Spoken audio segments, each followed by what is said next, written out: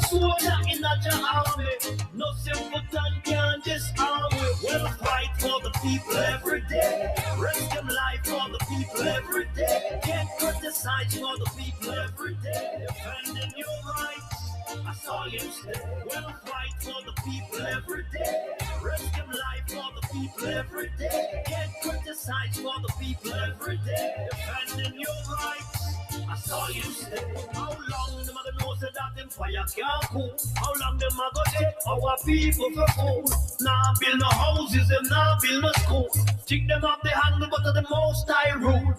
They better stop criticizing. Cause with them I do not face him. You know the man no lazy. All them I talk, them are the one who crazy. We'll fight for the people every day. Risk them life for the people every day. every day. Get criticized for the people every day. Defending your rights, I saw you stay. Fight for the people every day. Risk your life for the people every day. Get criticized for the people every day. Defending your rights, I saw you stay. Step from him, step up all eyes on him. I defend the people that set spice on him. Even politicians spread lies on him. But we know the book of them not wise like him. Them not ties on him. Them know say that the people rely on him. You know said them bring out them Christ through him. That's why all the people them respect him. Just like Selassie and Marcus Garvey, the man who hold the order of the Trinity. A real strong soldier in a army. No simpleton can disarm me. Them fight for the people every day. Risk them life for the people every day. Get criticized for the people every day. Defending your rights, I saw you stay. Them fight for the people every day. Risk them life for the people every day. Get criticized for the Greetings and salutations, one and all. I saw you stay. Blessings, everybody. Every day. How you doing? Risk them life for the people every day. Yeah, man, it's we're around here, live and in living color. Just now, yeah. Our people need to see the light. Turn it up right. I want to say big ups to everybody locked in right now. Of course, we invite him to call a friend, tell a friend, friends of your friends, friends of your enemies, enemies of your friends, and the enemies too. Call somebody, anybody, everybody, let them know. It's that time. Grab your notebook, your pen, your slate, your pencil, your paper. Every day, get criticized for the people every If you need to write on the ground, make your notes. from him, step up all eyes on him. Class time, you know? The people them set spice on him. Even politicians spread lies. Yours truly, Kevin Steele. The book of them not wise like him. And of course, Them not ties on him. the provost himself, People rely on him. You know Will the rebel Rattigan is with us. him. That's why all the people them respect him. Just like We give thanks for another day, you know? Rock you on the order of the Trinity. Remember it is that you subscribe to as your creator, as your deity. Can't disarm we will fight for the people every day. Just give thanks. Life for the people every day. Get criticized for the people every day. Defending your rights. Reach out to somebody and say, listen, Fight for the people. love you, you know? Risk them life for the people every day. Get criticized. That is important. You know why that is important? Defending your rights. Too much war and fighting going on. Every day this week, just about every day this week in South Florida, Our people. somebody was shot. Just about every day this week. And it came on the news and it involved at least 3 of those. 2 for sure. I'm almost sure about 3 were teenagers. So tell somebody you love them, please, and thanks. It will go a long way. Get criticized for the people every day. Defending your rights. I saw you stay. We'll fight for the people every day. Risk them life for the people every day. Get criticized for the people every day. Defending your Magical Merle to the world, I see you. Barbara, from him, step up all eyes. Doreen, I defend the people that set spice. But Labs Gucci. even politicians Hey. spread lies on him. But we know the book of them not wise like him. Gazette blessings to you. I want to big up some people that are in the chat and I'm going to big up everybody because, I'm not seeing everybody right now. Elaine, much love to you. Them respect him. Just like Everybody, I know I call some names, it's just some names that I saw in front of me. Miss Rita, blessings. It's just some names I saw in front of me and I was called them out. And so, but much love to everybody. I truly appreciate the fact that y'all are here early, as we are. Don't get it twisted. We're always here. Even if we see us come up late on screen, we're always here. It's a last minute this, a last minute that. Every now and then, something happens. Dalton, blessings. Don, much love. Healthy Eats, it's been a minute. Yeah, man. Appreciate loving. All right, Provost. You with me? I think you with me, Mic check. See it there. But look how we twin out. That's my twin.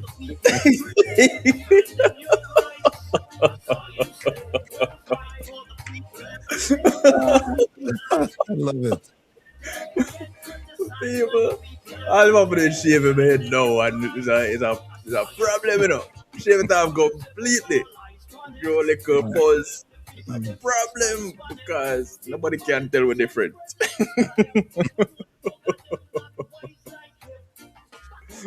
Yeah.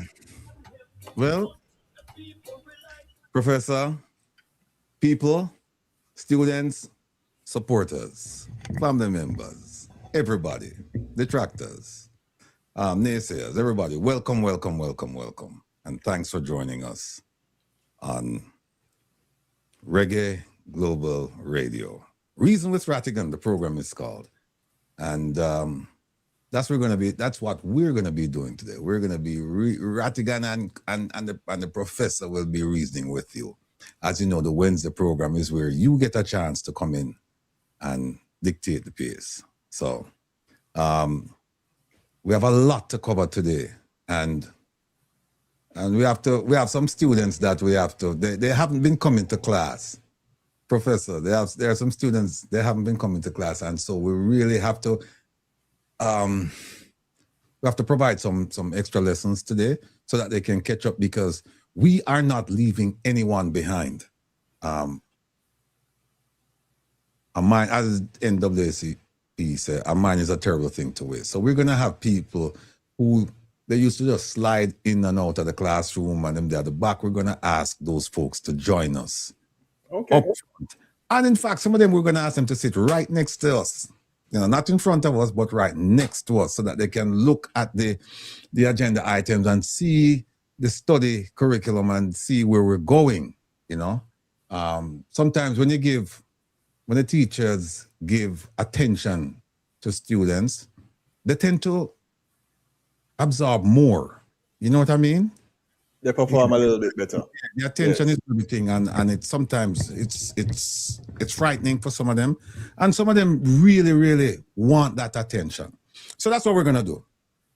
We're gonna be teaching to all of providing lessons to all of you. And now we know that 99.9999999% of the people out there, they understand what we're doing. They know where we're going. They can relate to us.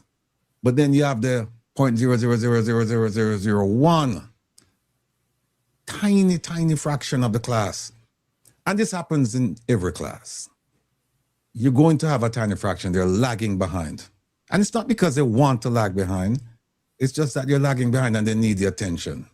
So we're going to provide that attention this afternoon, but by no means will we do it at the expense of the 99.99999% of you who are on pace. We are going to make sure everybody is with us today. Professor, you have anything to say before we move into the program? No, man, let's jump right into it. All right. All right, that's anything else along the way. Yeah. Let's jump into the presentation here. Here we go. Ratigan University. SSB, big up yourself. We know y'all watching SSB. We know y'all watching your family. And continue, please, to give us the support. Rattigan University, lies are dispelled and truth is upheld. So true, so true, so true. Producer June, big up yourself. Big up yourself. Shaping civic minds for a better tomorrow. Big up, big up, big up, big up, big up. Yeah, today, people, we're going to talk to you about NaRRA. That's the, and I made a mistake, and thanks to the team for pointing it out. I had one R, but then we corrected it. And that's what we do around here. When we make mistakes, we admit to them and then we correct them. And it's a minor thing still, but we have a penchant for, not pension, penchant, P-N-C-H-A-N-T, for pointing out grammatical errors, spelling mistakes and all of that. So when we do it, we have to come to the fore and say, listen, we made a mistake. It's the National Reconstruction and Resilience Authority. That's the new body that they're trying to create. And I said they, the government. And when I say the government, I'm talking about the ruling party, the cabinet. They're trying to create this thing which will have some oversight, not some. It was intended to have oversight over the Melissa relief program, but now it's based on the bill that has been provided. It's Mega says still rubbish. Okay, yeah, but Mega, yeah, I missed the point. We barely start the program and start already. Yeah, Mega start up the controversy. But we're going to get into it. And in fact, we have 2 videos to play, and we have Isat Buchanan, noted attorney and parliamentarian. He did a presentation, or as they call it in Jamaica, contribution to the debate. And we're going to play a little bit of his video, and he will be here to explain, as we say right there, everything you need to know about NaRRA. So, yeah, we corrected the thing. So that's that. Ethics Committee, the chickens, cluck, cluck, cluck, cluck, have come home to roost. And what do we mean by that? The Ethics Committee, they made some serious blunders because of Mr. Dennis Gordon. And when I say because of him, they're trying to rake him over the coals. And in doing so, they've exposed themselves as, it's a family program, I don't want to curse, but they've exposed themselves as being incompetent. And these are people who highly educated, and they keep making these, I shouldn't say mistakes, they keep doing these things. And, you have to ask, why? But we know why. And which brings me to this point, Professor. Isat has a phrase, context matters. And it's so true. It's so true. But we want to add our contribution to that. And we want to say perspectives are primary. Perspectives. Because the perspective will now tell you here, your mindset. Context does include it to some degree, but context is more about the order of things. Like, okay, you're looking at something and you're looking at it in part 4. And so you start making assumptions based on part 4, but you haven't seen part 3, 2, 1. Perspective is, okay, we've seen part 1, 2, 3, 4, and now the question is why? Why did you do what you did? And perspectives, they depend on a whole range of things. And I see it quite often where in court, 2 sides are looking at the same event, but they have different perspectives on it. It's like you have 2 people on either side of the street and there's an accident. And you ask both of them, describe the accident to me. And you may get 2 different perspectives about what happened. And I've mentioned this example before, and I'll quickly give it. When I was assigned to the JFK airport, I had to respond to a murder, so-called murder, on a plane. And when I got there and I started interviewing people, they were telling me, oh yeah, the wife, they saw the wife, this lady, they didn't know it was his wife. This man was trying to get into the bathroom, and this lady went up and she stabbed him. The guy fell. And that's it, and died. And I was taught just the facts. You don't make any assumptions, just the facts. Or if you're going to make assumptions, make sure they're reasonable. And you have some facts. Long story short, turned out that the woman was actually trying to help her husband. He had an allergic reaction to something he ate. And it wasn't the first time, because he taught his family that, look, they had a bag, and he said, and there's some medication in it. And he said, look, if you see me acting in a certain way, then all you have to do is load up this syringe and then just administer the dosage. And he had something to eat, didn't feel well. He got up and he went to the bathroom, and she's watching him, and she saw that when he got to the bathroom door, he wasn't going to make it. He was struggling. So she quickly got up, grabbed the syringe, she ran and she stuck it in him.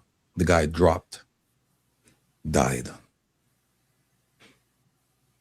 And so I had to conduct an investigation. So I had to interview a whole bunch of people on the plane, and then interview the family, and then they couldn't go anywhere. I had to keep them in New York. Then I had to send the syringe and the rest of the medication over to be examined. Forensics. And we got, and then also with the also had to the people who do they do it's forensics, but there is I forgot the name of the body in New York, and they actually look at chemicals and they can come back and tell you, relatively short period of time, the compounds, the liquids, whatever. And then they came back and they said, they looked at his medical toxicology, right? Yes. And they looked at his medical record and they said, oh, yeah, she was really trying to help him. But you see what I'm saying, people, that it depends on the perspective. People on the plane said she killed him. She said, no, I was trying to keep him alive.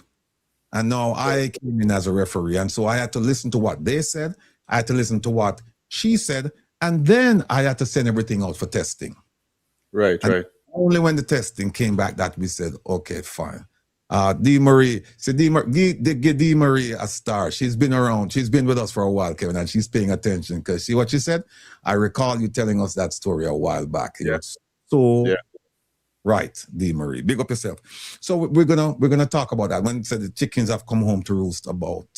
And then the last one is Speaker Holness and Minister Cuthbert-Flynn.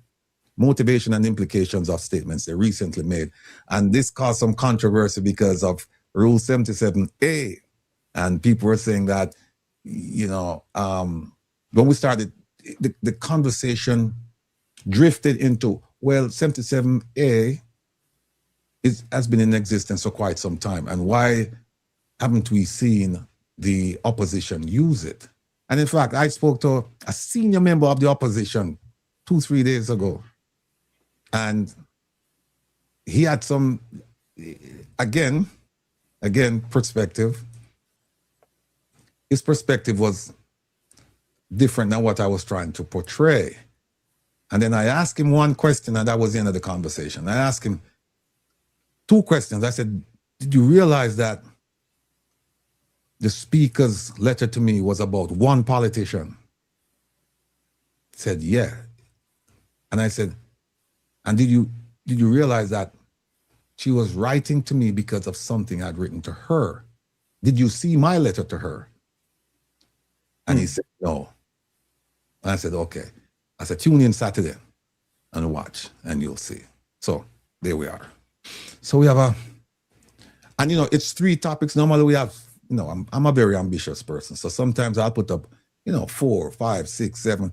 And, people, I wish you could be with us on a Saturday morning from 9 to about 1:30 when I'm being skewered by Kevin, Joan, and OT. I wish you could be here to hear the conversation, And them said, no, you can't finish them. I'm going to know why am I doing. Well, today, who said it? Kevin said, we're not going. Was it Joan? It was Joan, right? I think it was Joan. Which one? Who said that we're not going to finish? We're not going to, because Joan did a project, people, and we're going to show you. Oh, yeah. And she was like, there's no way you're going to finish these 3 topics. And plus we have 2 guests.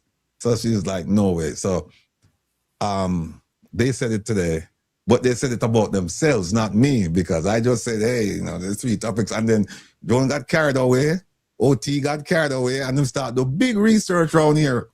Big research to have to call all people to verify some of the information. Not to mention they kept Kevin busy.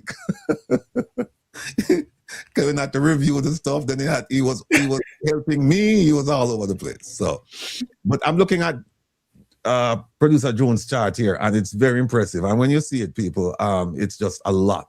It's a lot. It's a lot in a short space of time. And in fact, Jones said to me, she said, if people had to pay us, not you, our students or anything, she just said in general, if we were in private industry, for example, and they had to pay us to do the kind of work that we do in such a short space of time, we would be millionaires. And if we're independent contractors, and she's right. She's right. All right. Here we are. Both of us, Provost and the Professor. And we have Mr. Buchanan joining us.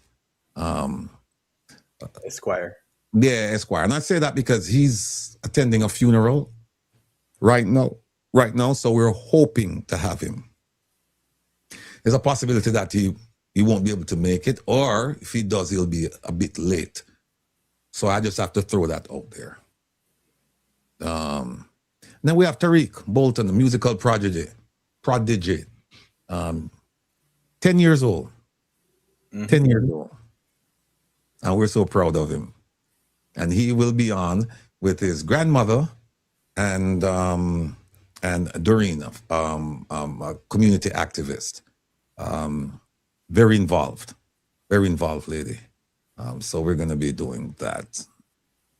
Professor.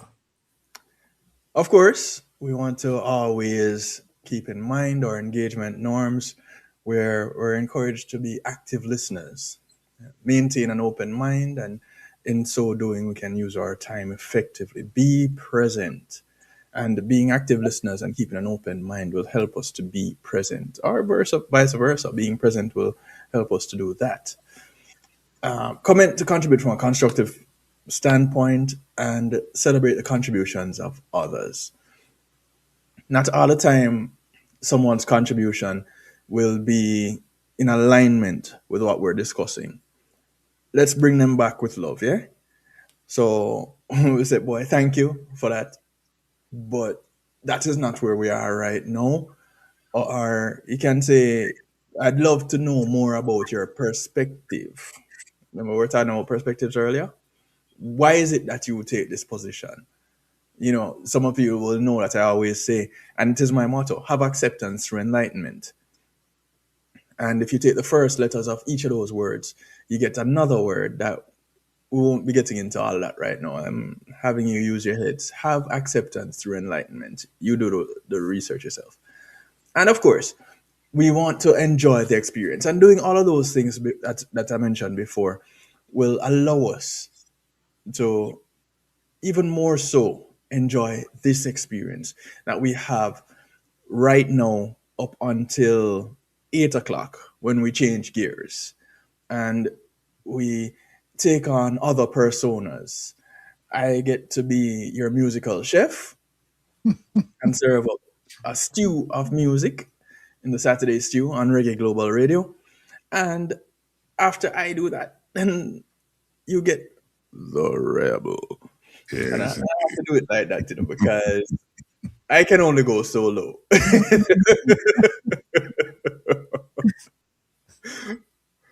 And, up until midnight, you have relaxing with the Rebel. So, but for right now, until 8 o'clock, let's enjoy this experience. Be present. Provost. Yes, indeed. Speaking of relaxing with the Rebel, tonight we're going to feature the music of two of Jamaica's iconic storytellers. And I say storytellers, these guys are musicians, or they were musicians in their own right. Both of them have passed. Pluto Shervington and Ernest Smith. Their souls rest in peace. They've left a legacy of storytelling music for us. And their catalog, I mean, if you look at it, the catalogs range from love songs to conscious songs. And tonight I'm going to ask you to join me and just sing along and just have fun in memory of these two wonderful, wonderful souls. I remember growing up in the 70s and Ernest Smith was the talk. Then we had Pluto Shervington, and they were like in the same genre. They weren't a Dennis Brown or a Leroy Smart or a Sandy. or Cornel Campbell or none of that, you know. They weren't dancehall type musicians. They were storytellers. And you really have to listen to the words. The beats, you couldn't really play their beats, at least not to the dances that I used to go to. I can't remember hearing a single Ernest Smith, Tubby's play a single Ernest Smith. I can't remember that. Or Arrows, or Jara, or who else? Faith. I can't remember any of them playing it. But these songs were very, very popular on the radio. Very, very popular. Ramgoat Liver, Ayman Banya. I mean, iconic songs. So tonight, that's a upon that thing there. Yes, Diane. Yes, Diane. Yeah. So tonight we're going to, and it's a mix-up selection. Normally what I do is I try to arrange the music in a certain order, either from slow to fast or fast to slow. The beats are so similar, except for when they start playing soca, that you can just close your eyes and just play anything, and the beats are going to be almost identical or close. And so what really matters, the words, the lyrics. And these are lyrics that, no matter if you're 17 or 70, I'm sure you've heard the songs. So tonight we're going to regale you with a selection of Pluto Shervington and Ernest Smith. May their souls rest in peace. All right. Is there anything else, Professor, you want me to say before we jump on into it? Oh, the disclaimer. The opinions you hear today, they belong only to the individual presenters and are neither endorsed nor promoted by Reggae Global Radio nor the host. And I have to say that because I know if I don't, you know who going. See there, Mr. Turner. She dip on top of things and she makes sure. So there we have it. Oh, come read with Ratigan this past Wednesday. Very nice show. Very nice show. OT, big up yourself. We had a good time. And we're looking forward to the next show. And also, let me just big up. There were two additional shows I was on this week. One was Marvin's TikTok. And that was laughable. Laughable in the sense that I couldn't get on. On. And even Kevin, I called up Kevin and Kevin started laugh at me. Joan, I didn't even know Joan was watching. She jumped in to help. OT and I, we were like chickens without our heads. We couldn't get on. And then Marvin started getting frustrated. Marvin take off him cap and start rubbing him head. So that was laughable. But then once the program started, it became a very, very serious program. And see, Marvin, I think he got introduced to the kind of person I am, that I'm a night person. Because he started, I think, around 8 o'clock, 9 o'clock, thereabouts. And then when we got to around midnight, my time, I noticed he was yawning, which was 11 o'clock his time. And I'm saying to myself, look like Marvin tired. And Marvin, I realized, you know, my second win now, I get ready to go till 6 o'clock in the morning. And when we got to 1 o'clock, his time, which was, I think we finished after 2 or something like that, my time, something like that. And basically I felt like I had to release him because Marvin looked like him got beat. Him start yawn, Kevin. Him start yawn.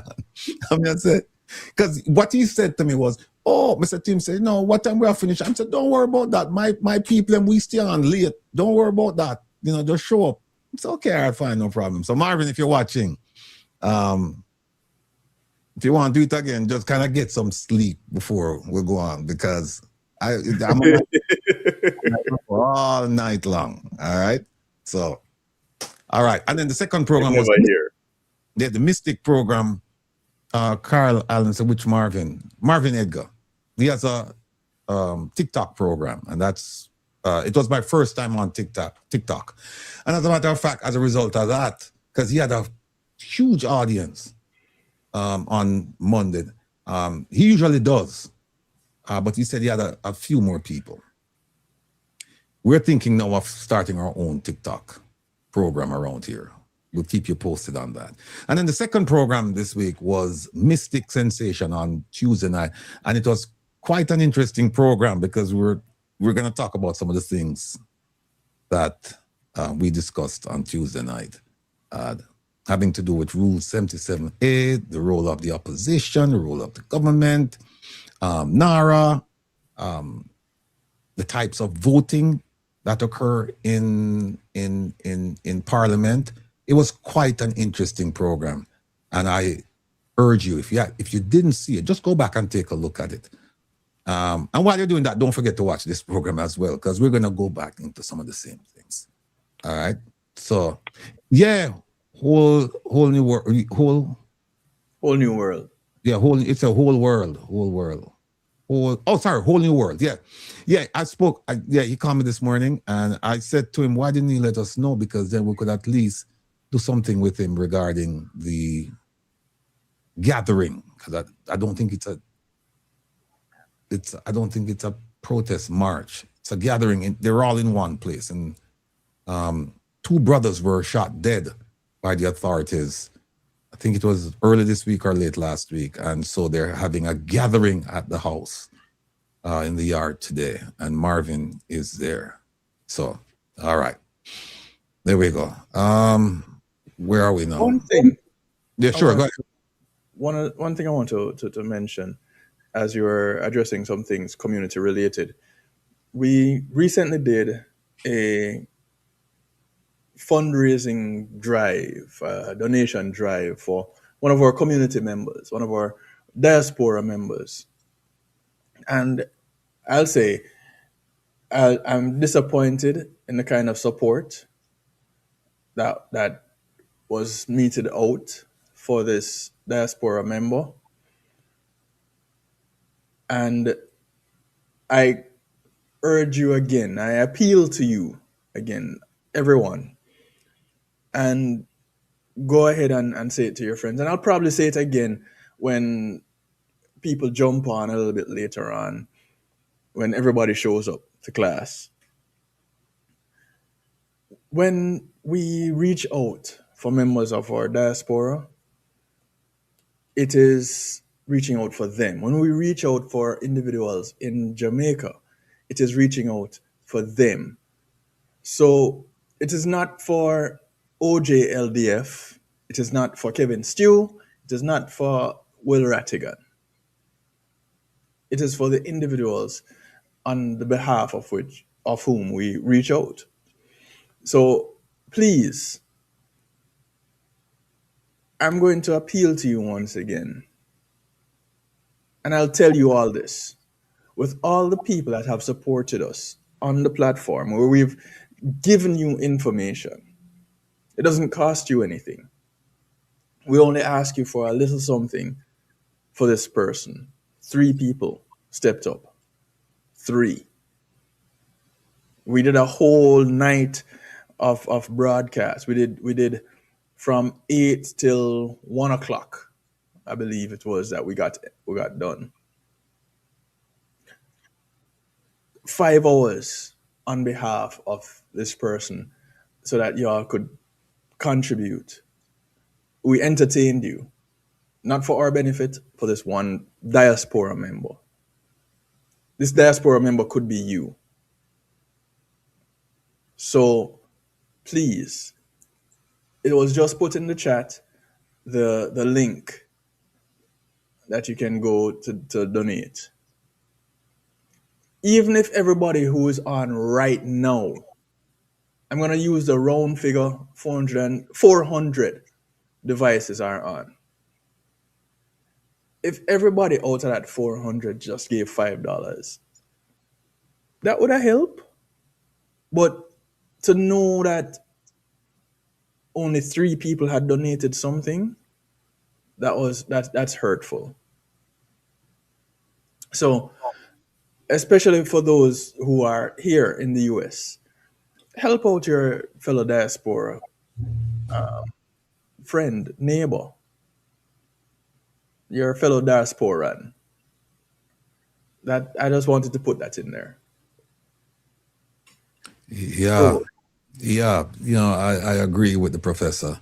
It was quite disappointing when we looked at the amount of funds raised for this noble cause. And again, as he said, it could have been you, could be you, could be you. And you would like to know if I reach out to the professor and the provost and their team, and I need a little help, that somehow, some way, they'll get me some assistance. Maybe not the full assistance, but they'll get me some assistance.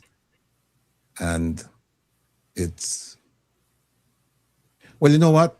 Today's another day. So it's still there. You can go ahead. And like we said, you have 457 devices on now. And if we can get 200 people to even just make a contribution of $5 or $10, you know, that would go a long way towards helping. Zolita is asking if we accept money orders. I'll have to talk if you to... want to mail a money order, a check, the address is there. Oh, there it is. Yeah, say yes. I think that's John saying yes. There's the address. All right. Andrea saying, what's the story? And one big youth, can I get the context, please? Yes, we have someone in the diaspora who has fallen on hard times financially. And I know, you know, there are many people out there with the issues. But this person came to us and said, look, I've searched everywhere. I've asked everywhere. I'm trying to get myself out of this situation. Can you please help me? And we said, fine, no problem. There are organizations out there that should help, but we're not going to focus on that now. We're saying that the request came to us, and instead of saying, well, you know, go look left, look right, go up, go down, but don't stop here. No, we're not going to do that. We're going to provide help whenever we can. Alex Levy is saying, Cash App. Joan, do we accept that? We do? Yes, there's a Cash App. $ OJLDF. I believe it's $ OJLDF. Go to visit OJLDF.net, right? Visit the website, and Right. all the various methods of donations are listed on the website. You can donate right there on the website and specify diaspora member.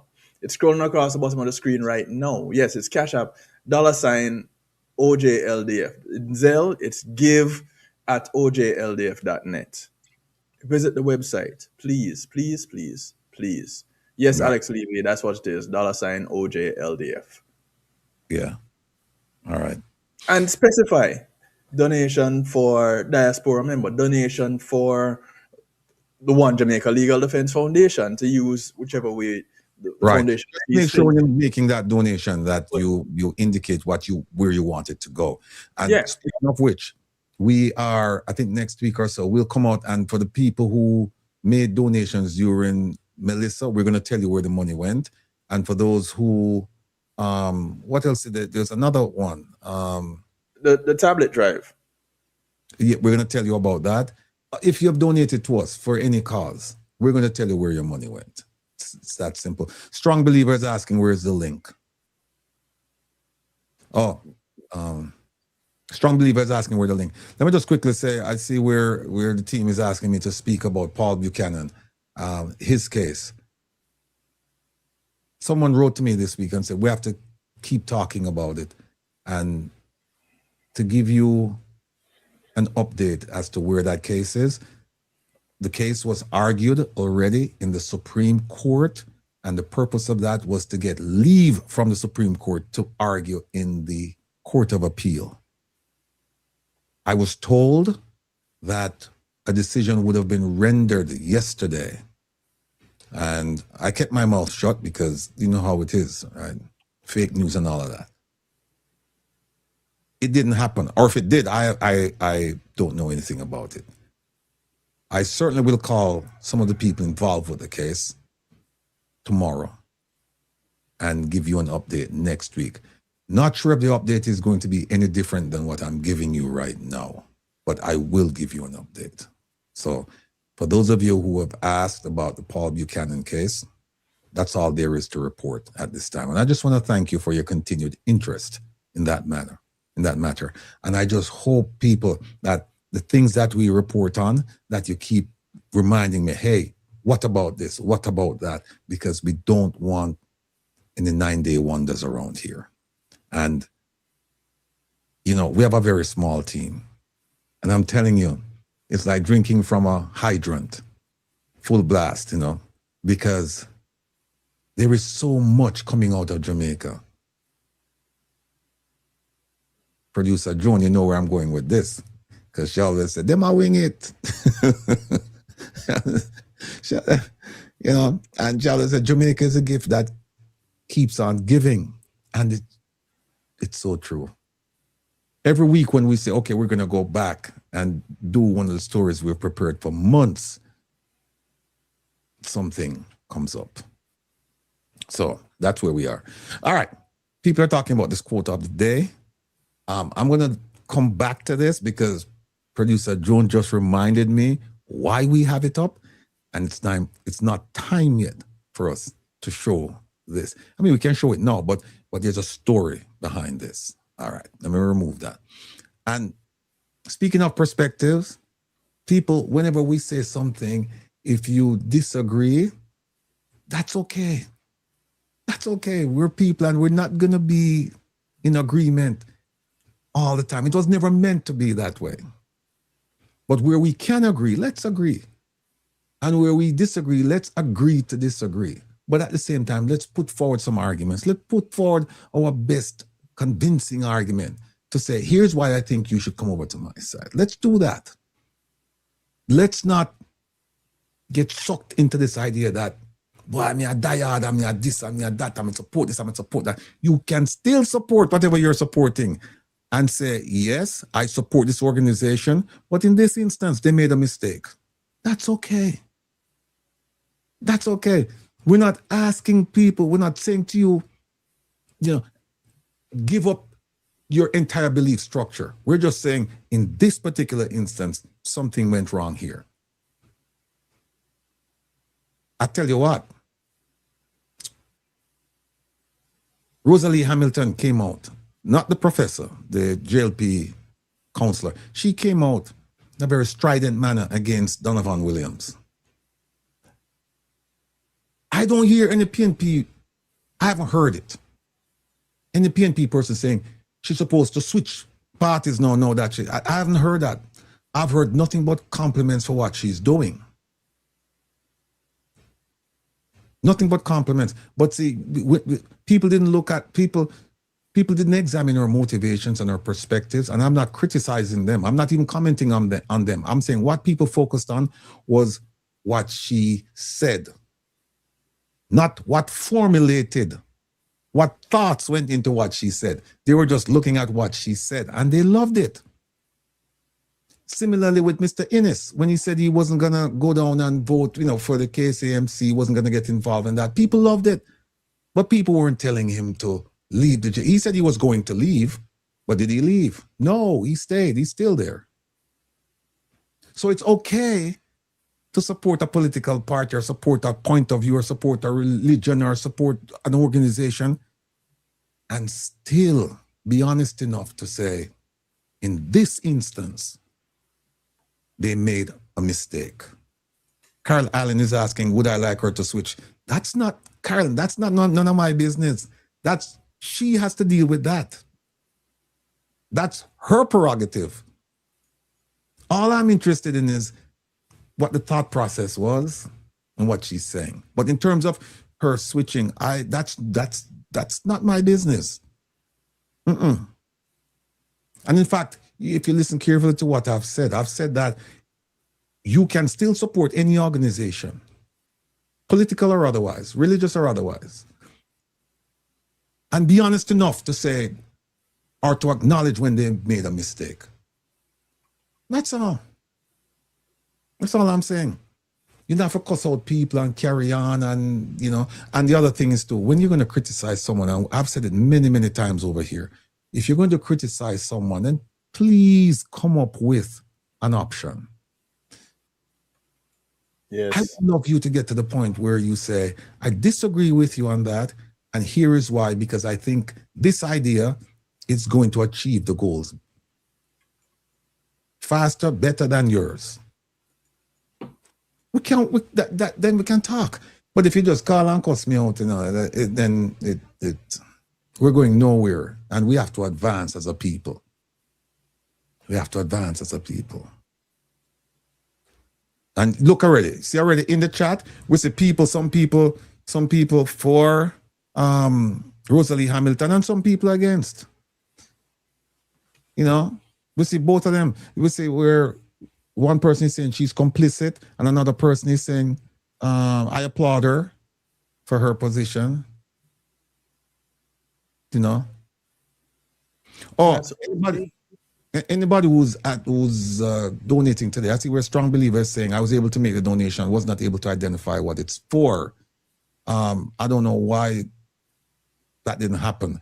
But what we'll do is all the donations we receive today will go towards that. Yeah. All right. So here's what we do. We spent a lot of time talking about perspective. Let me show you this. I don't know. All right, here's one. I hope we don't get a strike for this, Kevin. People can experience the exact same thing and come away with completely different ideas about what just transpired. Like right? childhood, for example. Exactly. Siblings don't grow up with the same parents because of perception. Exactly. I often use the example of two children. They live in two different houses right next door. They're both about 5, 6 years old. One kid goes into the kitchen and puts his hand on the stove and he burns his hand because his mom's been cooking. And the other kid next door hears all of this. So he goes into the kitchen, he touches his stove, but his mom wasn't cooking and he has no burn. He's like, I don't know what you're talking about. Yeah. The other kid is forever going to be frightened of stoves. He's never going to be a chef anytime unless he consciously rewires his subconscious. Yeah. Someone has to teach him that, or he has to teach that himself. And those are the things we're aware of. Right. It's all the stuff we're not aware of that's really in charge of us, right? Right. Let me remove that. And here's another one. Perspective taking is a valuable skill in many aspects of life and leadership. When we talk about perspective taking, we're referring to the process through which one is able to see a situation from the viewpoint of another, understanding their feelings, intentions, thoughts, or view of a particular situation. It doesn't mean we have to agree with their point of view. However, there is understanding and empathy. One of the things that is clear is that we all have our own perspective or way of seeing the world. For example, consider this image. What do you see? Please write down what you see in this image. Did some of you see a rabbit? Did some of you see a duck? Why do you think that is? This exercise demonstrates that even when presented with the same scenario, or in this case, image, we may see things differently. From one person's perspective, it may be a rabbit, and for another, a duck. Some may see something entirely different. It all depends on your perspective. Many aspects of life influence our perspective, such as our experiences, values, personality traits, information available, personal biases, and more. One's viewpoint can also change depending on your physical position or in the role you play. For example, not everyone on a football field has the same view. Your perspective can vary drastically depending on your place on the field and position, such as quarterback, O-lineman, or free safety. Sometimes, to understand others and to see from others' perspectives, we must reposition ourselves, both physically and mentally. When we acknowledge that there are many ways to see the world, we quickly see why perspective taking is valuable as we work to do things like improve race relations and advocate for social justice causes. Here are a few things to keep in mind. Perspective taking allows you to consider the experiences and viewpoints of others. By doing so, you improve your ability to understand, empathize, connect, and communicate. Finally, when you practice perspective taking, you can be a more effective advocate for others and the issues you care about the most. All right. Before going any further, what do you think? What do you think, Professor? My first experience with perspective is learning about the blind men describing the elephant. And it's one of those things that helped me in my explanation of my motto, to have acceptance through enlightenment. It requires you to step into the shoes of someone else, to really get to know what their position is and why they're taking it, so that you probably have different ways of seeing a goal and your methods of achieving it, but it's the same goal. And without communicating to that on that level, you won't be able to work effectively as colleagues, as members of a team, to get to that goal. Maybe both ways of getting there are right, and if you combine them, now you get there quicker. And so without the ability to see those perspectives, without us being diverse enough to have different perspectives, you end up with a one-directional way of living and thinking, which makes it really bland. So if a life of variety and spice is one that is more suitable to your liking, you'll definitely want to align yourselves with people that have common goals and different perspectives. You know, I'm glad you mentioned that, because what is our mandate around here? Our mandate around here is good governance. It's not about the support of a political party. It just so happens that we're focused on what the government is doing, because, and when I say the government, we're going to show you a chart. We're going to reacquaint you with the fact that the opposition is also part of government. But you know, we're talking about the ruling party. That when certain things come to mind, you have to sometimes kind of like just withdraw and look at it objectively. And because around here we don't support a political party, who do we support? People. Right. People. It's about good governance. It's about people. And so our perspective is going to be different than somebody who said me a diehard. Because we think that because of where we sit, we can look at things objectively across the landscape. Whereas if you support a political party, if we start talking about that political party, you get upset. You get upset and say, why you beat up this person? Why you this? Why you that? And it's a matter of, again, it's perspective. It's where, you know, it's all of these things, your biases, your values. It's all of these things. Yes. Right? And we just want you to understand that there's nothing wrong with supporting a party. But look at your perspective when you start examining certain things. And there's something here I want to show. All right, look at this. I love this one. And then after we do this, I'm going to jump right into a whole bunch of documentation. Reason why I love this is it's not about being a dashing farmer. It's about perspective. He's saying, people, come on and start telling me what to do. I am doing it. Right? I am doing it, and then them are telling me for the. Without further ado, here it is. You see what me get for you understand? In a life, no matter the good you do, you go always find some people have something bad to say. Always a criticize. Okay? You can imagine, me as a farmer, I know about farming and me a plant dasheen for years. And show people them see me jar the dasheen and me chop off this. People them all in my inbox.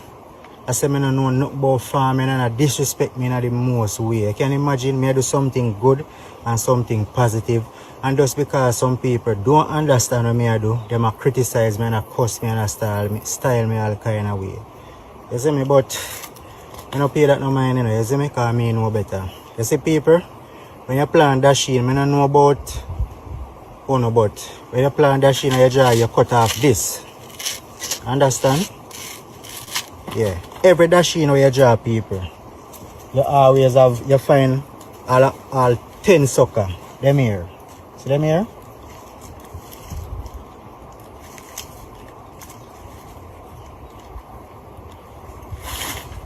Every time you draw one dasheen, them will come up behind you. So them are your plan back. When you draw the dasheen, you cut off them part here and dash it away. It seems like say people them back in the days used to plant them, but we not plant them here people, a modern time now. So every dasheen a draw, all 10 of them here in the hole, the sucker them. So them here, we plant back. You see me? And we get back the dasheen them. So when I see some people disrespect me and I say I don't know nothing about farming, I just laugh and shake me because me know say I know about farming. You understand? Yeah. So when I really pay them no mind, them I see them are going in way there. See me? Yeah, me just go and do the right thing and the positive thing. You see me? Yeah.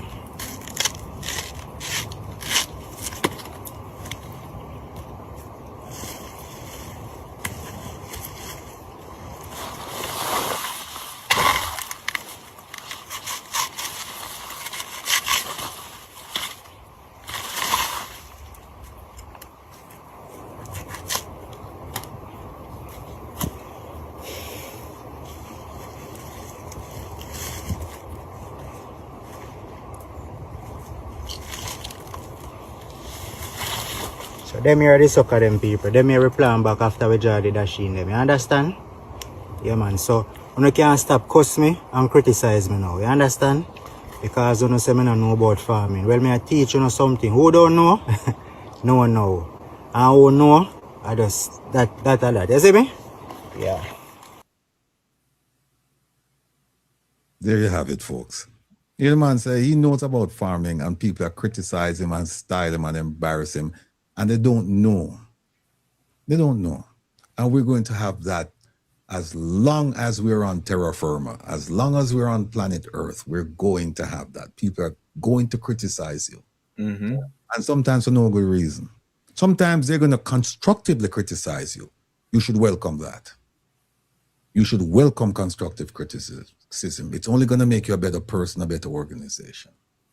But when they come, and by the way, constructive criticism for me, it means that they're saying what you're doing is wrong and here's a better way of doing it. And so you can discuss that with the person.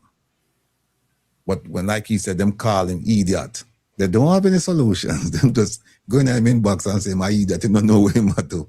That's not constructive. That's not constructive. No, let me show them something now, Kev. Where is it?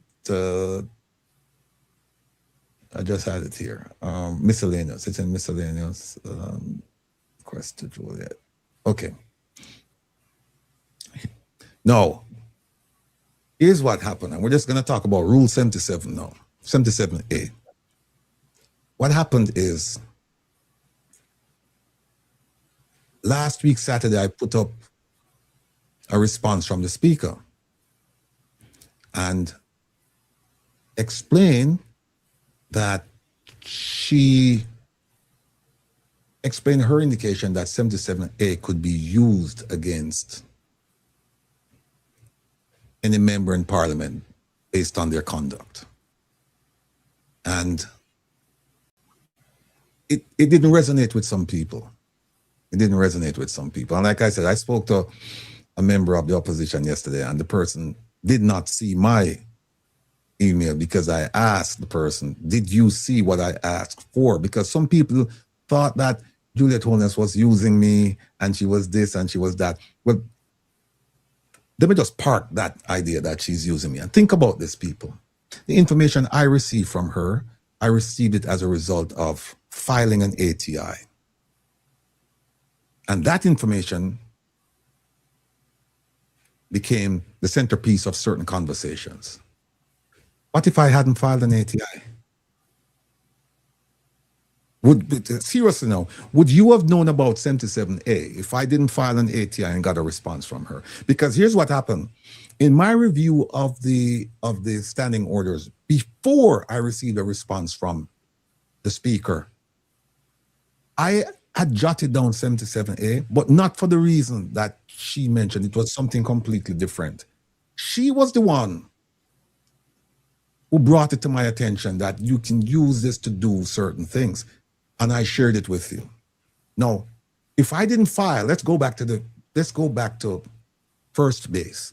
If I didn't file that ATI, would we, how many of you would have known about 77A, that 77A could be used against any member of parliament?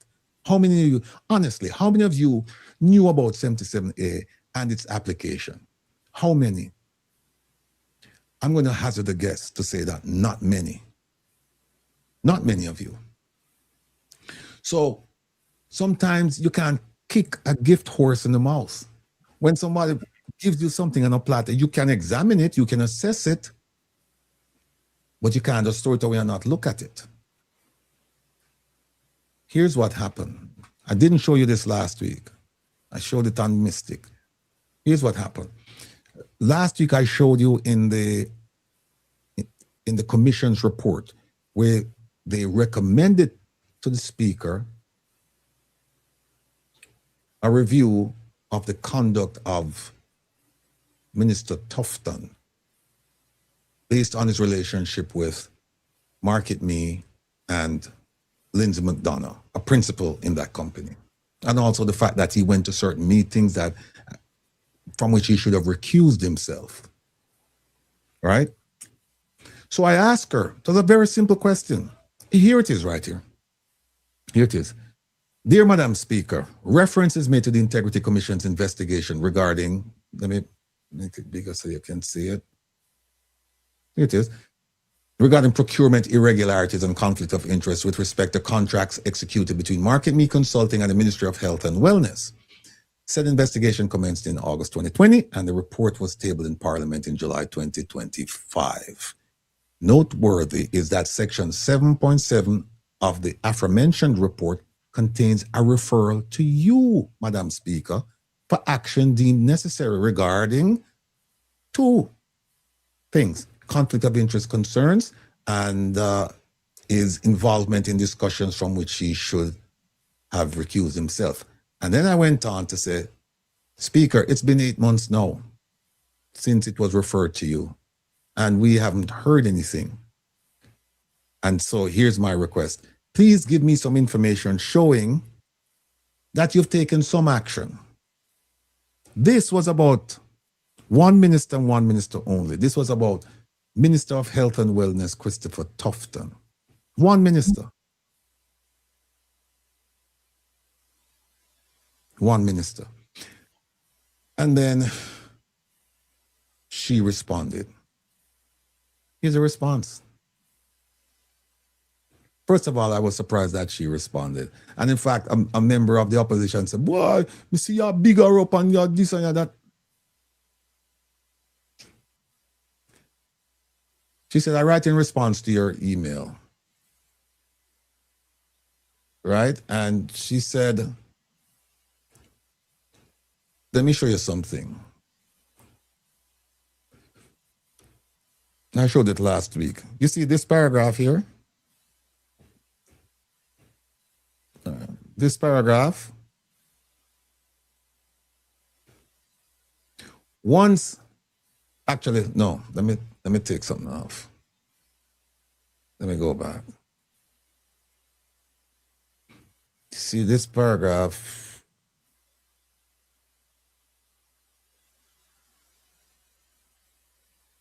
this, except for the last sentence, right? This is what you would normally get, saying that your request doesn't fall within the scope of the access to information. We don't have any documents that are responsive to your request. And that's it. That should have been it. Here it is. And again, I'm telling you this based on my experience with the Access to Information Act and government ministries, agencies, and departments. They respond like this, and then no, I have to take further action. But once they tell you this, they're telling you, leave us alone. We don't want to be bothered. We're not going to give you anything. But what did the speaker do? She could have stopped right there, and that would have been the end of it. She didn't. You see this word here? This word here, notwithstanding, very powerful word. She's saying, even though I don't have information to give you, official documentation, I am going to do something for you in the interest of clarity, because she's saying you apparently don't understand what's going on here. And she went on and she said, listen, I, as the speaker, it is right here, that the report 7.7, this, the recommendation to her, she said it does not impose any obligation on the speaker to investigate, determine, or otherwise act upon the matters referenced therein.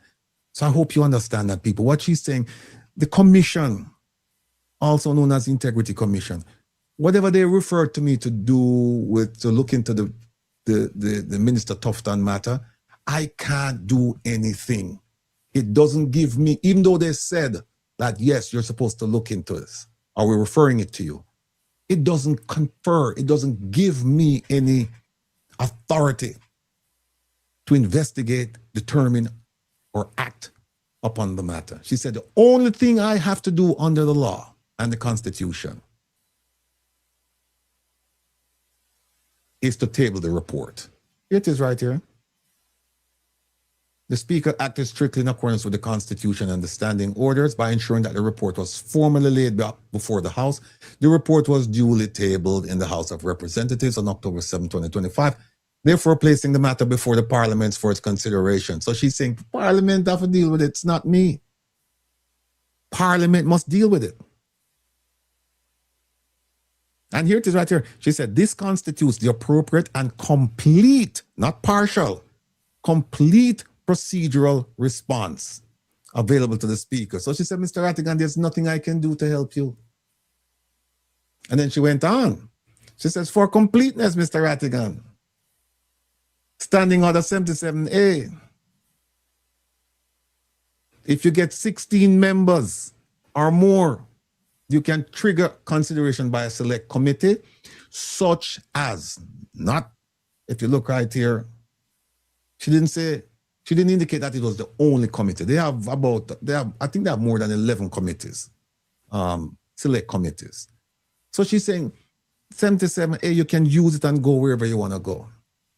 And here she repeats her responsibility on it. She said the Speaker has no authority to unilaterally initiate, influence, or determine such a process.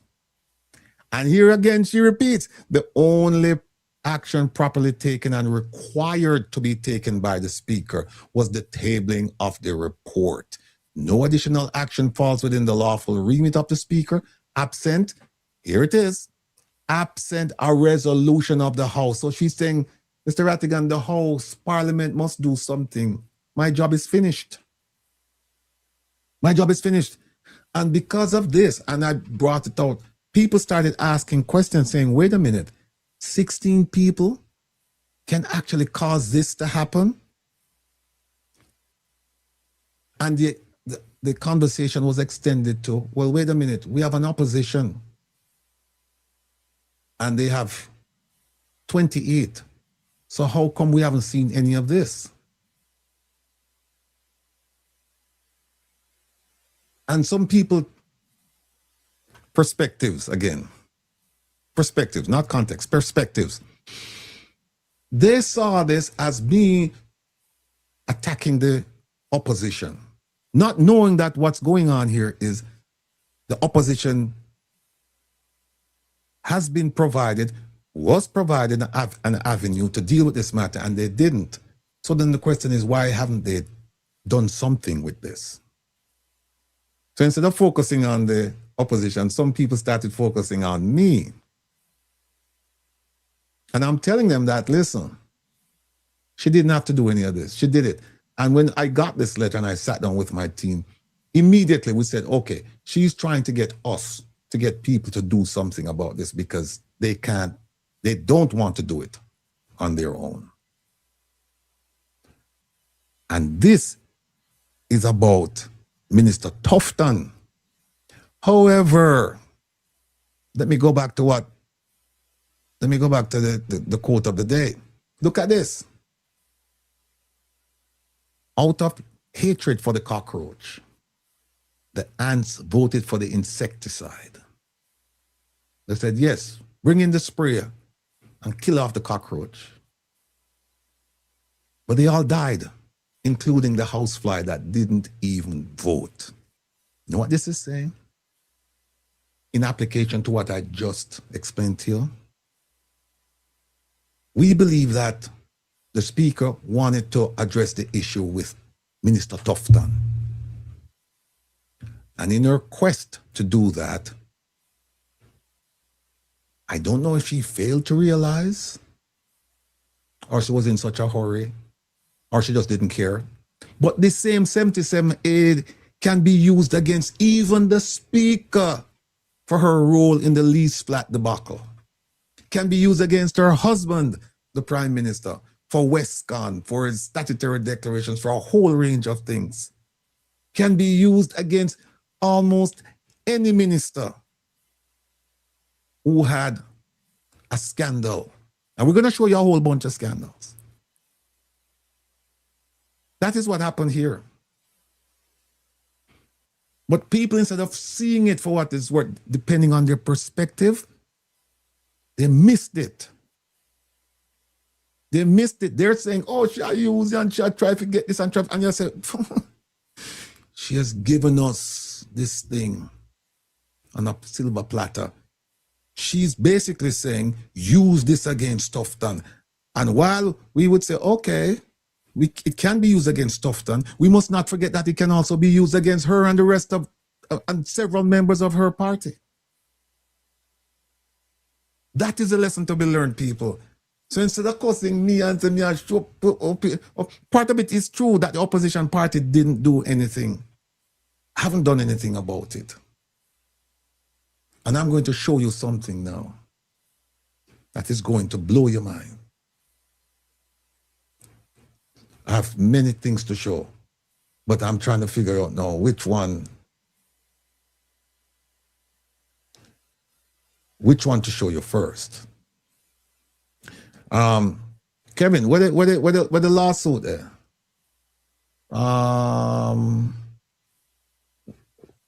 One second, folks. Which one? The one with response? Arthur? Response? The lawsuit, yeah. It is in miscellaneous. Oh, forgive me, people. Kevin showed it to me this morning, and sometimes I get so focused on these things here. Investigation report, recall, container. I see young Tyreek joining us. No, I don't see it. The lawsuit. All right, hold up. I see Tyreek joining us. Yeah, here. So no, Tyreek is not due for another 12 minutes, 11 minutes. Oh, we're early. Oh, yeah. I'm previous. Oh, okay. Yeah, that lawsuit. I just want to show before I oh, no, that's not it.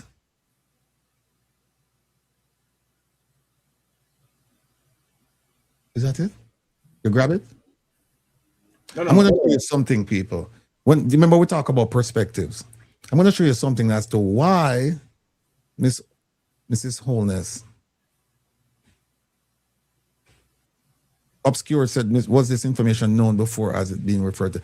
It was all, it's been obscure. It's been in the standing orders for decades. In fact, you know what? I think it has been in the standing order since 1964. Since 1964. New information.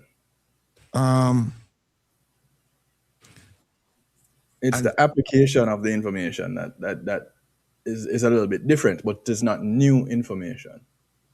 Yeah, it's not, the 77A, it's not new. It's been there. It just has not been used.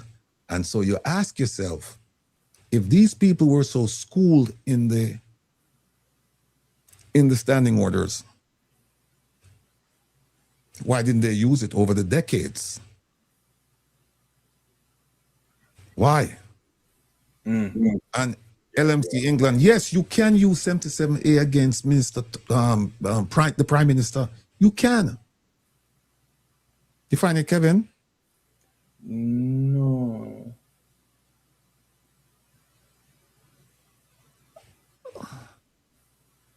Let me look over here and see if I see it over here. Hold on. Hold on 1 second, folks. I just want to show you this. Let me see something.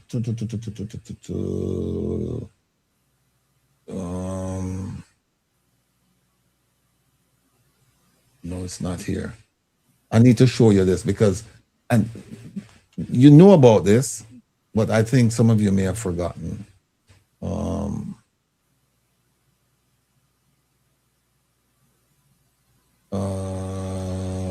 Which of the lawsuits it is? It's a lawsuit. It's Arthur Williams versus Andrew Holness. That is. I just put that up this morning. What was that? We just put that up this morning. Yeah, where is it?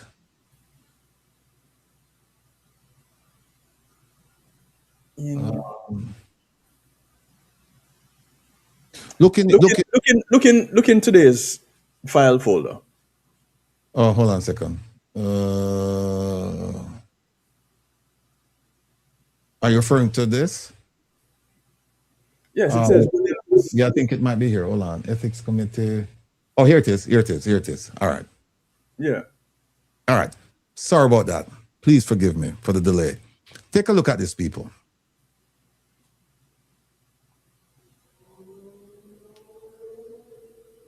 See that? That 2015 case.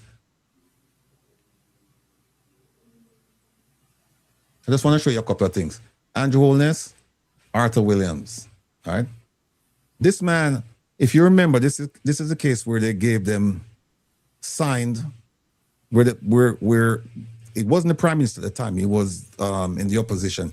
He gave two people, Arthur Williams and Tufton, signed but undated letters of resignation from the Senate. And then he kicked them out. And then they went to court and they won. I just want to show you something, because we're talking about why would the prime minister's wife seek to go over, above and beyond to give me this information about Minister Tufton. All right. Look at this. Let me go down. All right. See this? Let me just quickly read this. It says, this is part of the facts. It says, there was an unusual feature of the recommendations on this occasion. According to Mr. Williams, following discussions between him and the leader of the opposition, that is Mr. Andrew Holness, they agreed that Mr. Williams would prepare letters to be signed by each person who was to be recommended for appointment to be used by him, the leader of the opposition, in the event of any member appearing to take a view or position on the issue of the Caribbean Court of Justice other than in accordance with the position of the Jamaica Labour Party on that issue. So Mr. Williams is saying, the leader of the opposition, who's now prime minister, he told me to draft these letters. And he said, the people in the Senate on the JLP side, if they didn't agree with the position that regarding the Caribbean Court of Justice, then we're going to get rid of them. And you see what it says here, the very last sentence in that paragraph 5, it says, in keeping with that decision, Mr. Williams prepared 3 letters for each individual to sign. So it wasn't 2, it's 3. I forgot who the third person is. Now listen to this. The leader of the opposition gave a different account of how these letters came about. He said that Mr. Williams was the one who said, let's do this to preserve the stability and unity in the opposition Senate. That's what he said, right? And so they sent out the 3 letters, and here are the letters, right? Here are the letters. And by the way, the letters, if you notice, they're witnessed by Mr. Tom Tavares, all of them, right? And look at this. On November 10, 2013, there was a contest between the leader of the opposition and Mr. Audley Shaw, member of parliament for the leadership of the JLP. This was a contest permitted by the constitution of the JLP. Mr. Holness was successful. There it is. And the following morning, look at this. Following morning, Senator Tom Tavares Finson, and he says, apparently acting as an emissary, as a news carrier for the leader of the opposition, as an ice boy, as in gopher. So he told Mr. Williams that he would be tendering his resignation as a senator and requested Mr. Williams to call all the senators and see who would resign also. So you want to get what I'm going on now. And this Senator Finson is now the president of the Senate. Look here. Mr. Williams duly convened the caucus. So he got all the senators together except one. Who's that one? See it right there. Dr. Christopher Tufton was the only senator who was absent. And all of the senators gathered. They said, yeah, we're willing to resign if required. But some of them said, but then why would we be resigning? We agreed to resign, but why would we be resigning? It sounds backwards, right? Like you would say the first thing first, the second thing first. Why would I resign? And they say, okay, it makes sense. I'll resign. But according, they say, well, we'll resign, but tell us why. Look at this. Mr. Williams said he saw no reason to resign and thought it inappropriate to even consider resignation without knowing the position of Dr. Tufton, who, listen to this, Dr. Tufton was the only senator who openly supported Mr. Holness's opponent in the leadership race. You want to see what's going on? See? On Tuesday, 12th of November 2013, Mr. Williams met with the leader of the opposition who advised him that the senators who had not supported him in the leadership election ought to make way for those who had done so, and that some persons in any event needed to get back to work in their constituencies. Mr. Williams informed Mr. Holness that he and Senator Tufton had decided not to resign. And look, they parted with an understanding that Mr. Williams will start further discussions with Dr. Tufton and then revert to him. Look at that. Dr. Tufton himself met with Mr. Holness and said, I'm not resigning. It's right here. Let me just move this on quickly, wrap up this story here. So you see what happened? He was a minister. Dr. Tufton did not support Mr. Holness in the leadership race. And he caused a little rift there. And when he won the leadership race, Mr. Holness said, you know what, Mr. Williams, because Mr. Williams is in charge of government business. He said, get some letters and don't date them. Just make these people sign them. Because the people who don't support me, I'm getting rid of them. And they include Mr. Tufton. And the only person who didn't show up for that convening of the senators was Mr. Tufton. Only senator who didn't show up. And eventually Mr. Tufton met with Mr. Holness and said, I am not resigning. And we know what happened. He kicked them out. And that's when he brought in, one of the persons he brought in was Dr. Nigel Clark, I believe. Because they had two or three vacancies. So Dr. Clark filled one of those. And they went to court. So that's one reason why Speaker Holness could, and we're talking about perspective. This is one reason. Another reason is because what? It has been rumored, it has been said that Minister Tufton left his wife for this young lady. And remember, there were also rumors that the Prime Minister was having an extramarital affair. And so she could have, and we're just opining. She could have said, look, no, we have to get rid of these people. These people are bad influences. We don't want them around. And the third thing is, Mr. Tufton has been a colossal failure. over at the Ministry of Health and Wellness. And so she could have easily said, we want to get rid of him. So people, I just want you to understand that things don't happen in a vacuum. There are reasons, there are perspectives. Try to examine it from her perspective. She's thinking, you know what? Rattigan is asking me about him. And she's probably saying, I'm glad somebody's asking me about him. Because nobody has asked me about him. Nobody has asked me about him. I'm glad Rattigan wrote to me. And now she says, I'm going to tell Rattigan so that Rattigan can tell whoever he wants to get 16 people to go against. Because we cannot get 16 JLP members in Parliament to go against, to form a coalition and go against Mr. Tufton. So that was probably her thought. But we realize that this 77A can be used against all of them. So why haven't we used them? Now, here's one of the arguments we heard.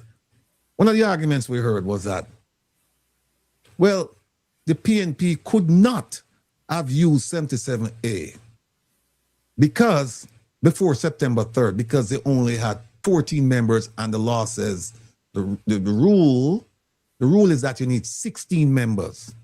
They're right. They're absolutely correct. And then when you make the argument, well, what about September 3rd? They say, well, you know, we have new members, and they're right. And they say some of these members, they're in Parliament for the very first time. They're right. They're absolutely correct. But let me just quickly show you something. Which part, Jones' work product there, Kevin? Let's point me to it there, quick. Where there? Yep. Me not see it. Where there? You know, see it on the miscellaneous. Like this? Yeah, like this. Yep. I want to take a look at these people. Remember now what they say now. Remember now. And if you're a diehard PNP or JLP, and you're not a critical thinker, you're not going to like this. You may want to turn away or leave the room or turn off the set, turn off the device. You're not going to like this. Look at this.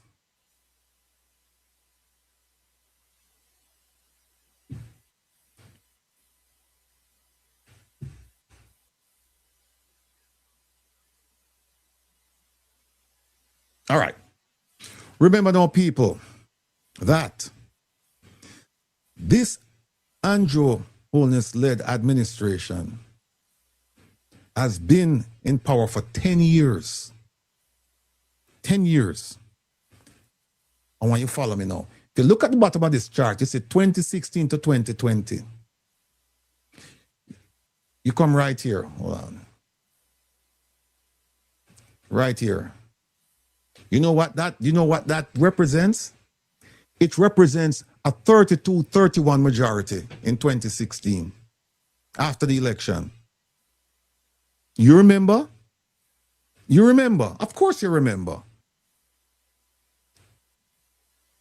Of course you remember. Very close election. The JLP had 32 and the PNP had 31. That's 2016. And it remained that way until 2020. Right? And then in 2020, what happened? 2020 right here, 14. Right? And up here, I think 49. This is when they got 14, you know, after the 2020 election. So the question I have to ask you is, when they had 31 from 2016 to 2020, why didn't they file a 77A? All of you out there who want to cuss me and tell me, say, well, it's 14 them that have. You fail to realize that the Andrew Holness administration didn't start in 2020. It started from 2016. When you had more than enough people to bring the action, to bring the 77A. And now, here is where we are right here. Right? We have 28. And where the other number then? Where are the other numbers? No, remember. We can't add that up. But that is where we are. So now, from 2016 to 2020, when they had 31 members, and they had 31 seasoned members. Seasoned members. Let's look at the scandal that they could have brought 77A. They could have used 77A against the JLP. Right? Look at this. 26. Oh, let me bring it over here. So.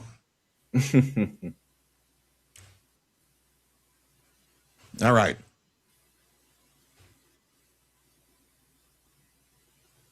Here we go. 2016 to 2020. These are all the things that they could have filed a 77A against, right? Andrew Holness's conflict of interest probe. That went from 2016 to 2023. I remember Westcon. Remember the one when he was Minister of Education and the debushing thing. And remember now, 77A has no statute of limitations. It's not there. Statute of limitations, people, meaning that you have a certain time period within which you bring the action, and if you don't bring it within that time period, then you can't bring it. It's like the surcharge action. You have 3 years. Remember Grace McLean and Dean Roy Bernard, 3 years to bring the action. And if the 3 years expire and you didn't bring the action, then you can't recover. You can't do anything with it. Then look at Petrojam. Petrojam was 2018. Then we have the statutory declaration crisis from 2018 to present. Then we have the Auditor General removal controversy. Then we have the bauxite mining lease and land deals from 2019 to 2021. Then we have the DAB video governance controversy 2017. We have the Mombasa grass scandal 2017. We have the youth police car 2016. The debushing was 2016. The Junction Road 2017. Look at this one here. The rural school bus program, 2017. Who remember that? Here's another one. A JLP candidate hired her daughter for a job that she was unqualified. That's 2018. All of this happened between 2016 and 2020. Or the action could have been brought when they had 31. Wasn't done. So people, when they get upset, think. Ratigan is only trying to get you to be a critical thinker. To let you understand that, hey, if I use the argument and said they couldn't do it before 2025, the election, then the question I have for you is that could they do it between 2016 and 2020? And the answer is absolutely yes. Which begs the question, why didn't they do it? Why? That is the question. I could go by here, sir, and see some more here. From 2025, look at this. The tablet procurement. 2020 to 25. 2020, yeah. What was that? 2020 to 2025. This is when they couldn't do anything. They couldn't do anything because at this point they had 14, right? So we have the tablet, the illicit aid, the power struggle, the neuro drill, the rural school bus program. We have the market me, the gag clause, the leaks, SSL, Joseph Shukir, Minister Var trying to buy land, lease land, JC Hutchinson. Look at all of these things. What I'm showing you people is that because there is no statute of limitations, all of these things here from 2016 to 2025, they're subject to a 77A filing or 77A motion. And then here, we have the general election from September 3rd, because that's still being contested. At least in the Prime Minister's seat, we know about that. And there have been allegations about vote buying and all of that. But the Prime Minister's seat, that's being contested in court. And we left all of this blank. We left all of this blank. And I would be remiss if I didn't say to you that Producer Jones said, please tell him that we leave it blank because we know that there will be more. There'll be more scandals that we have to leave, so we leave them blank. And we have some that we haven't even itemized yet. So yep. So people, our guest is here, but we say all of that to say this. Please be critical in your thinking. Please understand that what we're trying to do is to bring awareness to you. So that when people come and tell you rubbish, like the PNP couldn't have done anything because they only had 14 votes or 14 MP seats before September 3rd, 2025. Remind them that Andrew Holness's administration has been has been in place since 2016. So then you ask them, what happened between 2016 and 2020? Why you didn't file it? And then you had 31 people there. Rowan Beckford said, what are you trying to say to Jamaican people? Rowan, you're not, Rowan, I see you. You're outside the classroom. Come inside, Rowan. Come inside, Rowan. Rowan, come inside. This is about procedure, Rowan. And what I'm saying is that 77A is there right now. 77A is there. So this is not a case where, you know, they could have used it, they missed the chance, and so they can't use it again. They still can. So Rowan, what you should do, Rowan, is look on the presentation and say to yourself, if you're in Jamaica, how come they're not doing it? If you're a PNP supporter, go to your MP and say, MP, why is it 77A is there to bring the Prime Minister and his wife and all of these people before a standing committee, and we haven't done it. We haven't done it. Ask yourself that. Look, we'll get back to this, but we have other business we have to take care of. I love this question though. Did they know? Did they know? Well, here's the thing. You cannot tell me that Speaker Juliet Holness is the first person to come across this and realize this. I don't believe that. I don't believe that. People knew. The question should be asked is, why wasn't it employed? That's the question. Right. Why wasn't it employed?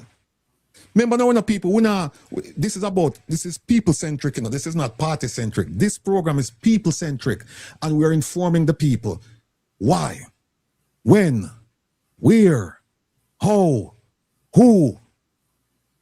That is what we're focused on around here. And so we're saying to people, ask your MP, especially an MP that served in the parliament between 2016 and 2020, and especially, moreover, if that MP is still in parliament now, why didn't they use 77A against the JLP? Why didn't they use 77A against the JLP? You're all smart people. You know what's going on. All right, ladies and gentlemen, listen. Right now, we're going to bring on a musical prodigy, a young child, a child that was brought to our attention recently. And we decided to feature this young man, and we're going to feature the lady who brought him to us. She's been on the program before, and we're going to feature his grandmother. I hope his grandmother is with him. Is she with him? Yeah, she's there. Okay. All right. She's not sitting beside him, but she's there. Okay. All right, ladies and gentlemen, you know what? Let me just bring on Miss Doreen Campbell and have her introduce this bright young man here, and then we'll go from there. All right, here we go. Miss Campbell? Hi, Mr. Ratigan. How are you? Doing well. And you? I'm blessed. I'm blessed and highly favored. Indeed. That sounds like you're on top of the world. I'm alive. I'm above. All right. Look, please do the honors of introducing this young prodigy here and his grandmother if she's there, so we can hear from them. Absolutely. So I'm proud to announce to the world 10-year-old Tyreek Bolton. He's a drummer, a kid who loves to drum. And I accidentally stumbled on him when I went to a funeral service in his community in the Blue Mountains, in the beautiful parish of Portland. So without further ado, I want to show you Tyreek Bolton. Say hi. Hi. Don't be shy, Kyrie. Where's Grandma? I spoke to Grandma in the week. Where's Grandma? Miss Millicent Grant. Hi. Big up yourself, Grandma Grant. Thanks. Blessings. So Doreen, talk to us a little bit before we get Kyrie on. Talk to us a little bit about Kyrie. Oh my God, effervescent, energetic, committed, Very pleasant. Unbelievable, intelligent, and very focused on what he wants for his future. I'm really drawn to him, and I'm so happy you're interviewing him. He goes to Burnhamwood Primary. No. Which one? Legendary Learning Center. Legendary Learning Center. Where is it? Uh-huh. Right out there. Right here in Buff Bay, in the parish. Mm-hmm. He does pretty well, but like most of us, he's not a mathematics genius. Uh-huh. So he struggles with mathematics. Mm-hmm. What else should I tell you about him? As I said, he's 10 years old. But I think most importantly, he has a future, and one that I really wanted to support. So when he reached out to me, seeking my support in obtaining a drum set, I didn't hesitate to assist him. And I reached out to you, and here we are. Mm-hmm. Mm-hmm. Mm-hmm. Mm-hmm. All right. Well, Kyrie, greet us, please. Tell us a little bit about Kyrie. Tell us something that we should know about Kyrie.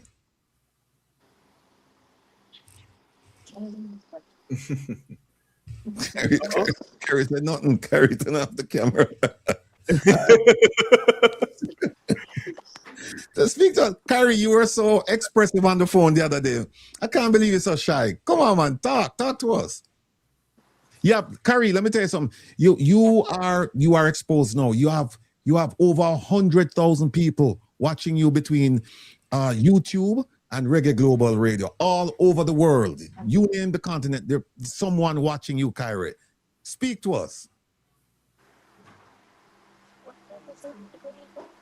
All right, let me.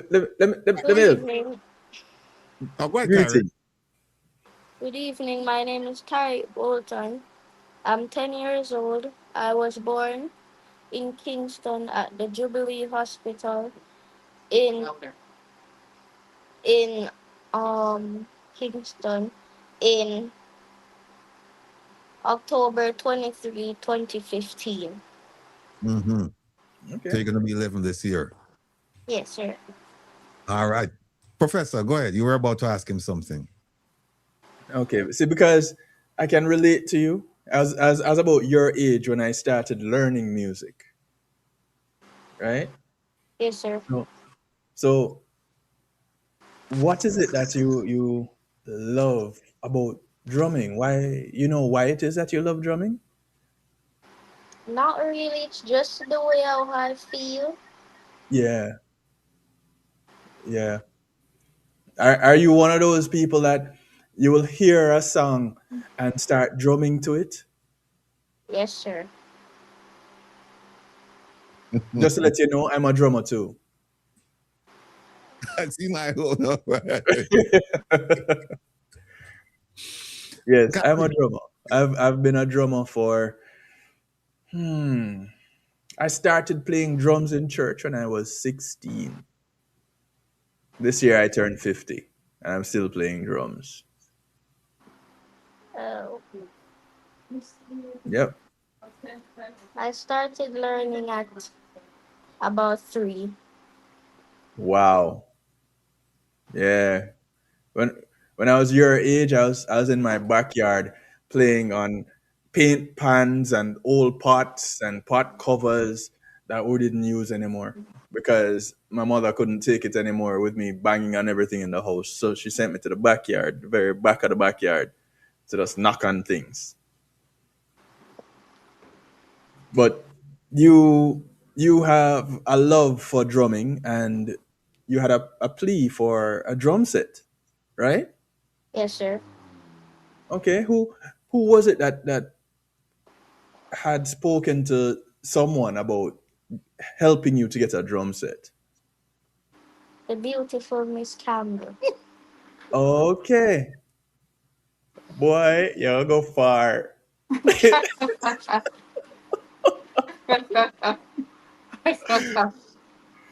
Yeah, man. That buttering up will help you to go get places, yeah? Flattery will get you everywhere, trust me. Um, and so grandma is with you. Yes, Has sir. she? Grandma is one of those grandmothers that has always told you, since you love it, do it. Was she one of those grandmothers? Yes, sir. Okay. Grandma Grand, Yes, sir. how you Um, do? I'm fine. Okay. I don't know what happened over there where we can't see you anymore. Oh, there you are. So tell us a little bit about Tyreek and his love for drumming. Well, he loves drumming very much. Sometimes having it hard to get him to do anything else but for the job. Mm, He said that he went to a church and then he saw the drum set there and they asked the young man to allow him to play the drum. And yeah. he did. And from there, he started to play the drum. Mm, nice. Okay. All right. So, but you say he's so passionate about it, it's hard to get him to do anything else. Just like that, when he's around the drum, it's hard to get him to leave. I understand. I understand. And generally, I would say if someone has a passion for something, especially at such a young age, you want to guide them Yes. in such a way that they develop that, because that may very well be their true calling. For me, when I was growing up, I didn't even like the idea of getting up early Saturday morning to go learn how to read music. But it's something that I don't regret today. And that is one of the things that even helped me with math. Now, I get to understand that Tyreek, Tyreek struggles a little bit with math. Yes. Okay. So let me talk to Tyreek just for a second again. So, my young prodigy, sir. young man of my own heart. There are certain things in life that we want to do and certain things that we must do. Our society is one where if we don't have an education, we may survive, No, sir. but generally, with an education, we will survive Yes, sir. and we will excel. Now, your struggle with math is not unusual, but it's important to keep at it. I struggled with math myself as I was growing up, but I managed to overcome that struggle. And that happened with just like what you're going to do in becoming even a better drummer than you are. When I was your age, I wasn't as good as you are to be playing in any public place. But practice helped me. And so, since you're good, if you keep practicing, you'll only get better. Yes, sir. Where your math is concerned, it is the same thing. So, it is important that one, you practice. Yes, sir. Two, it's important that you listen to those that are guiding you. So the beautiful Miss Campbell is there, and you Yes. have your ever loving grandma Yes. that is there. Yes, sir. Now, they're not just there because it's fun. It's not for kicks and giggles. It is because you are the future. And as the future, there are certain things that them who have already passed your stage that they have recognized for themselves. And so they're guiding you so that you don't make some of the mistakes that they made. And they're giving you a jump start with information that you don't already have. So as we move forward, one of the things that we want to do is to make sure that although you may not love it as much, that you put in the work as much. So drumming comes naturally, right? Yes, sir. You only practice to get better, Yes, which sir. means you have to work twice as hard on something that doesn't come naturally. That is absolutely necessary. So, and let me tell you this. If you come across someone that will teach you how to read music, that will help you with math. You wonder how, right? Yes, sir. Let me tell you real quick until the provost is ready to come back. So music is made up of beats, and each measure or bar of music is divided into beats. And so you have to always be counting these beats. It's just like your heartbeat is on a rhythm, right? Yes, sir. It's a pattern. Mathematics, generally a pattern. It's just that you learn how to apply that pattern to get a result. Music is divided up. And so as you learn to read music, you learn things like whole notes, half notes, quarter notes, eighth notes. That's fractions. Yes, sir. So when you have 4 quarter notes in a measure of music, it's the equivalent of 1 whole note. It's math. 4 quarters make a whole. Sir. You see it? Yes, sir. Good. So as we move forward, we're going to see what help we can get from our side to your side. And I get to understand that some help is already on the way. Provost? Yeah. Yeah, folks, again, you know, this is what we do. We don't wait for government to step in, or we don't wait for, some, organization. What we've done is we've through the beneficence of a band leader, and through the short boss, big boss, real boss, and the fireballs connection, we were able to obtain a drum set for Mr. Tyreek. In addition to which, Reggae Global Radio is spearheading a drive to get him 4 months worth of drum lessons. And I see where people are talking about math, because he's having some challenges with math.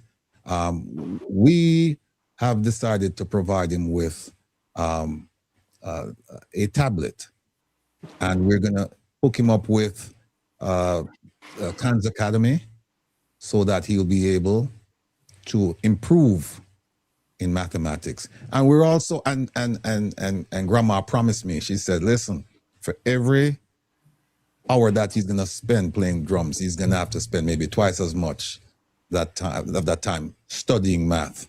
And I know that producer Joan asked her to document this and send it to us so that we can follow his progress, because we want to see young Kyrie become successful in life, to be a productive member of society, to become the best version of Kyrie that he can be, because we're depending on him to also inspire other people, other youngsters his age. And we know he's going to do it. We know it. I spoke to him this week, and I got off the phone, and it warmed my heart, because his demeanor and his manners, it reminds me of when I was living in the South. Yes, sir. No, sir. Yes, sir. And Yes. He explained, and I know now he's just shy, because he's sitting in front of the camera. But when he was on the phone and he couldn't see who he was talking to, he was very expressive.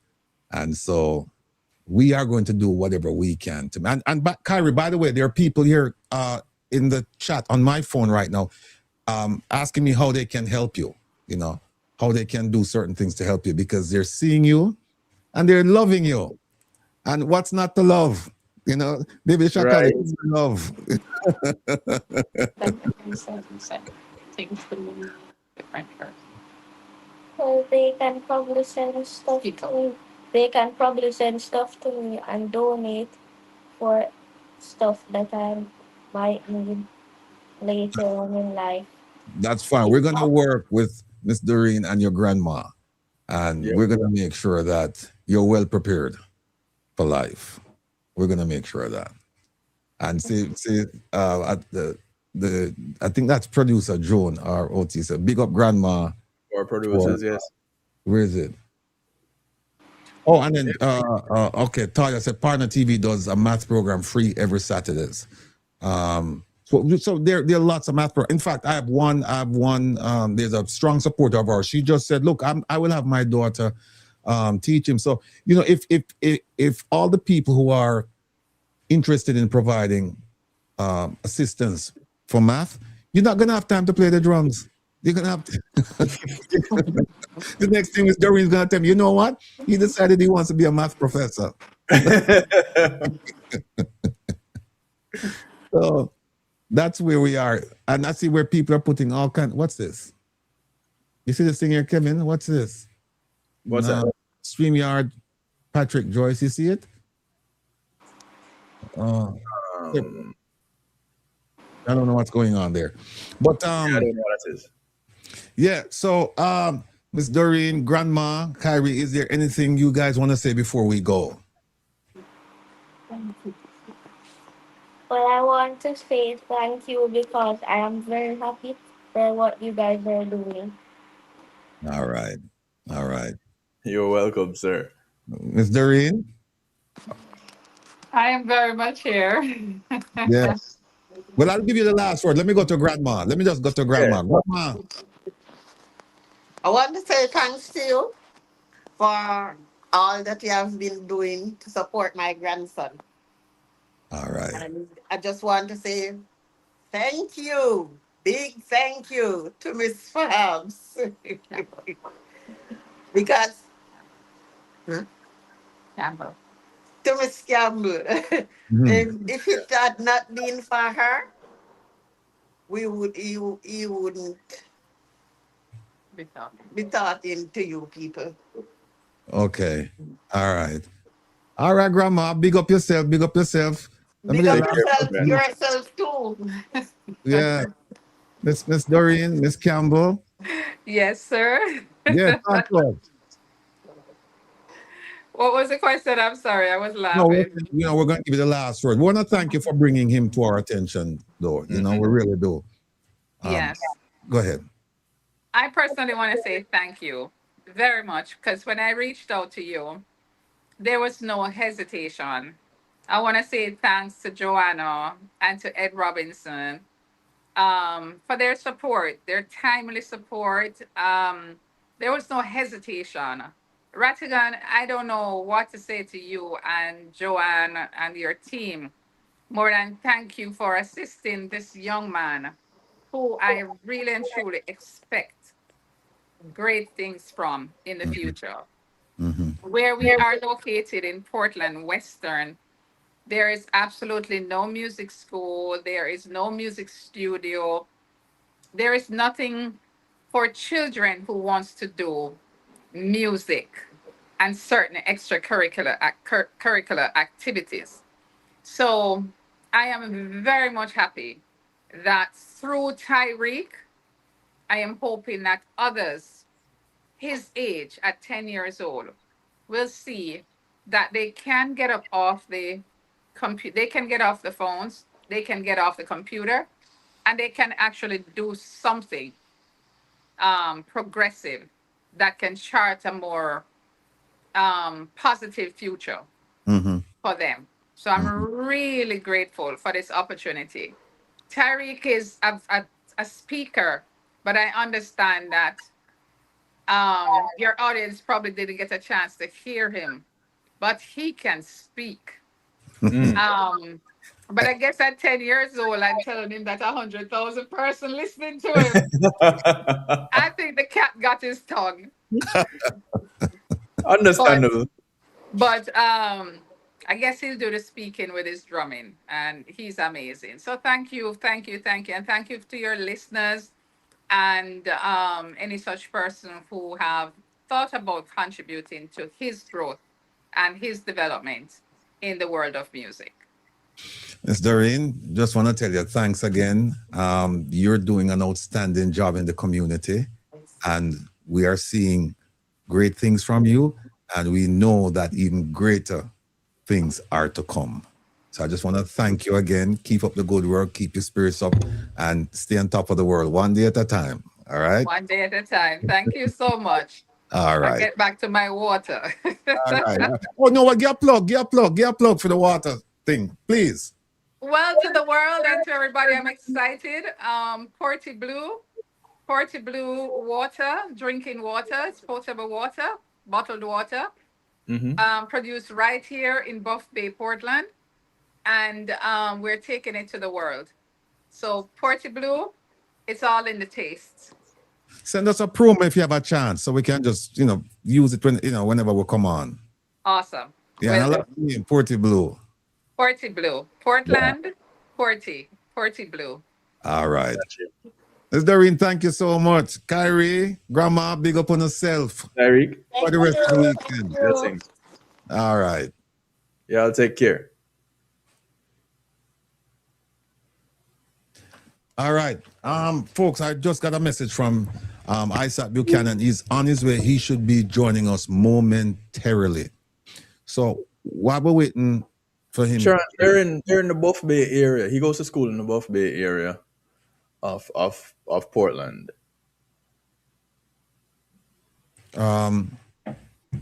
Yeah, and just running back to this chart here for Isaac, let's hear what. Yeah, what we want, what we want people to understand is that we would like to see the opposition in Parliament deal with some of these things. We would like to see them file 77A. See there now.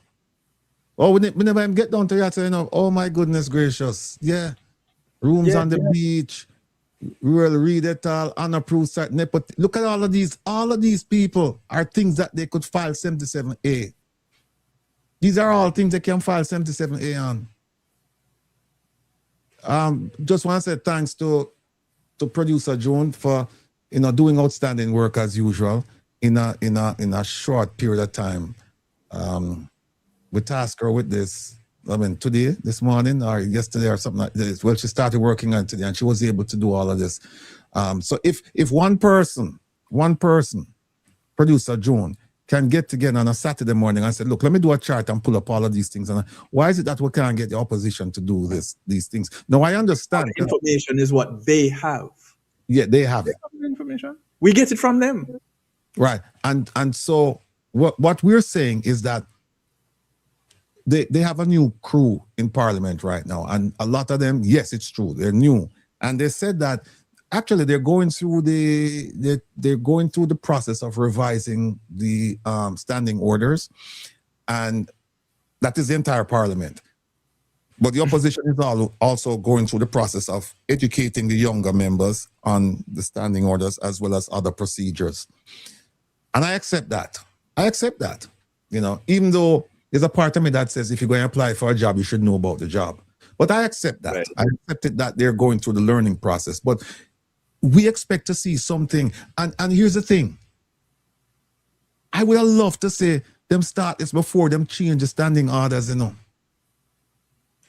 I would like to see them do this before them change it, because next thing you know, the standing orders, them refine it, and 77A is not there. Yeah. So I would have liked them start something, at least get the ball rolling right now. So that's where we are with that. While we're waiting let me move a couple of these things here.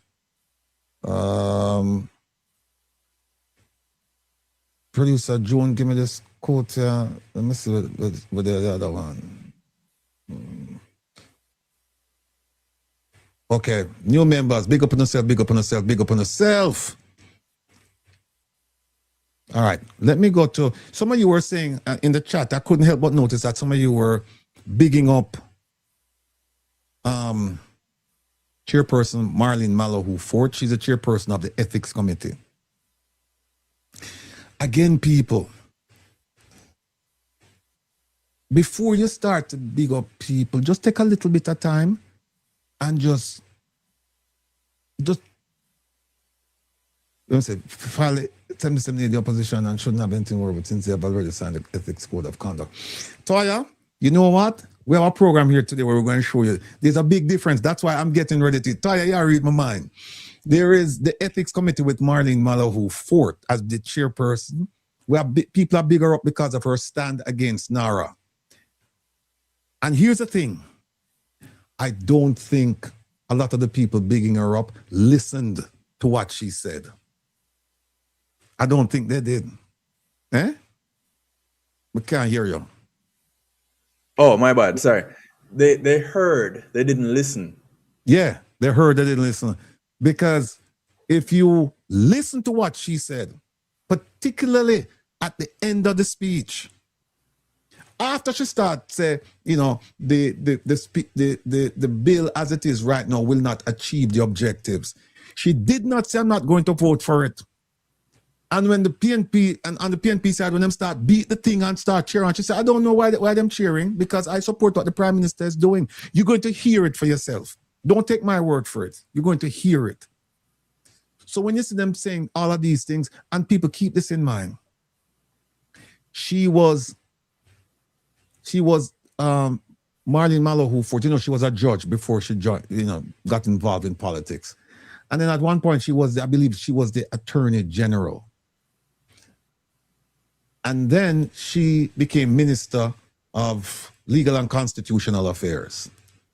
And she failed miserable. And you see what happened to her? They made her a backbencher. She doesn't have a ministry. She's not even a junior minister.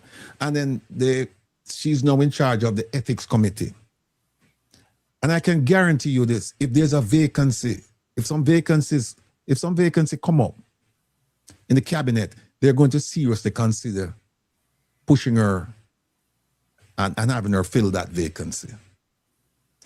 And this NaRRA thing, trust me, I doubt she's going to vote with the PNP against it. I'd love to see it, but I doubt it. We have to be realistic about this. She's thinking about self, and so she's thinking, hey, and not only that, all that needs to happen is for them to go talk to her. And we know this is going to happen. This is no secret. It's going to happen. So we will wait and we will see. But before you start bigging her up, listen carefully to what she said. We're going to play it. We're going to play it. I don't want you to listen carefully to what she said. But Toya was talking about, she was referring to the code of conduct.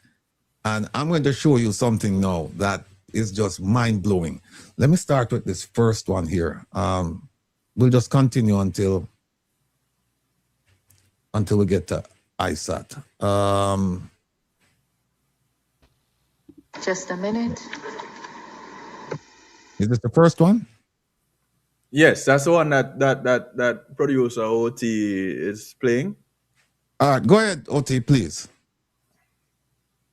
What was wait, hold on then. Let me stop right tabled. See this lady here? Very dangerous lady. Very dangerous. Why you say it like that? Why you say it? That? Why you say it like that? Dangerous, not dangerous in a physical way. Dangerous in her thought process because she can't think. This lady is not a thinker. And if you watch her over the last several appearances, on the Ethics Committee and on the PAC, you quickly realize what I'm saying.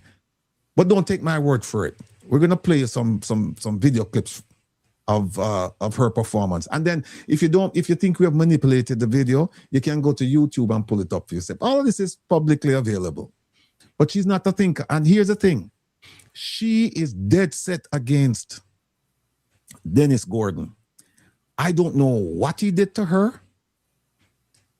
I have no idea, but she is singularly focused on Dennis Gordon and Jack Den.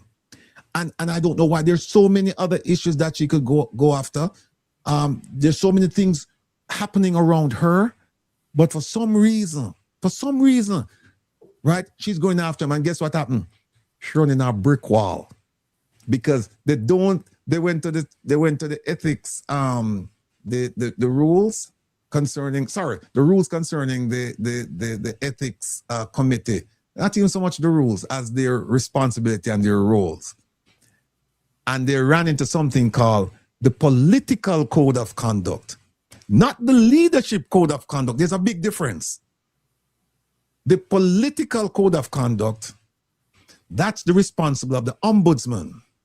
And if you recall, this Andrew Holness, Isat is here. We're going to add him now soon. This Andrew Holness administration, they moved the ombudsman from being an independent body and move him into the ECJ, the Electoral Commission of Jamaica.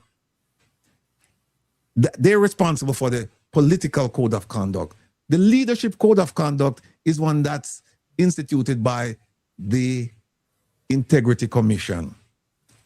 And it was such an embarrassment for Chairperson Malahoo Ford to talk about it, because guess what? She's mentioned in there somebody who are criticized and she never signed the thing. People, you have to see this to believe. But anyway, we're going to keep that to the side. What we're going to do is, we have our brother. The word they use, erudite. We use that to describe a brilliant brother. An example for us, particularly the younger folks. Before we bring him on, I just want to show a little bit of his performance. Where is it? 1 second, please. Let me just show you a little bit of his performance in Parliament this week concerning NaRRA. Are we him there? Define him yet, Kevin? Are we him there? Right there in the folder. Which part? Not government badness. He's not government. No, well, he's not. No. Which part is badness? Where there? What number was that one? No, as I'm looking at your screen. Oh, you could have told me that you had planned to do this. You know? Is this one here? This is Isat Buchanan. Man, that's the one. This is it. All right, see now. Members, could you please turn off all the mics? Aspects. Thank you. No, there, in relation to, and I would invite my friends. I would invite my friends also to look at section 19.3. And 19.3 speaks about the plans and what the authorities shall do. In 19.3 it says the development of projects, programs, and plans shall prioritize. 19.3b speaks of the achievement of climate and disaster resilience. That again is a legal term of art that requires definition for us. I would only suggest then that we would have something similar to say that disaster resilience is the ability of communities and organizations and states to adapt to and recover from hazards, shocks, or stresses without compromising long-term prospects of development. Again, because it is a term of art, it's something that ought to be included in the definition for your consideration. All right. Let me just take that down, because I watched his what they call it, contributions, they call it in Jamaica. There's contributions to the discussion regarding NaRRA.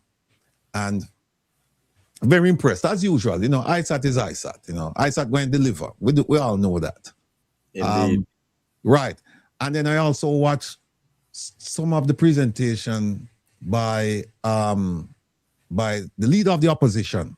And I must tell you, I was very, very impressed, because he went point by point by point by point by point, and he was able to illustrate in a very captivating way that what the government is seeking to do is totally against the interests of the Jamaican people. And then I also watched a piece of the contribution by Marlene Malahoo Fort. And I'm going to show that to you later on. I want to save it. And I want you to think about, if you didn't see it, I want you to think about what she could have possibly said that would compel Rattigan to save her for last and put it up. Because, like I said, Isaac says that context matters, and context does matter. But we also have to look at perspectives. What is the mindset going into certain things? You know, when somebody says something, people just don't say things in a vacuum. They say things, and it's based on their lived experiences. It's based on a whole range of factors. So I just want you to think about that. I want you to think of context matters, and I want you also think of perspectives in its proper format. I want you to think about those two things. And some people might argue, well, they're one and the same. I tend to differ. I think that at certain points they intersect, but there are points where they depart. Having said that, let's bring on the one, the only, our brother. You know him, you love him, the erudite. Erudite. Erudite. Yeah, the erudite. Here he is, folks. Yes, sir. All right, so I'm not hearing anybody, so I don't know if you guys are hearing me, but I'm not hearing you. We can hear you. But I'm not hearing anything. From you went to the video, I'm not hearing anybody. Can you go? What, leave and come back in? Yeah, do that. All right, let me try that.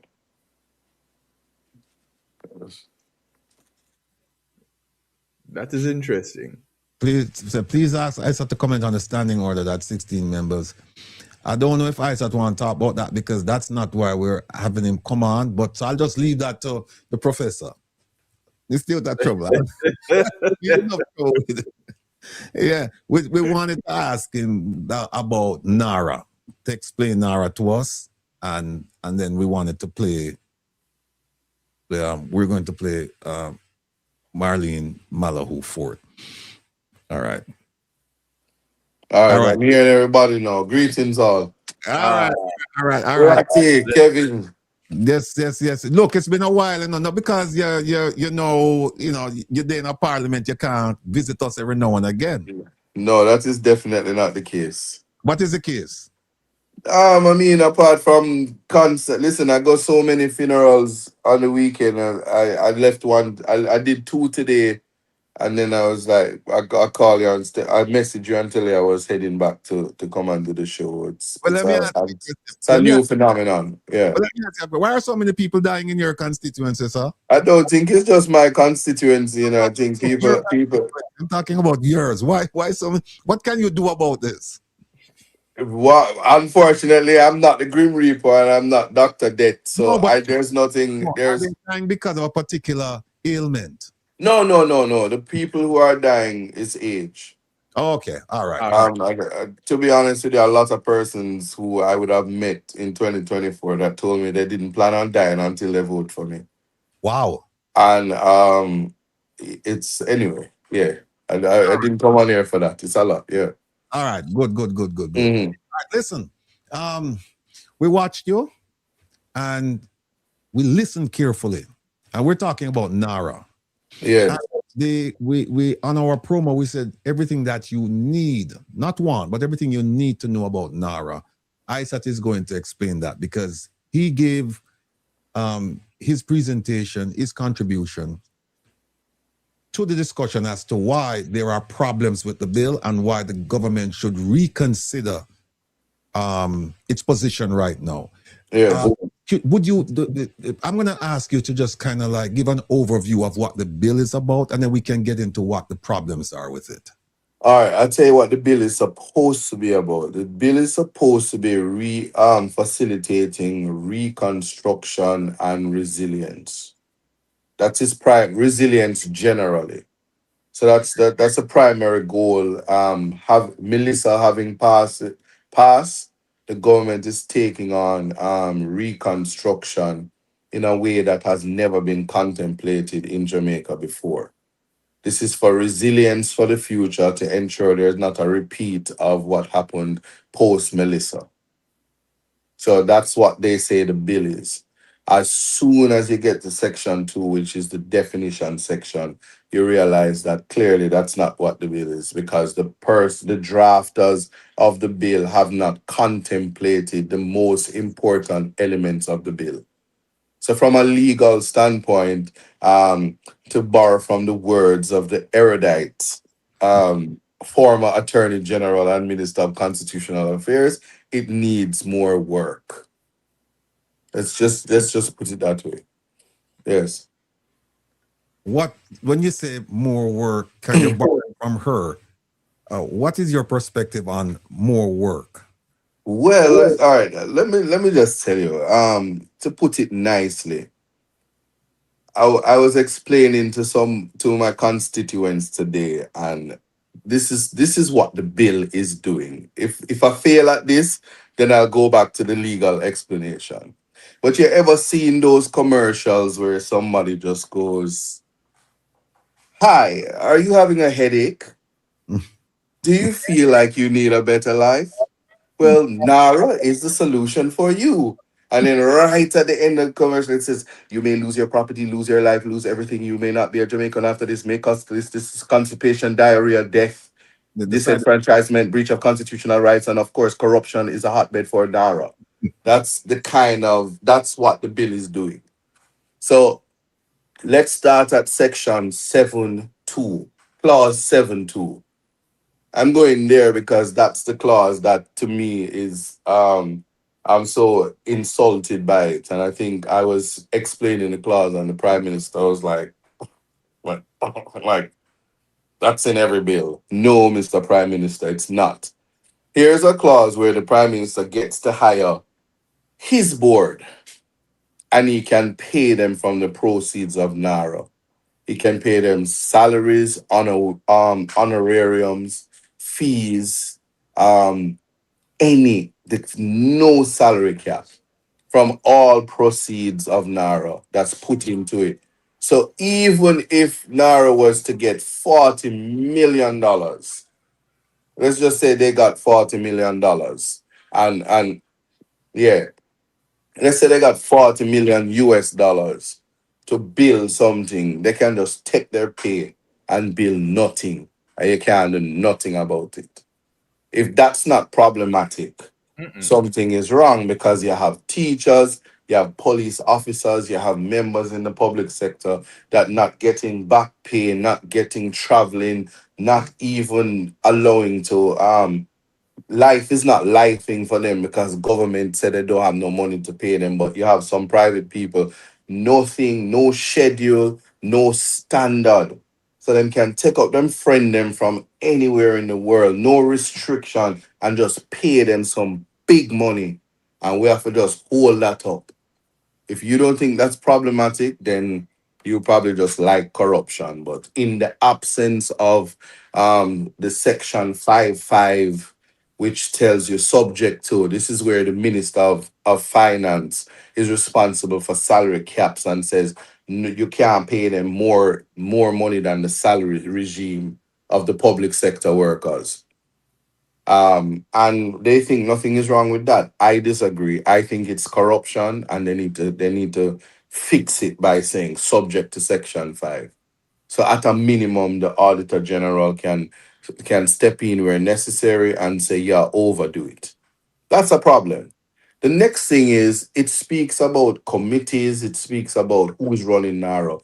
The reality is the Prime Minister is running NaRRA.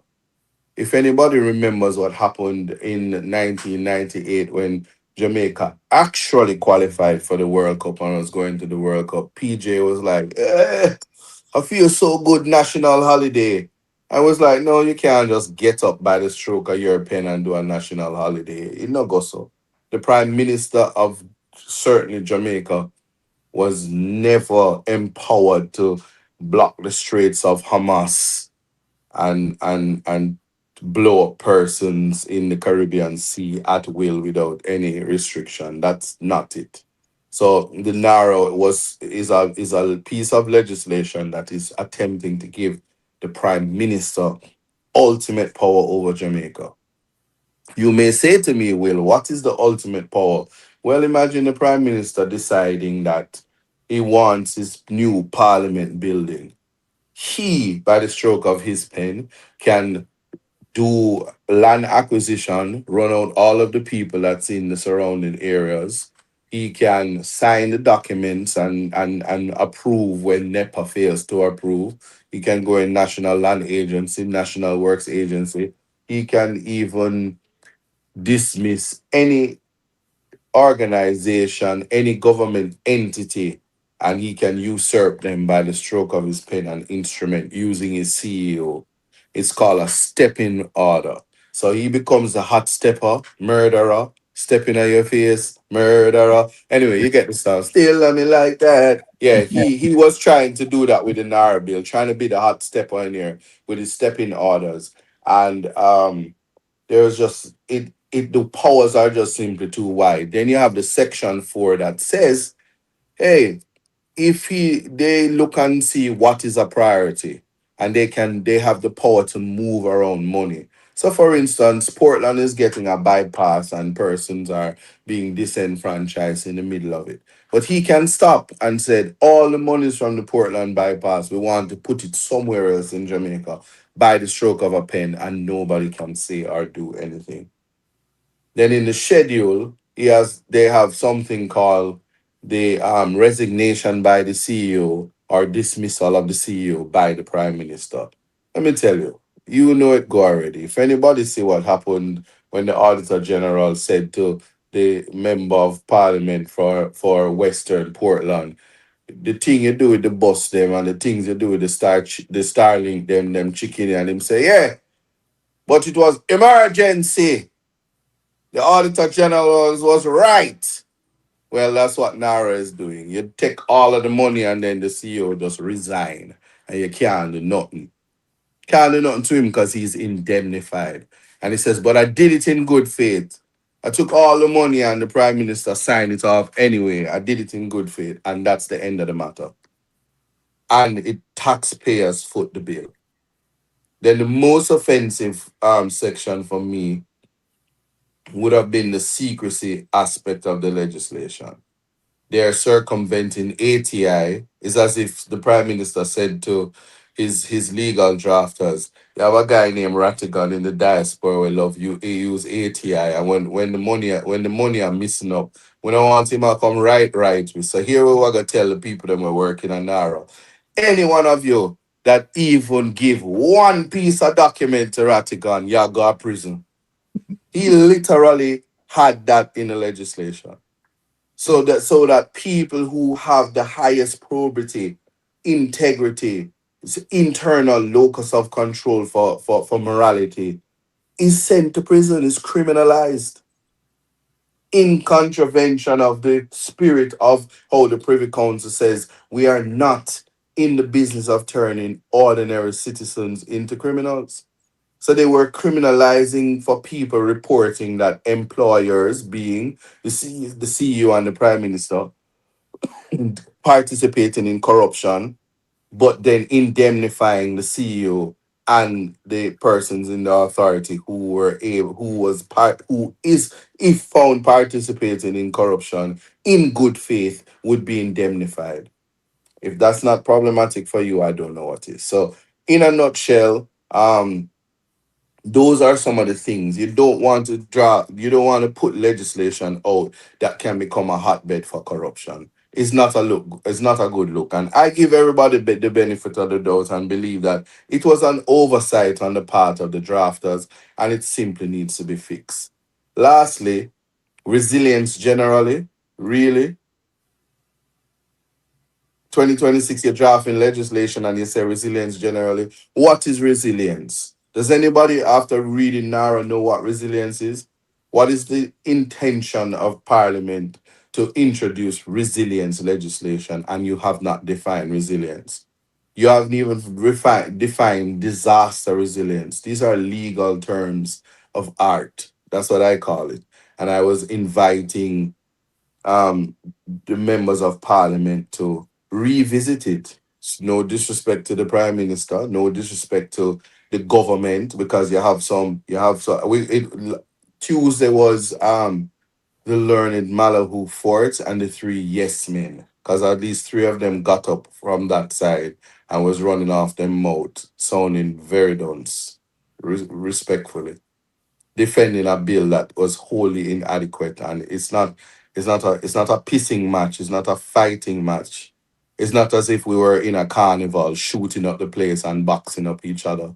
You know what I'm saying, yeah. So that's that. Professor? When was it that you first came across this draft, this proposal?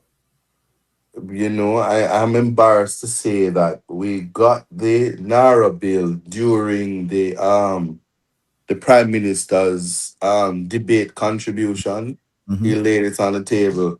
So I actually was prepared to come to Parliament when he was going to introduce the bill and get up and sound disgusting, sound like a real PNP and say, wickedness, what kind of bill this? And then they switched it on the day. The bill laid on the table was different from the one I actually prepared for. And then what came was appeared to be better, but was actually cloaked in a lot of accountability gaps. So it was a week before I presented that actual bill came into my hand. Huh. Doesn't give The first one was horrible, I must tell you. And the second one is the first one, just with nicer words. The second one was, let's just say the second one was a great attempt to not be disgusting and corruptive. Sound like them feel.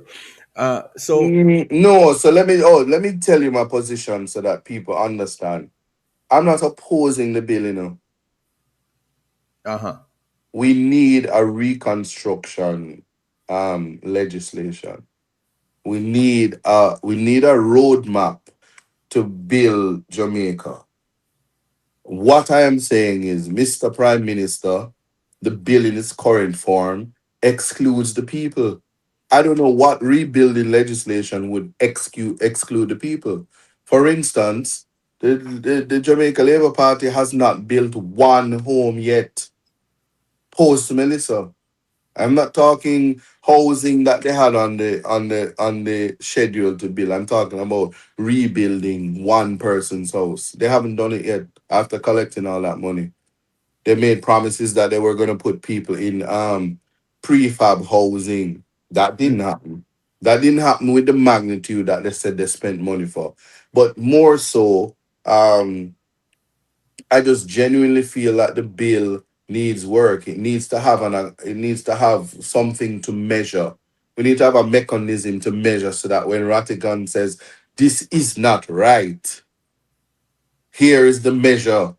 Here is my ATI request and the right person to ask for these things. Because you can't be talking to us like we don't have sense. You can't be talking to us like your nose bigger than everybody else. So my nose big too. I have a contribution to make. I don't think you're making sense. Sterling, pop off. Yeah. Rena K. Sharp. Isat, if you can hear us, we can't hear you. Please. Hello? Yes. We gonna have to go and come back. My audio gone. Your audio gone again? You must have gotten a phone call. Who was That's probably. Yeah, Rena K. Rena K. NaRRA is National Assets Robbery Agency, and it's unknown. NaRRA is NaRA. All right, here he is. He's back. All right. Oh, And there he goes. yeah. I've a few questions to ask him, but go through Professor and make we hear what he has to the rest Listen, of the story regarding this. And keep in mind, you hear what he just said. He said, look, we support Curtis. My apologies for that. No, Yeah, no, I was just saying that I'm supporting the bill, but it can't be done in the form that it is in. We must again I said about a legislation that includes the people. This legislation for rebuilding excludes the people entirely. People that I'm speaking about is the least among us, the vulnerable, the young, the shut-ins, the elderly, the disabled. If you're not considering them, you're not building Jamaica for them. I don't know nobody building Jamaica for tourists. Tourists must come enjoy where I live, not enjoy it and exclude me. And that's my submission on that. Or I hope I explain what I thought was what was problematic for the bill. so in an effort to how receptive is the ruling party to the contributions of the opposition? So I'm not a hypocrite. I'm gonna say this to you. It has to be an embarrassing feat when the opposition leader gets up on his feet and he is a master drafter. I'm not saying this. But when the opposition leader gets up and he criticizing and he goes line by line, clause by clause, and they cut off his mic, very disrespectful, shut him down, and he wasn't even able to finish with what was wrong. And he was kind enough to I sat with the party leader, and showed him what I thought were the things that were inadequate. And we had conversations. So just the ability to even have a conversation with somebody who is actually competent is much needed in a space where legislating, drafting for the future of Jamaica is taking place. Were they receptive? Of course they're receptive, but it is an embarrassing feat. But that's why we as a nation need to come together and recognize that when parliament business is going on, you can't be political with the interests of Jamaica. And so the contributions coming from Mark Jefferson Golden, opposition leader, invaluable. Receptive, I think, and I'm gonna say it, I think that the King's counsels in the room, both Minister of Justice, the Honorable Delroy Chuck, and King's Counsel Malahu Ford, and even Senior Counsel Miss Dalrymple. They are legal minds in the room, and I'm sure they would give them guidance in relation to where there are gaps in the legislation. And the hope is that come Tuesday, there will be improvement. I expect to see a definition of resilience.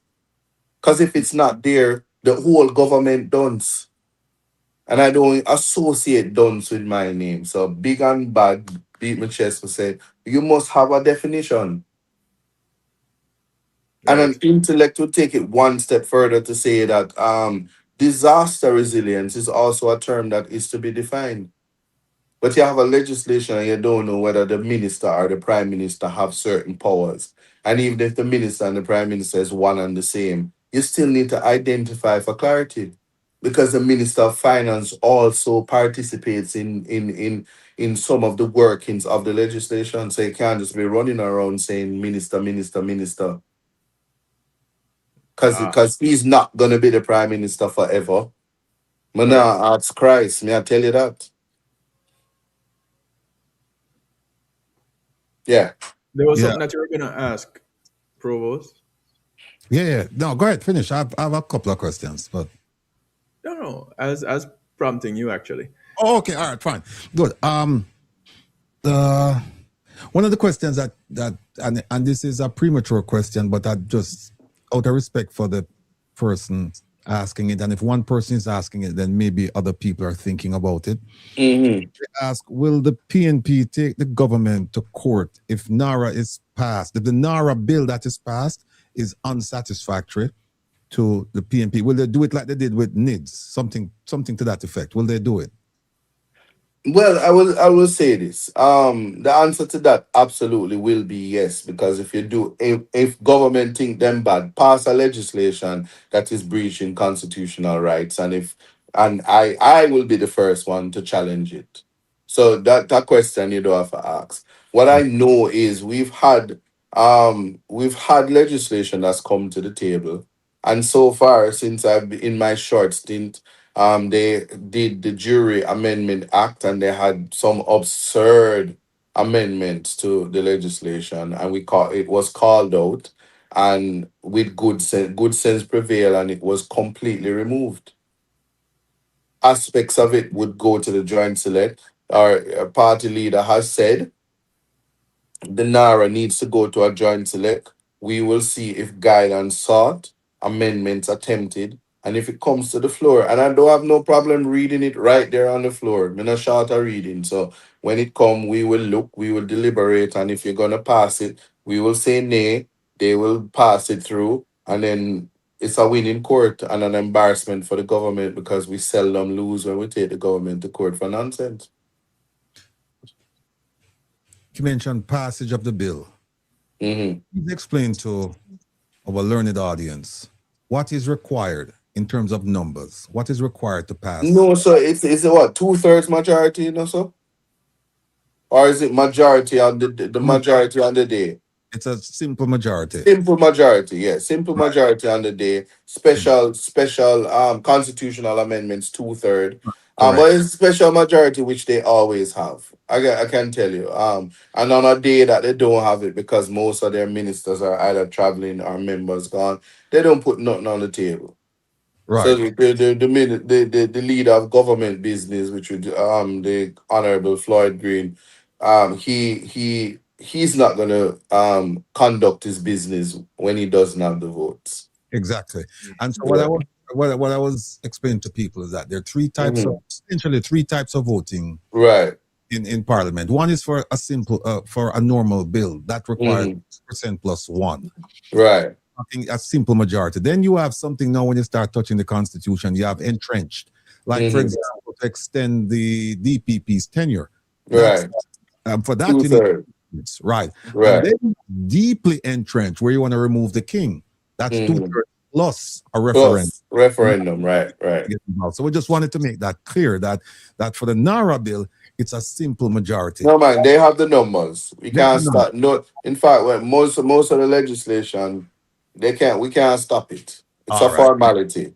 What we can do is debate with good sense, and like I say, Parliament, collectively, we seem to be, notwithstanding the political pageantry, finding good sense where it needs to be.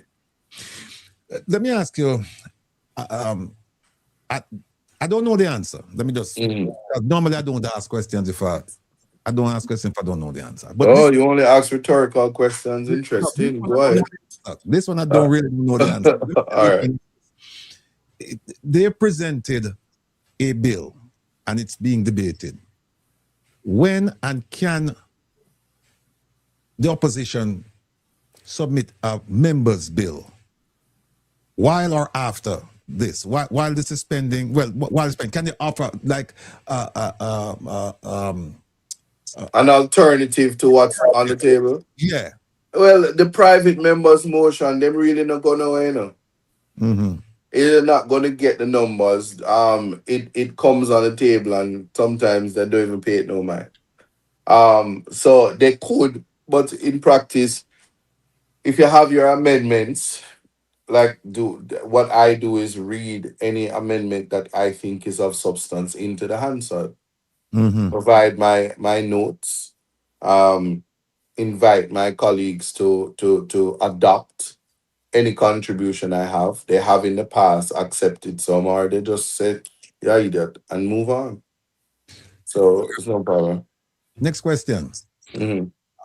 I watched your submission or your contributions, and you took great pains. In fact, you spent an inordinate amount of time trying to explain to them or explaining to them that you can't have a bill without, and you use terms, and those terms are not defined.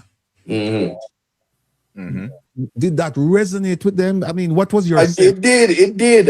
Like, listen, that's why I'm saying to you, I'm not a hypocrite. My colleagues on the other side would have accepted that point. Whilst in Parliament, I saw for myself that the Minister of Justice walked straight over to the Prime Minister and said, on this point, the member from Portland Eastern is correct. I saw the Prime Minister get up and go over to his drafters. I guess he had consultation as whether it needs to be amended. I don't need credit for it, I just need functionality for the people. So I don't think that when it comes to Parliament, if you take out the political pageantry, you want it to work. I want the bill to work. Okay. So when we're going through great pains, listen, when the people have spoken, they've chosen that the Jamaica Labour Party as the government, they have to pass laws and they have to do things so the proper and orderly running and conduct of governance. I'm not going to be there just to oppose because I'm in opposition. I'm part of the Parliament of Jamaica that wants the advancement of the Jamaican society as well as inclusion of the people. So certainly that's the good thing about it, is that when I rise to my feet, it's for the interest of the people, those who otherwise can't speak, those who are watching along and saying, me no know what go on. So I'm not just over there running my mouth because I want to be seen. I have TikTok for that. Okay. Yeah. You mentioned that there's going to be a board. And then when I listen to people speaking, they're saying that that board is essentially going to be the CEO. And then I heard a development of that to say, well, it's not just the CEO, it's the minister. And as you pointed out, who is the minister? Because it could be any minister, it could be the prime minister. What is your sense of who will run this organization? No, man, the prime minister is appointing himself the king of Jamaica through NaRRA. So if anybody wants to, I don't know about Jamaica, but I know England right now don't want Prince Andrew to be king of anything. We're going to leave Epstein out of this, right? But I just think in Jamaica, we don't want a King Andrew. All due respect to him. No King Andrew. And NaRRA is an introduction to authoritarian rule, no democracy, King Andrew and his minions. That's what it is. And if people are okay with that, then support NaRRA. If not, don't. Do you think this is like a way to really show the true intent? What do I mean by that? The bill that came before Parliament in terms of making Jamaica a republic, the presidency. Remember that presidency. Is this similar to that? That the prime minister? That's exactly what it is. But this CEO is so much more, because he's a private man running Jamaica in his private capacity, getting monies, and it's gonna be but I tell you, if NaRRA pass and the prime minister want me resign and then give me the work, I'm gonna take you work. I'm sure I'm gonna get paid more than the governor general, and I must get an elevator in my house because I'm tired of climb stairs. Tired of jump fence to use people pool. For that you might have back surgery. I'm just saying. But so people have to think, you have Jamaicans who right now them would have feel good if them get a $500 another day, and we're poised to give somebody a private person who you need elected or contemplated when you was voting for the prime minister to get salaries that's more than the prime minister, more than the governor general, more than the chief justice. by virtue of this legislation. And then he's going to appoint his friends who's going to be paid more than members of parliament and stuff like that. It's just us it's circumventing the salary regime and the reality of it, the budget that we now have. And we forget about budget already, and money barely are spent, but the Right. budget that we now have is majority of it, 62% of it is paying salaries. Salaries to do nothing.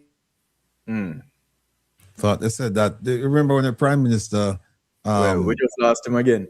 Yeah, no, you probably get phone call. But you remember the prime minister said the purpose. Love call me.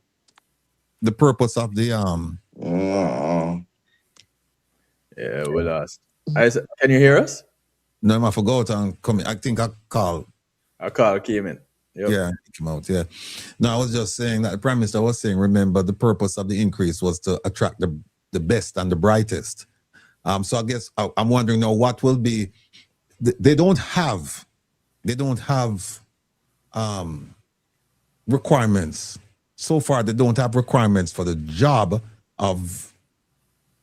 They don't have requirements for the job of the CEO. That's one of the things they were saying. Right. Yeah, they were saying, well, how do we know that this person is eminently qualified to lead this super duper entity? We don't know. I said, so. What does the bill say about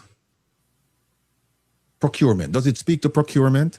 The rules of procurement? Yeah, the rules are, you see, that's another thing. It has the general rules, but remember, a lot of it is internal. It's internal, and the stepping orders can say that we had to circumvent procurement because the matter was urgent.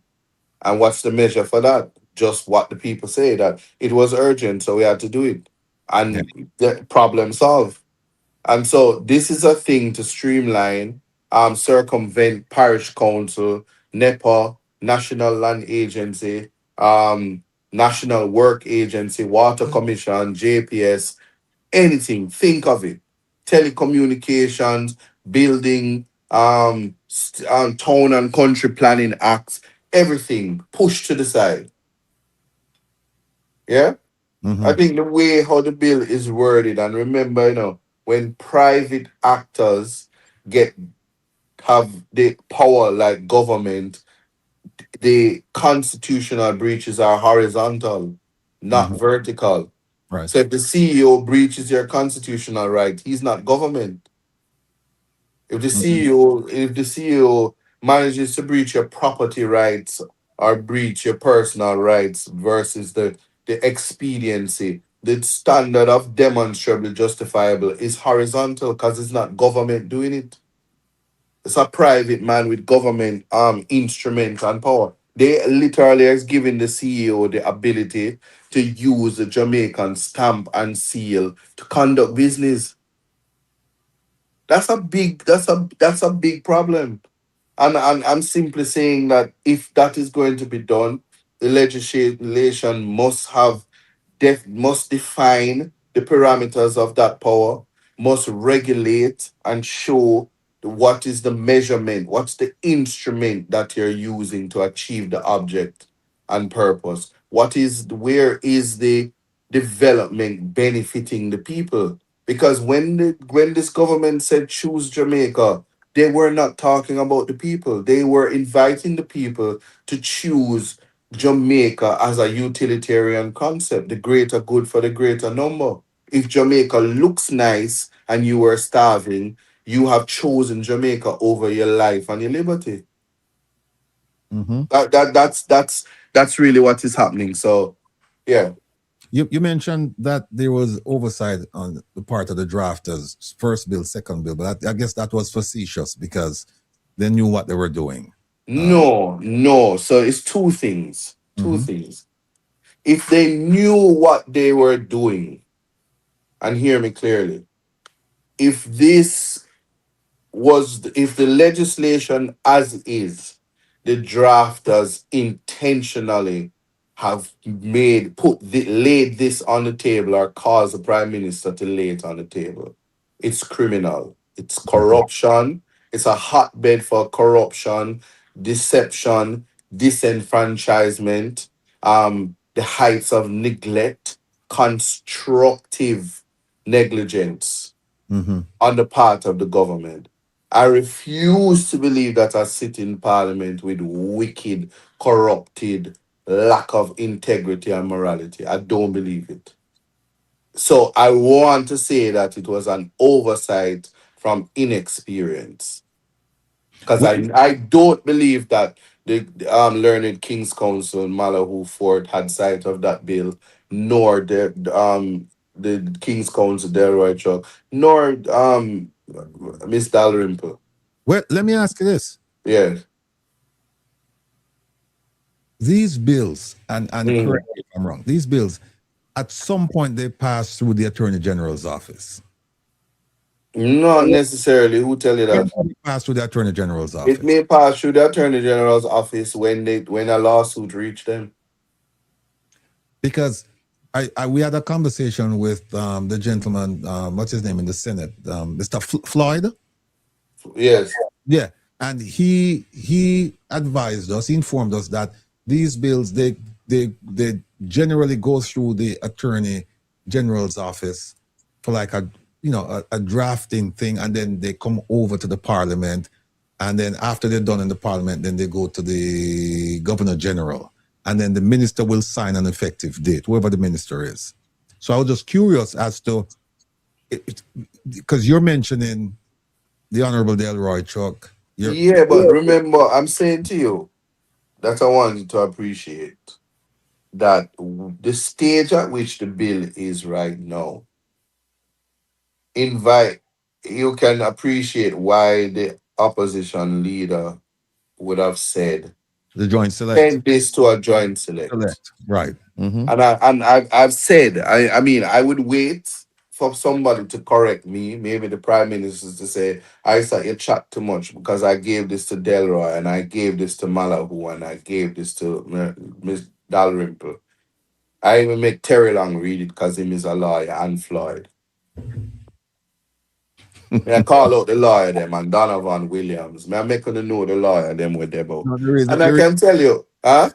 No, the reason I'm smiling is because Mr. Warmington made a comment about Mr. Hilton in Parliament saying Makwashi lawyer. So that's why I just smiling. So maybe some of the people you're mentioning, and I don't know them, maybe they're Kwashi lawyers. I don't know.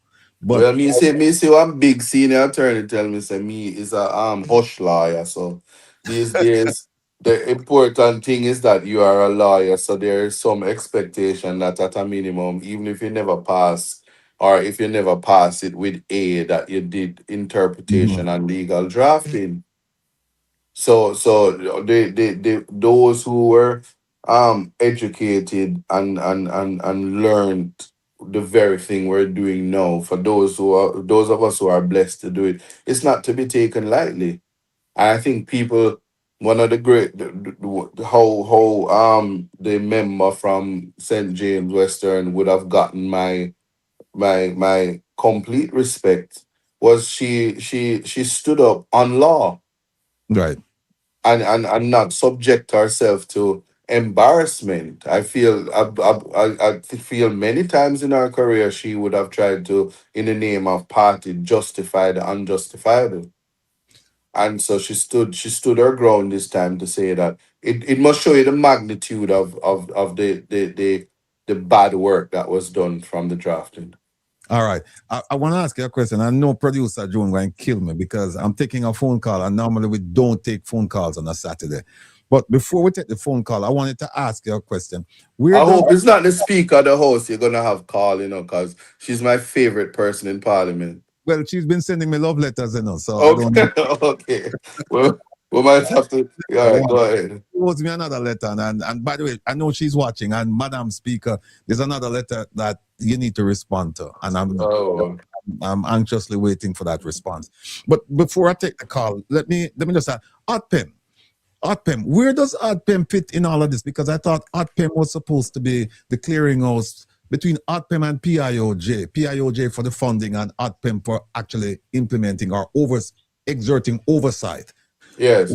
Where does it fit in this grand scheme? It doesn't fit. It fits as an entity which can be circumvented by the stepping order. If the minister feels or if the CEO feels that these entities, ODPEM, is taking too long to approve or to assess or review something, they use a stepping order and just go over their head because the building is about emergency and recovery. Okay. All right. Mhm. All right. Hold on. Caller, go ahead, please, with the question. Yes, Brother Isat, Mrs. Mystic Sensation. Are you hearing me, Brother Isat? Yes, man, loud and clear. How you doing? All right. Yeah, man, I'm doing good. And you? Yes. I'm great. I'm great as well. All right. Let me say first and foremost, thank you for the representation that you have given to us in Parliament. We really do appreciate your performance thus far. Right? Excellent performance. Let me give you that kudos. Thank you. Now, Isat, I want to hear your input as it relates to 77A, Standing Order 77A. I want to ask you your awareness as it relates to 77A. Do you aware of Standing Order 77A? I'm aware of it, but I think I'd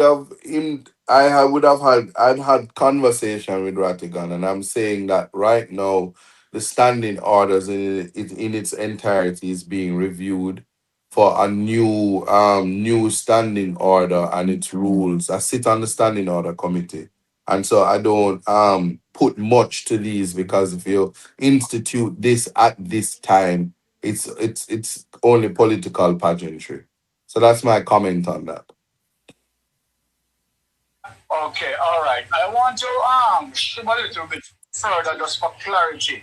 Mm-hmm. Because I had gotten a report that I shared with Brother Rattigan as it relates to standing order. I don't remember the particular section, whether it is 77 subsection 7 or something like that. But anyway, Yeah. right, the general argument, right, as it relates to the ethics committee exception. So there are some exceptions. So Yeah. what we want to clear up here is that, one having to say that the People's National Party, right, could oppose or bring forth a motion as it relates to 16 members, right? The People's National Party can stand and oppose and bring forward a motion as it relates to that, leading to the ethics committee. But this exemption, as it relates to the ethics committee, it is telling me that cannot happen based on the exception. And let me just summarize the exception for you. Now, if there is any arm of the subjective investigative body investigating a particular case as it relates to the inclusion of a member of Parliament regarding to corruption, and that case being investigated either by the Integrity Commission investigators or MOCA or any of the entities listed thereof, then the persons as it relates to 77A, a 77A cannot bring forward that motion unless there is a new issue. Are you aware of that? I'm aware of that. Okay, so this is what we want to clarify, right, to the people and to the listeners who are listening, that any case being investigated by the investigative or the respective investigative agency, 77A cannot be used on that motion that are already explored by these investigators. So this is what I want to make clear. No. I think No, I don't agree. I think you circumventing or expanding the clause or expanding the power in that situation. So No. I don't agree. Let me tell you what I think happened. I think what happened, Mystic, and correct me if I'm wrong, with with Dennis Gordon, Mhm. right, where he got the exception. Exemption. The exemption from Yeah. it went through the ethics committee and then the parliament approved it. And now they want to drag him back. And we have the video. We're going to play. That's another segment coming up, Mystic. And now they want to drag him back to the ethics committee. And we have the letter from the drafted by the lawyer for the parliament saying that once the thing has been approved by the ethics committee and approved by the parliament, then in order to take him back to the ethics committee, you have to file a new motion.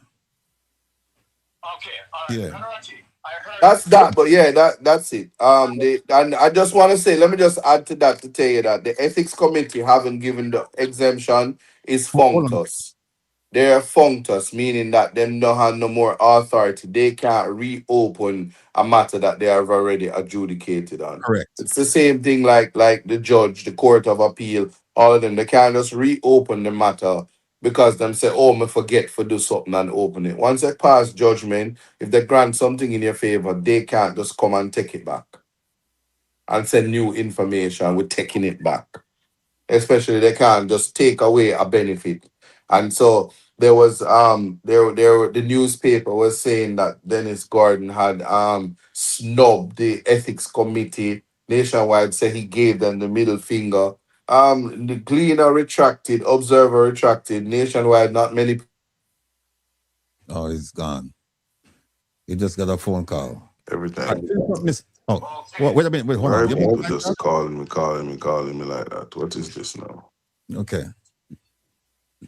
Yeah. Yes. Well, I think Isat made it very clear as it relates to my comprehension of that matter, right? So Isat argument is parallel to my argument here in terms of when a motion when an investigation as it relates to the respective investigative body, right, explored that investigation, right, then the ethics committee cannot take up that.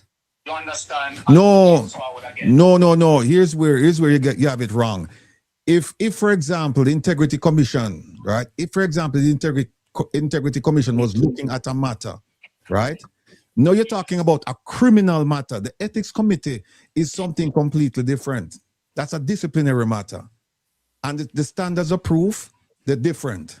It's a different entity.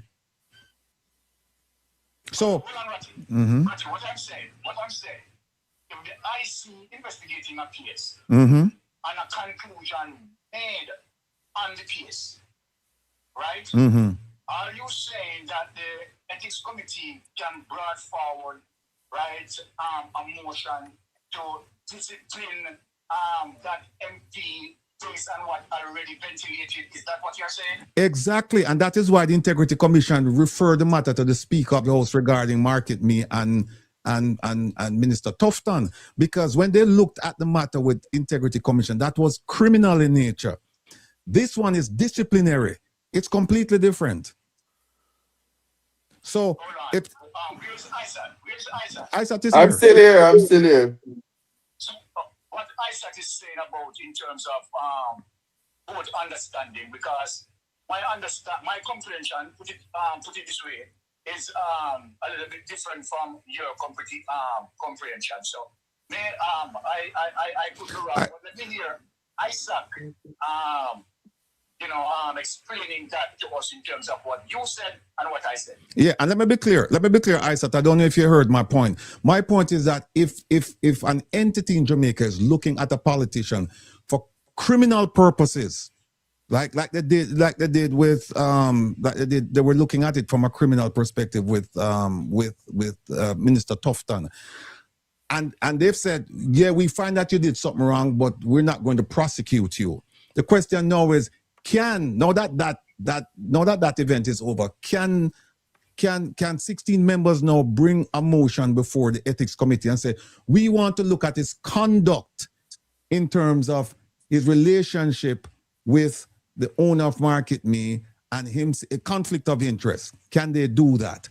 And No, my but I think if it's not criminal, I don't. Or you can call on the. You can call on. I don't think that the standing order operates like that. Because if they even brought it, what would come of it? Because you can't sanction it.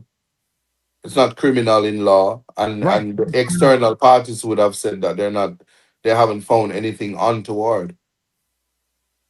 So the ethics committee doesn't function like that. I would beg to differ. And remember, when external entities are investigating, the investigation is generally done under secrecy, and it's at the completion of the investigation that this is made public.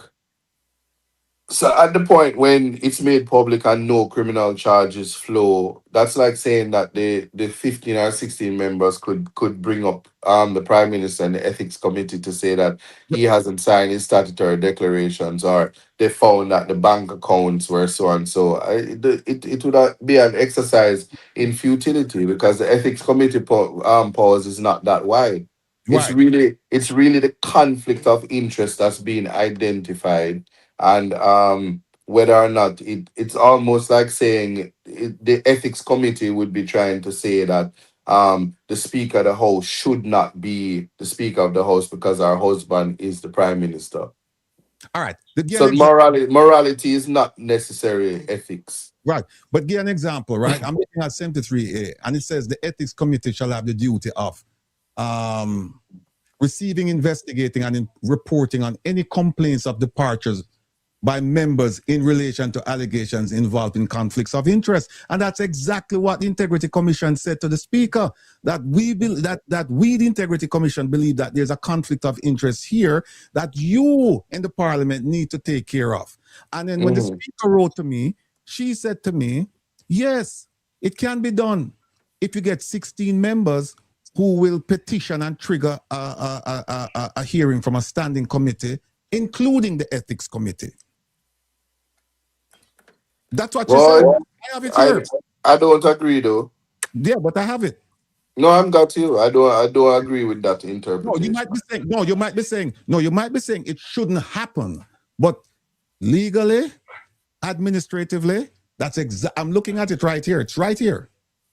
Brother Rattigan, well, I am taking Isat's point as it relates to that understanding, similar understanding that myself and Isat Buchanan have. So I'm not going to exhaust any longer. All right. Right? No, but like I say, notwithstanding the standing orders are interpreted, and I don't take that interpretation. I am not the authority on it. So it's something to revisit. Right. Because here's why I tend to take a different view from both of you. It was the Speaker of the House who drafted this letter and said to me, listen, you want to go after Tufton because of conflict of interest, then you need to trigger 77A. And what was the purpose of it? The purpose of it was a conflict of interest. And then when you read 73E, it says, yes, if there's a conflict of interest, we will look into it as the ethics committee. So if the argument is, well, it shouldn't be like that. Yeah, but let me just say something. My interpretation of the conflict of interest was what it was plainly set out to be in relation to where the ethics committee is trying to identify conflict of interest in that you are a member owner of the company. Not that you sexing of the man who own the company. Oh, I said that's different. That's 73EB when you talk about company. I'm just saying, the conflict of interest that's being referred to is that type of conflict. Yeah. No, there's a difference between 73EB and 73EC regarding conflict of interest. They're two different conflicts of interest they're talking about. When I get a chance, take a look at it. I will look at it again, but I think that would be a witch hunt.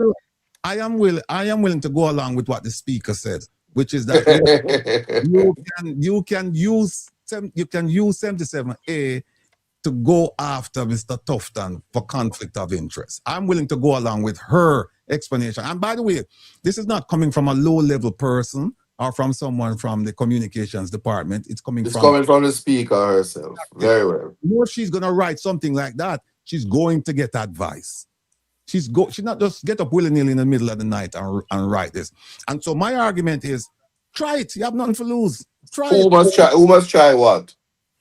Try 77A. Try 77A. I understand what you're saying, that they're going to. Well, here's the thing. I don't want to reveal certain things that certain members of your party said to me this week. I don't want to reveal that. So don't tell me. I'm here for the human rights. Right. So them things there's the people who big and idle. I don't see how that is preventing governance. So I take a different approach. All right. All right. Do you have any more questions, Mystic? It look like him gone. I'm gone. Okay. Yeah, man. So yeah, those are my submissions on the NaRRA. I hope I would have shed some light to it. That is concerned. Yeah, listen. Well, Kevin gone. Just want to thank you for your time, because I know you're a very, very busy person, and so we just want big you up and just say, listen, continue to do the good work. We're watching you, and we're enjoying how you're taking these people to task. No, you can't go yet. I have something to show you. No. Take a look at this, because people have been saying that Marlene Mallow Fort, that she was in favor, she was making the argument for the PNP, and she's going to vote against it and all of this. And so I want to play you the video so people can listen and hear what she said in it. It's about 20 seconds or so. Listen to this. Go ahead. Listen to this.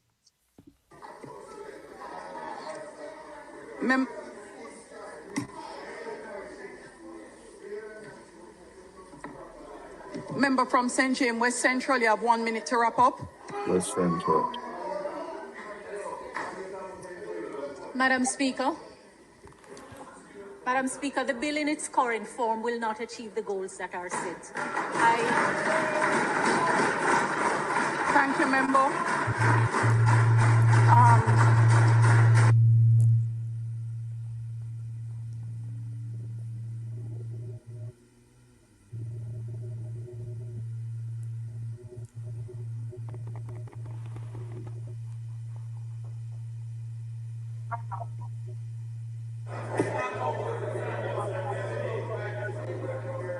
You leaving?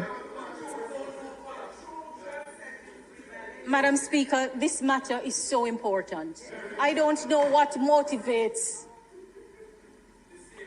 my colleagues on that side who are clapping, but I know that I am vested in the success of the actions of the government. And so, Madam Speaker, this is too important for us not to have the kind of buy-in and take into account the very valid concerns that have been raised. So, Madam Speaker, on that note, I invite the Prime Minister piloting the bill and the team to take into account the very valid points that have been made. The bill needs some reworking. All right. No, some people saw that and say, well, then she's going to vote against against it. And my opinion is that no, what she's saying is exactly what you've said and what the opposition leader said. She's saying, look, we need to make some changes to it, because like you, she agrees that this bill is a good bill, right? But it's just how... Oh, I'm gone. Call again. Go and come back.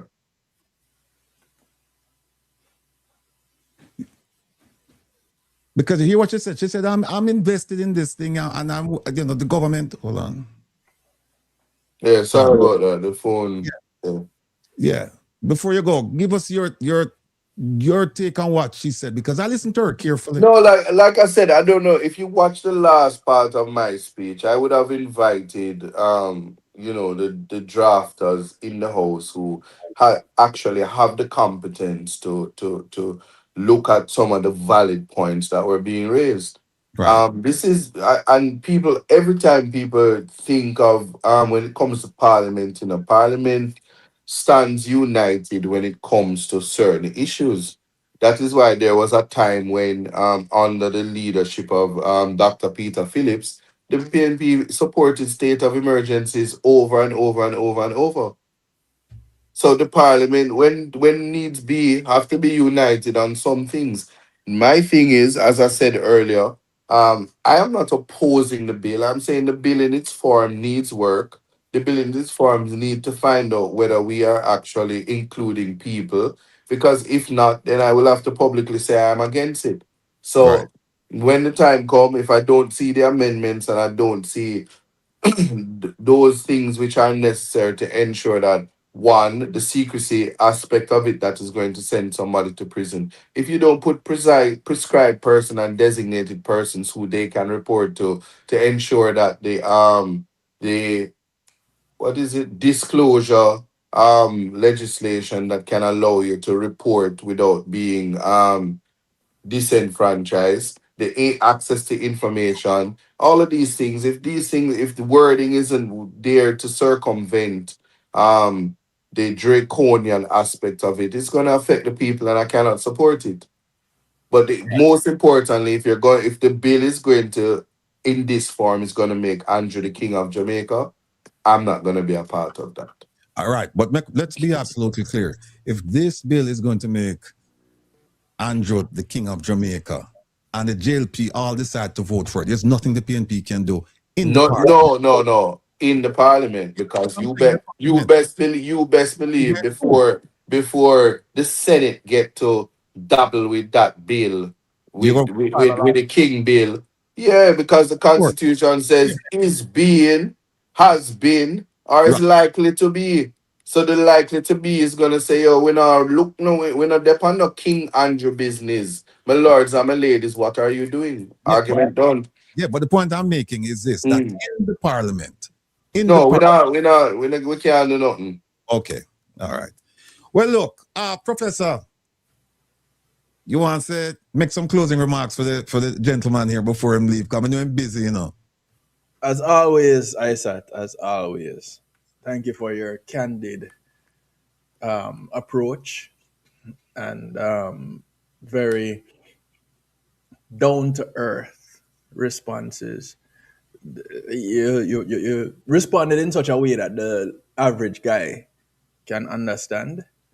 So I can understand. Thanks. All right, blessings, man. I appreciate love it. All right, Brethren, well, look for see you forward again in a while.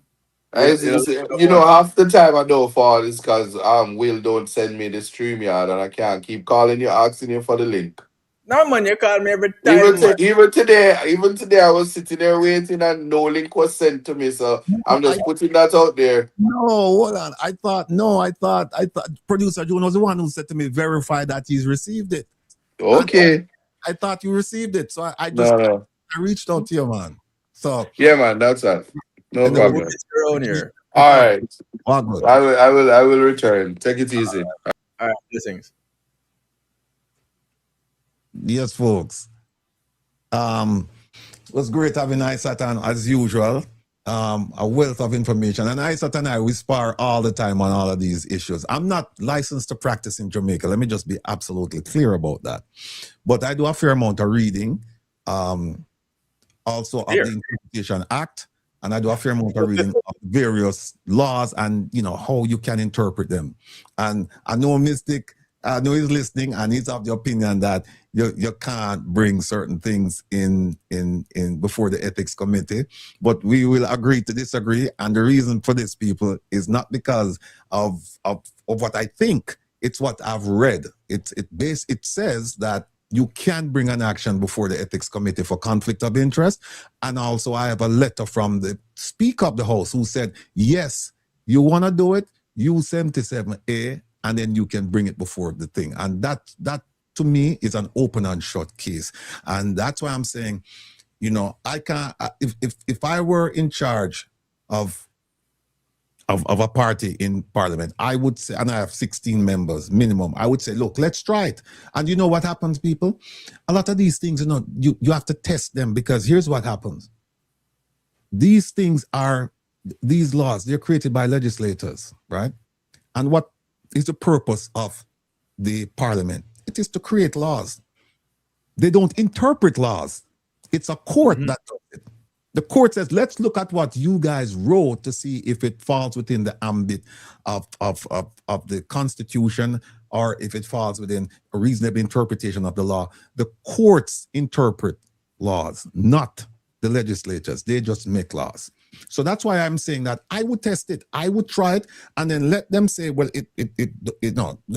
your interpretation is wrong. And then we say, all right, let's take it to court and let a judge sit down, examine the legislative history, because one of the things that lawyers fail to do quite often is when they're looking at a particular law, they don't look to the legislative history.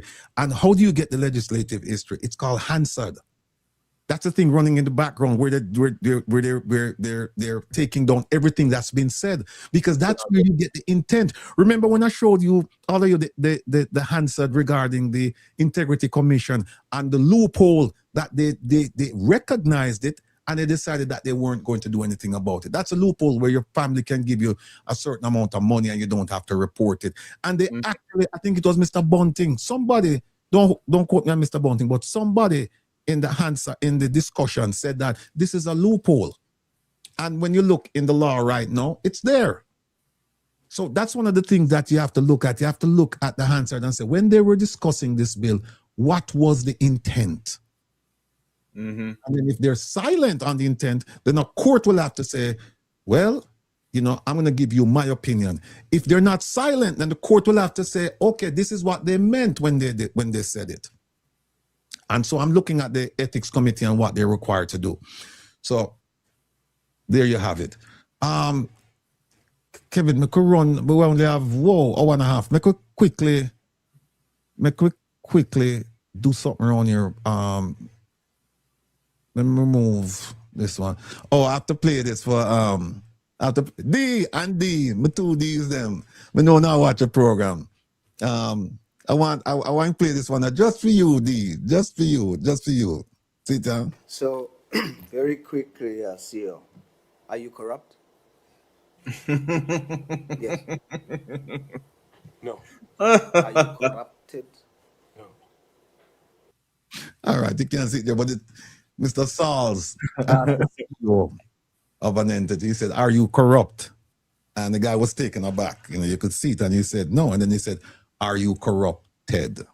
And he found that to be, so hilarious that she said, "Look, you need to play that." So we played it, and we'll certainly use it when necessary against some of our politicians in Jamaica.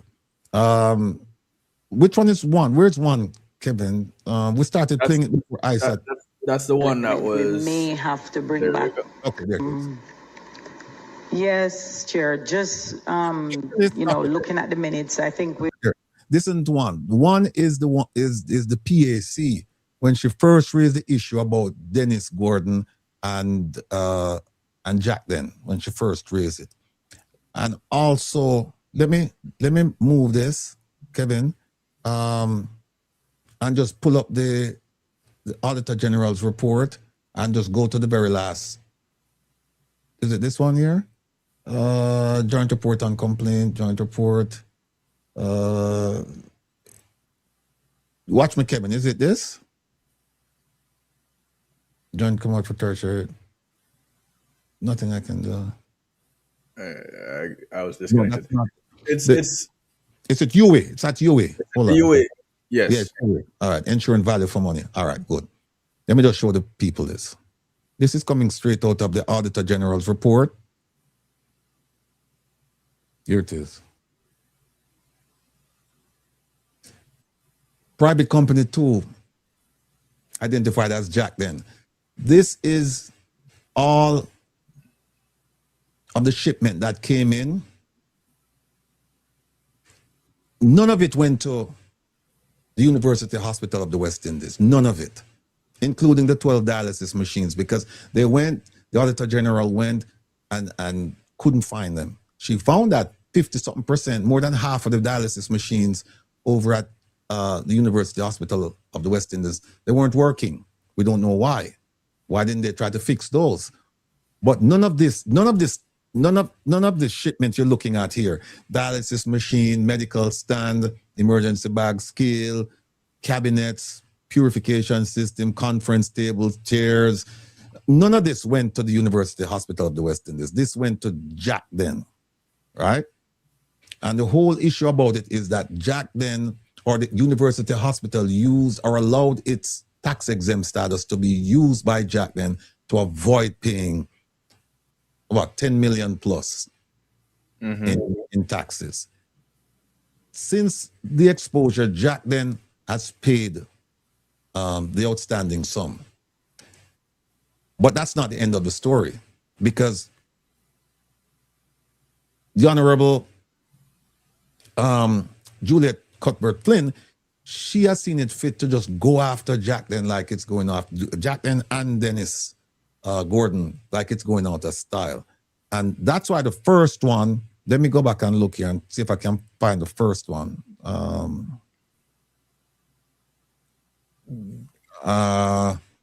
And you know what, Kevin, you know, some of the 0.00000000001 people, they're with us. They're with us. Some people will just never learn. Yeah, and you just have to give up on those. But 99.99999% of you get it. Let me just see. It's 3. Hold on a second, Kevin. And we're not gonna. Hold on. Just based on the time points. But what I want people to understand, Kevin, is that we don't have nobody yard, you know, so we can speak freely. You know, we don't worry about party affiliation. No party give me no money. None of them not give me no money. Me not take no money from them. Me have secrets for both of them, right? But that is an aside. Them now feed me, them now close me. So me can talk freely. So whoever like it. And that's my auntie would have said, who not like it, bite it. So there you go. Kevin, there is one. Oh, number 3. It's number 3 PAC. Hold on a second. Oh, here it is. It's this one. This one is the first one. This one.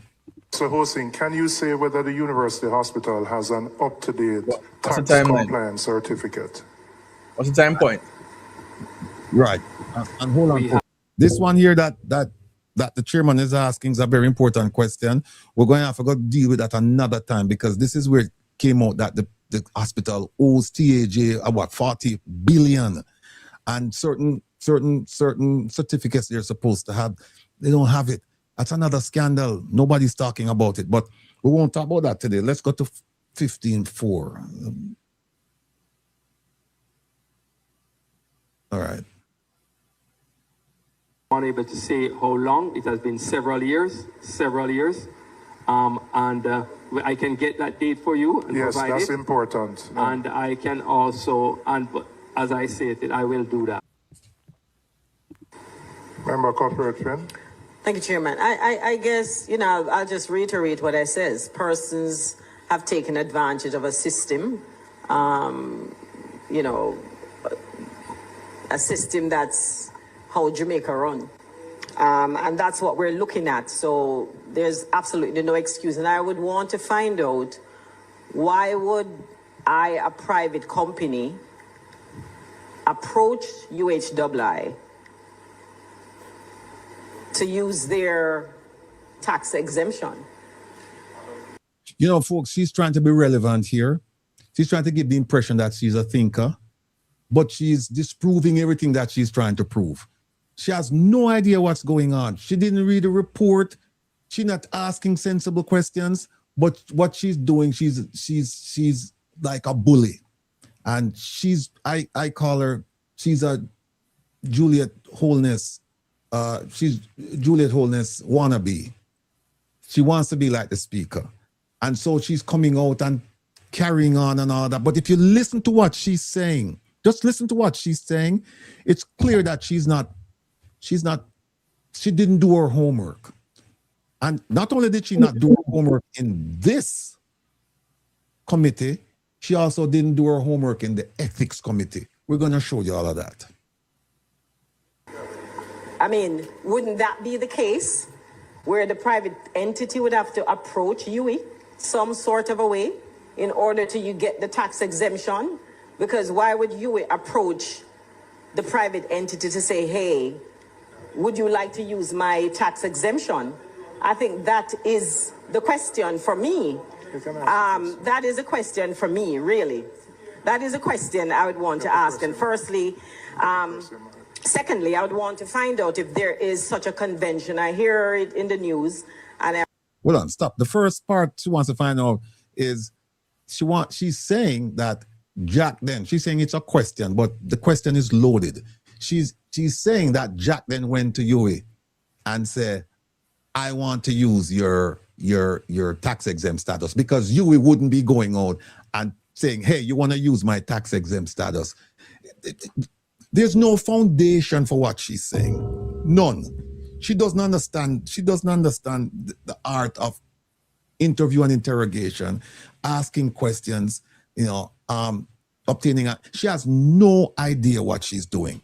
And all she has is a loud mouth, and she's up there carrying on.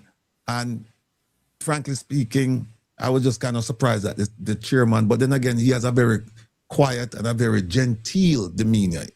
He's not one who will just shut people down like that. And it's a blessing, but it also is a curse, because sometimes when you get up, when you are approached by people like this lady here, who's unprepared, you need to shut her down and tell her, go home and prepare before you come here and ask full questions. I heard a person saying that there is some sort of a convention regarding the use of UHII tax exemption. Is there such a convention? And if there was, is that now done with?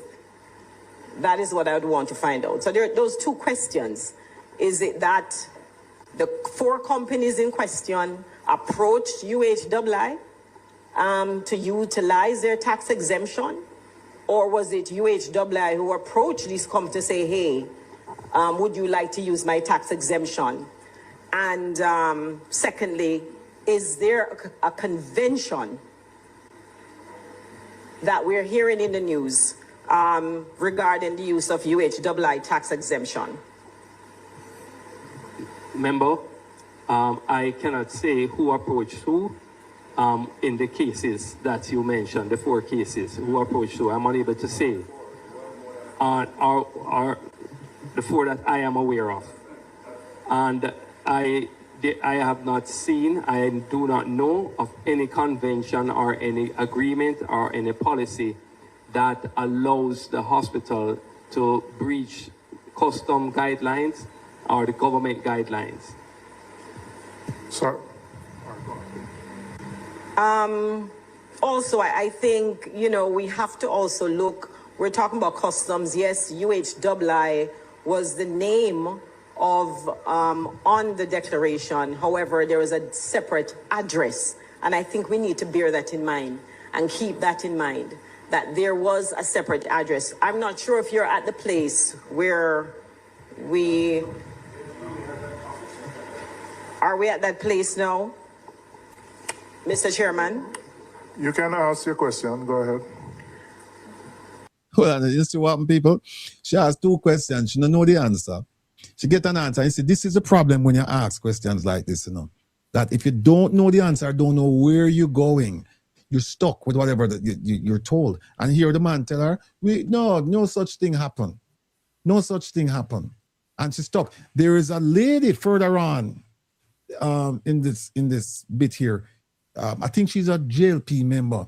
I like the way she formulated her questions, because you could see where she's going with her questions. You could just see where, and I know that this lady is going to come back later on with something that's earth-shattering. I just know when you listen to the question, when you listen to the way she formulates the questions, she knows the answers. You can just tell, or she needs to just confirm what she's received already. But this lady here, this one here, Miss Juliet Wannabe, she has no idea what she's doing. I wanted to find out, I think, and I'm more concerned because the other entities, they're not a part of the parliament. And there's one company in particular that the member is a member of the parliament. And so that is of concern to me as a member of parliament. And so what I want to find out is, there's certain things we saw as far as the declaration, and I think we got something from customs that the declaration was false under the Jamaica Customs Act Section 209, that the invoice had UHII as the importer, and UHII's national code was used in this instance to evade paying duties. That is, I think, what customs sent to all of us. I think I got that yesterday in my mail. I think also one of the companies in question, Jack then mentioned, I heard on the news, and I think I listened to a report and I listened to the chairman who also mentioned on a radio station that the company Jack then paid back a sum of... Well on, people. Professor, we don't need to go any further. I just saw, was it carrying? Is it carrying? No. Is it? So, hold on. Somebody said, oh, yes, carrying. It's carrying. No, it's a carrying. Hold on a second. Oh, no, it's Brandon.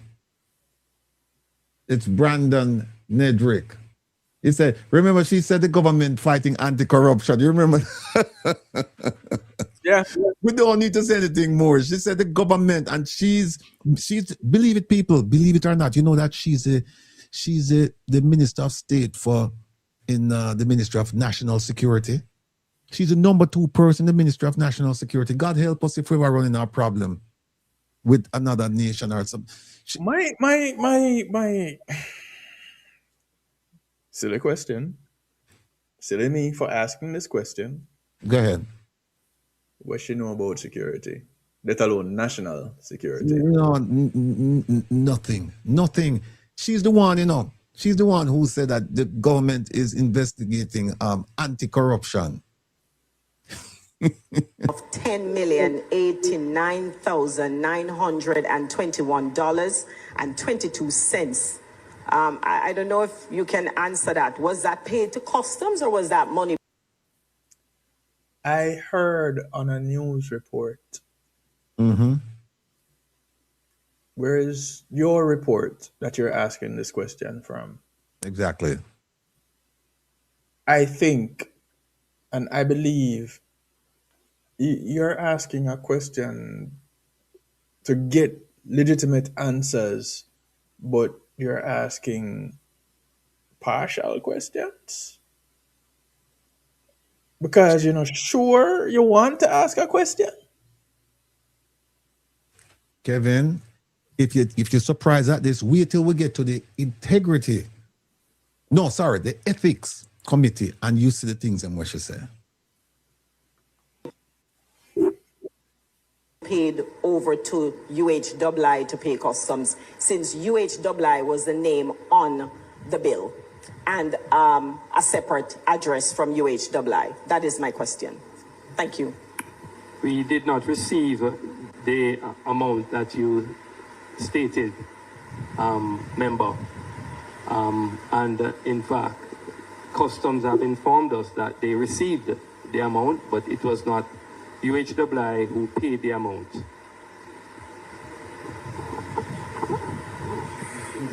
All right, Member Cousins. Thank you, Chairman. My question goes back to the issue of the tax compliance certificate. And I'm going to go further down and see if I see her. This guy is pretty good too. I like him. It's pretty good. My question to you, sir, to the PSR, the Mr. And just so you know, for civics purposes, that's the way you're supposed to ask the question. Through the chair, crosstalk, so here I go on doing thing. Eric, on what ground, what condition, what author? Let's not focus, and let me see if she comes up again. I don't think she come up. There's so much inside of these things here. Let me remove it. No, we can't go to this one and no. Wait, Sitya. Wait, Kevin. Which one? The first one? The first one, yeah. Producer OT have the first one. Straight up there, producer. All right. Not here, remember? There might be some new information regarding the Auditor General's report. And based on those reports and what was tabled in the Parliament, we may have to bring back ask a member to return to the committee. Just looking at what is. No, this is a different committee now. This is the Ethics Committee. The first one was the Public Accounts Committee, chaired by Julian Robinson. This one is the Ethics Committee, chaired by Marlene Mallohu Fort. And see, she have it in her for Dennis Gordon. I don't know what happened between them, if anything happened between them. I don't know if Jack then had something to do with her. I don't know, but she's hell bent on bringing them before this committee, and she was discussing Mr. Gordon and Jack then in another committee. So I don't know. For us, and what has been revealed in some information that we received from the PAC meeting last week.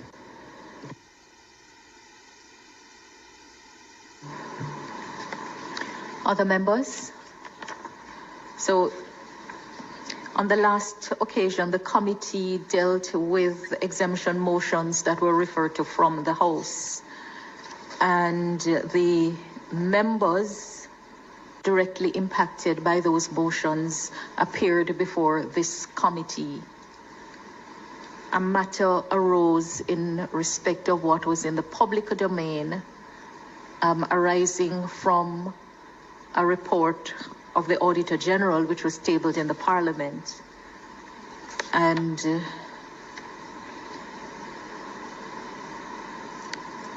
since then, further information has been disclosed, which has a direct impact on matters discussed in the last meeting of the committee. And you're saying, Member Cuthbert-Flynn, that you believe it would be appropriate for the member to be asked back to this committee, for the committee to interrogate the matter and seek some clarification on the responses. Other members?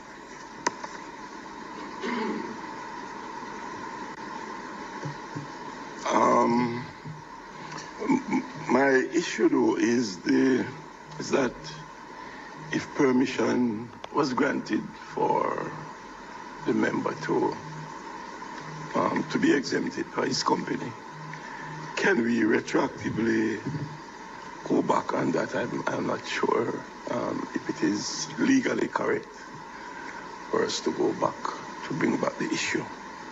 Valid concern. At the end of the last meeting, based on the responses that were given by the member, I think the committee made a certain recommendation which was acted on by the House. What I understand Member Cuthbert-Flynn to have said was that it appears that there is discrepancy and inaccuracy in those responses given.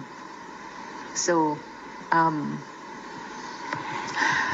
I understand that, but I don't know if the committee can reverse a decision that was made by the House itself. So it would be a matter that would have to go before the House. Right.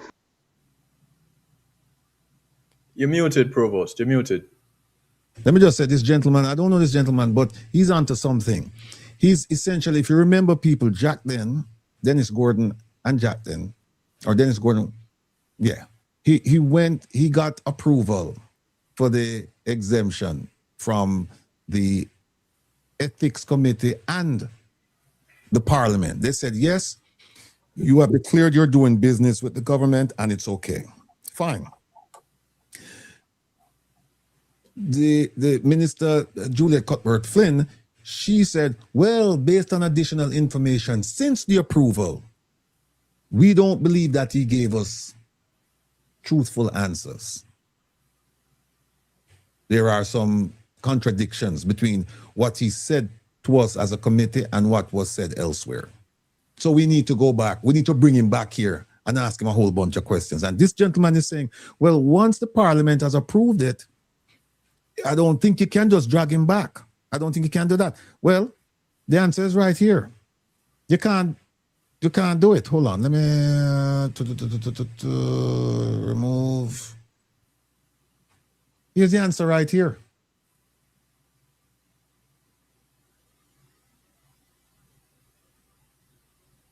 It says Ethics Committee further review of approved parliamentary exemption motion.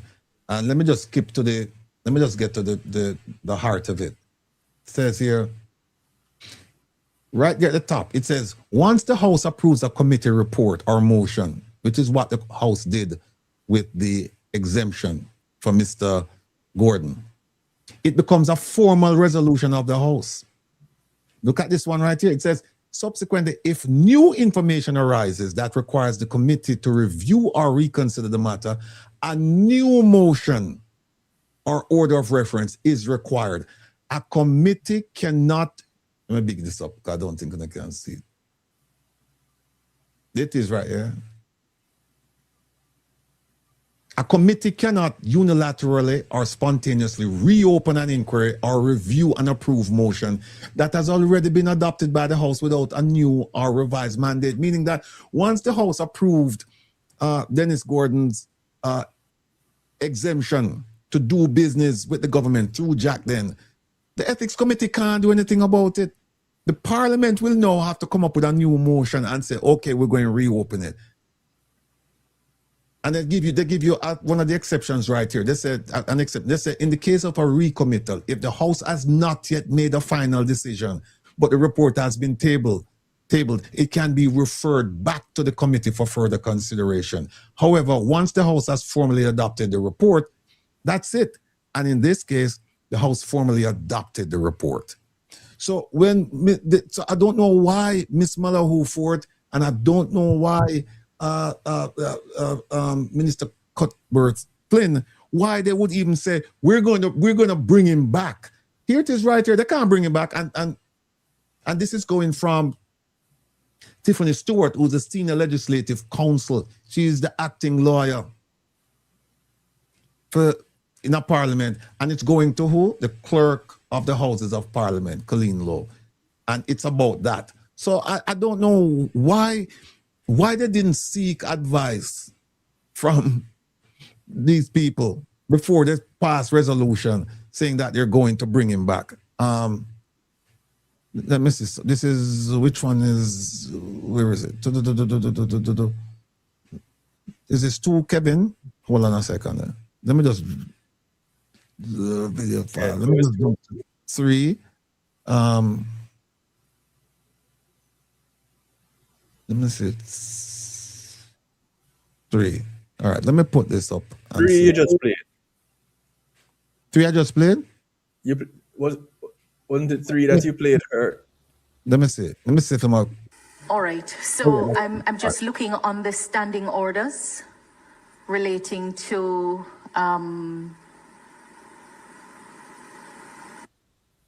bringing someone before the committee. So if we're to summon any witnesses, the committee shall supply the name, residence, occupation of every such, the chairman of every such witness to the clerk of the Parliament at least 7. I don't know where them find these people from, because here's the thing.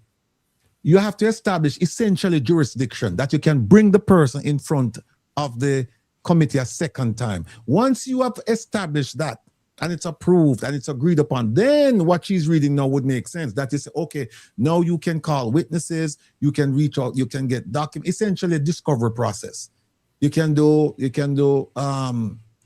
you can get documents, you can question people depositions, you can do all of those things. But first you have to have the authority to have the person come back. And I don't know what's going on here. 7 days before his evidence is required, clerk shall then, subject to the discretion of the speaker, summon every such witness on behalf of the House. I believe this is the standing order that would be relevant. Okay.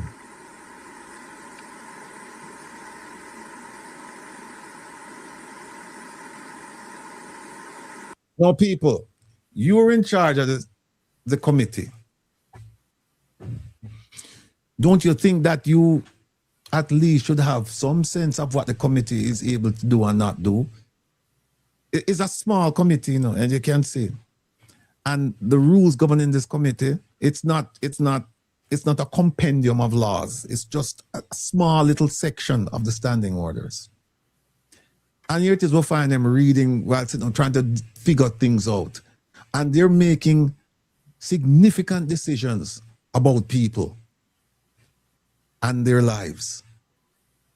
And here it is, producer Joan Wright, them are wing it. Them are wing it, Kevin. They're winging it.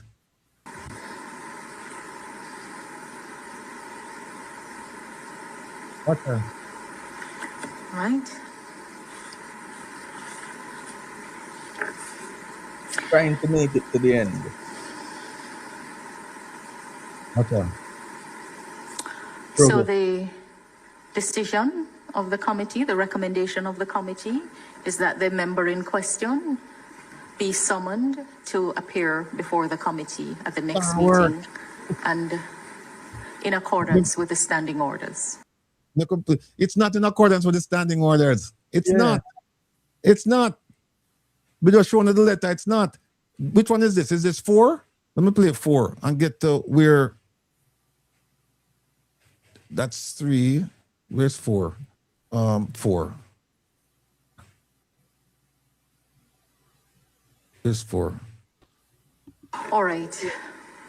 So, again, just for summary, the accuracy of information provided by the member in question, as recorded in the minutes, has been called into question in light of subsequent publication in the public domain, and the member is therefore being asked to return to the committee to provide clarification on the answers given.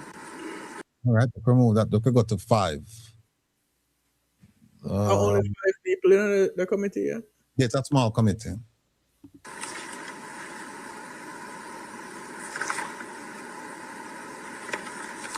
All right, so one of the matters arising is also a matter for discussion, and that is the functions of the committee and what. No, people, all of you on the thing now. This is a very important part of this exercise here. This is a very important part of it. Do not leave. Do not leave. If you're interested in civics and see how people act like bumbling idiots, you can't leave. Watch this. Steps we will have to take to establish the register of interest and to deal with other reports and matters that may be before other committees of the Parliament. So if there is no other matter arising, then we can move to agenda item number 7, matters for discussion.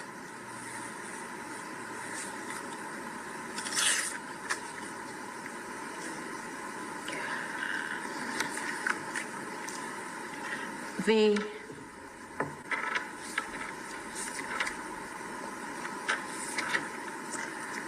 first,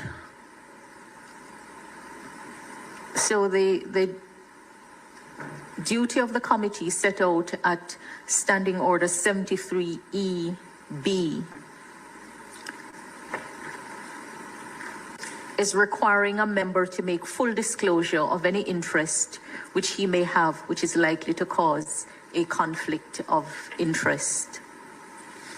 That is the one we're talking with Isat and... I have checked, and I don't know, Committee Clerk, if you can assist whether a register of interest has ever been established in the Parliament of Jamaica since the creation of the Ethics Committee. Right.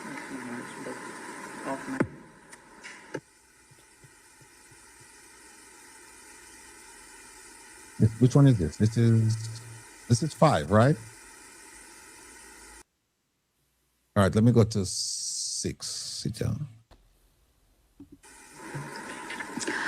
All right, colleagues. At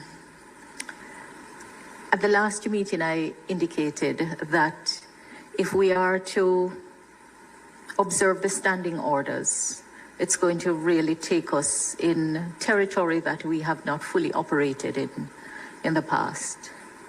The functions of the committee says receiving, investigating, and reporting on any complaints of departure by members from the political code of conduct. Tell me. No, you said she start grin, that sheepish grin, because she knows what's coming next. She knows what's coming next. You hear what she said? She said the Ethics Committee, I'll read it to you, 73A, it's right here. The Ethics Committee shall have the duty of receiving, investigating, and reporting on any complaints of departures by members from the political code of conduct. And now you're going to see how they torture the political code of conduct, and they massage it into something called the leadership code of conduct, and they get them all mixed up. And remember what the Prime Minister said when they got paid. He said, this is to attract the best and the brightest. Right. The best and the brightest. If this is the best, and I don't believe this is the best and the brightest, by the way, in Jamaica, but if this is the best and the brightest, we're not trouble. What are your thoughts on this duty? Right now,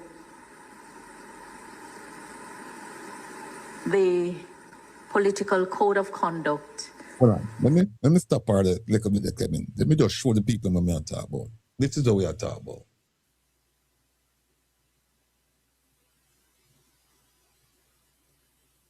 This is what we are talking about. This is the problem. This is the thing that's giving them problem. Political code of conduct, as opposed to the leadership code of conduct, right? That's a problem. The one that we were talking with Mystic and Isat, yeah, here it is. This is a conflict of interest, and you see any interest that has to do with a company, and this one is relating to allegations involving conflicts of interest, which is what the Integrity Commission did. But be that as it may, we're looking at A now, political code of conduct. All right.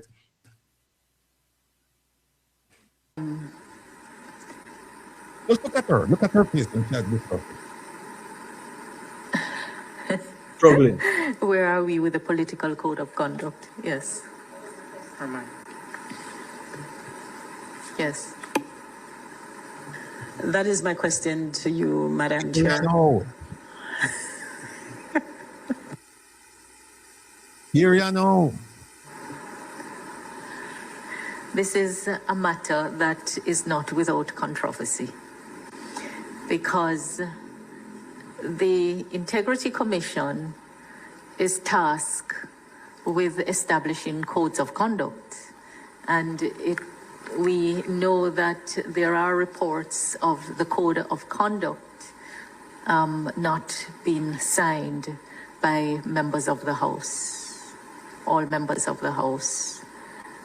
We also should know that the code essentially reflects the 7 principles of public life, which was adopted in this jurisdiction. But how do we receive, investigate, and report on complaints of departure from the code of conduct if the code of conduct is not signed? What are your thoughts? You see, right away, you see there's a problem. She's talking about the leadership code of conduct, but the ethics committee, the requirement is talking about the political code of conduct. People want to understand it. This is civics, you know. This is civics. It's two different codes, but they're confused about them. Member Lee?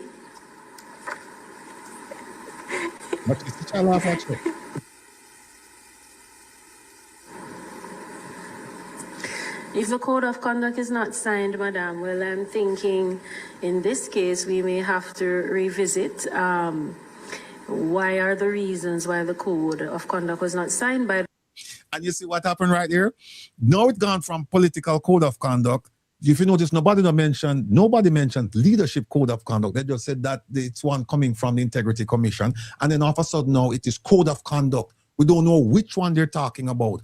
But the one they're talking about for Parliament is the leadership code of conduct. The one, when you hear political code of conduct, that is for election. I'm going to show you the difference. Those members, clearly there are concerns. And I mean, we would have a new set of parliamentarians coming in, because I'm thinking that was before the last general elections.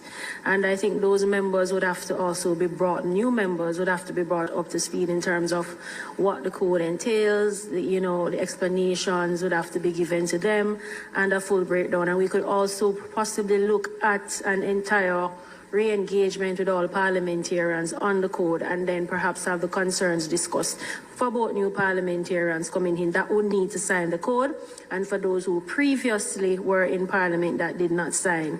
And then we could ventilate from that matter, because obviously there are some issues surrounding why older members, meaning members who are not serving as first-term MPs, would have not signed. And in terms of what those issues. You see, she's talking about the leadership code, the one that the government didn't sign. But the ethics committee, they're referring to the political code of conduct. But it's interesting to see. Watch and see what's going to happen now. I want you to watch the faces. They're very uncomfortable discussing this topic because they realize that there are some problems, especially Cuthbert-Flynn. Clarity is one of the big problems. You're absolutely correct.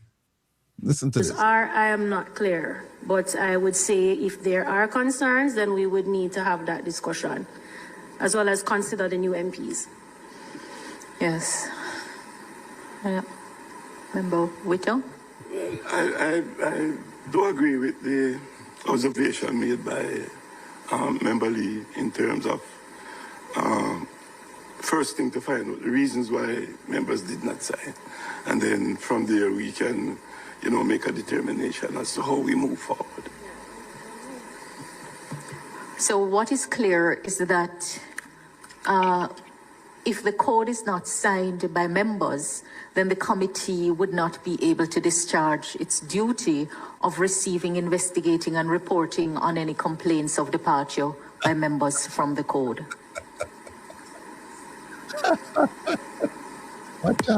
So, Madam Chair, does this mean what we mentioned earlier, that we would not be able to, bring anyone back to the committee meeting to discuss any matter? That there may be a departure from said code? I think the committee would have to report to the House and inquire what is the status of the political code of conduct and what are the reasons for the non-signature by members, and a discussion be had around that. But I think what currently obtains would make it difficult for the committee to discharge its duties unless the matter of the political code of conduct is interrogated. Yes? You're not happy. Member Lee, you're not. Please go on, Mike. No, I was just trying to get some clarity, Chair, so it's a situation where unless everyone agrees to the code of conduct, then you're saying it cannot be applied to the committee. Well, I think this is a matter that we will have to, this is a matter that we will have to discuss and seek some regularization around. What is the status of the political code of conduct? We know that let me just pull up. Just give me a minute. People, big up yourself, shout out. Big up yourself, big up yourself.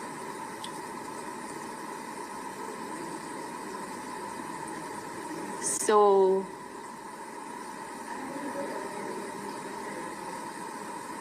just a minute.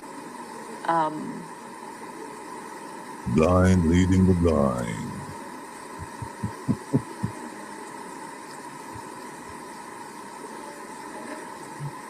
All right, let's see no evil. All right, it's back to Kevin. Kevin, look. See no evil. I'm coming. Hear no evil. Hear no evil. Speak no evil. This is a joke, people.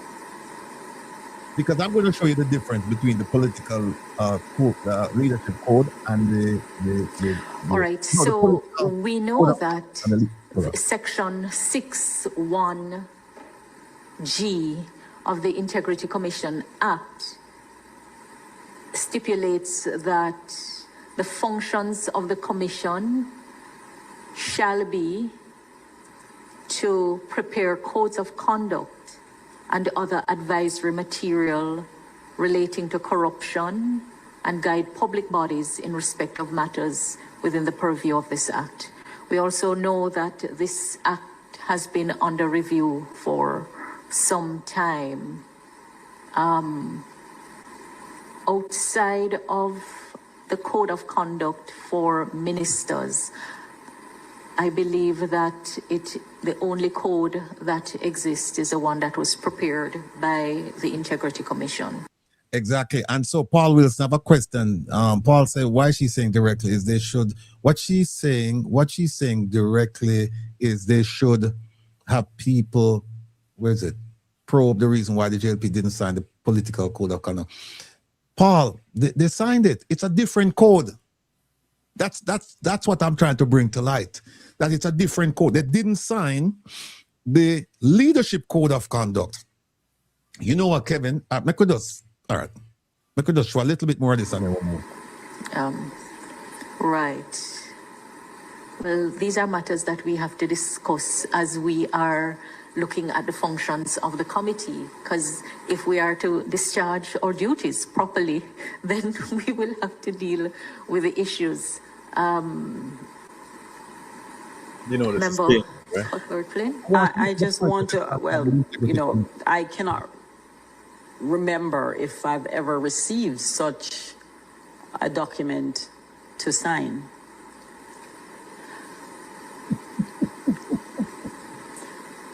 I best and the brightest people. Best and the brightest. All right, so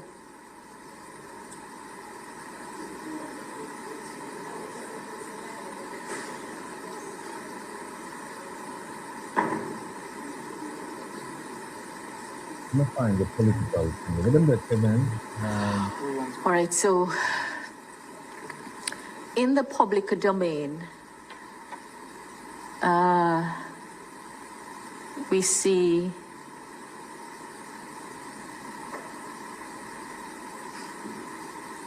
I don't believe that anything has arisen in this new parliament in respect of the codes of conduct. But when I was researching, if you go to the Integrity Commission website, you would see some publication and clarification. We're going to go there, people. We're going to go there now. And look when she realized her name mentioned in the report as somebody who never signed it and a complaint. Regarding Integrity Commission's leadership code of conduct, clarification in one matter. I'm even named.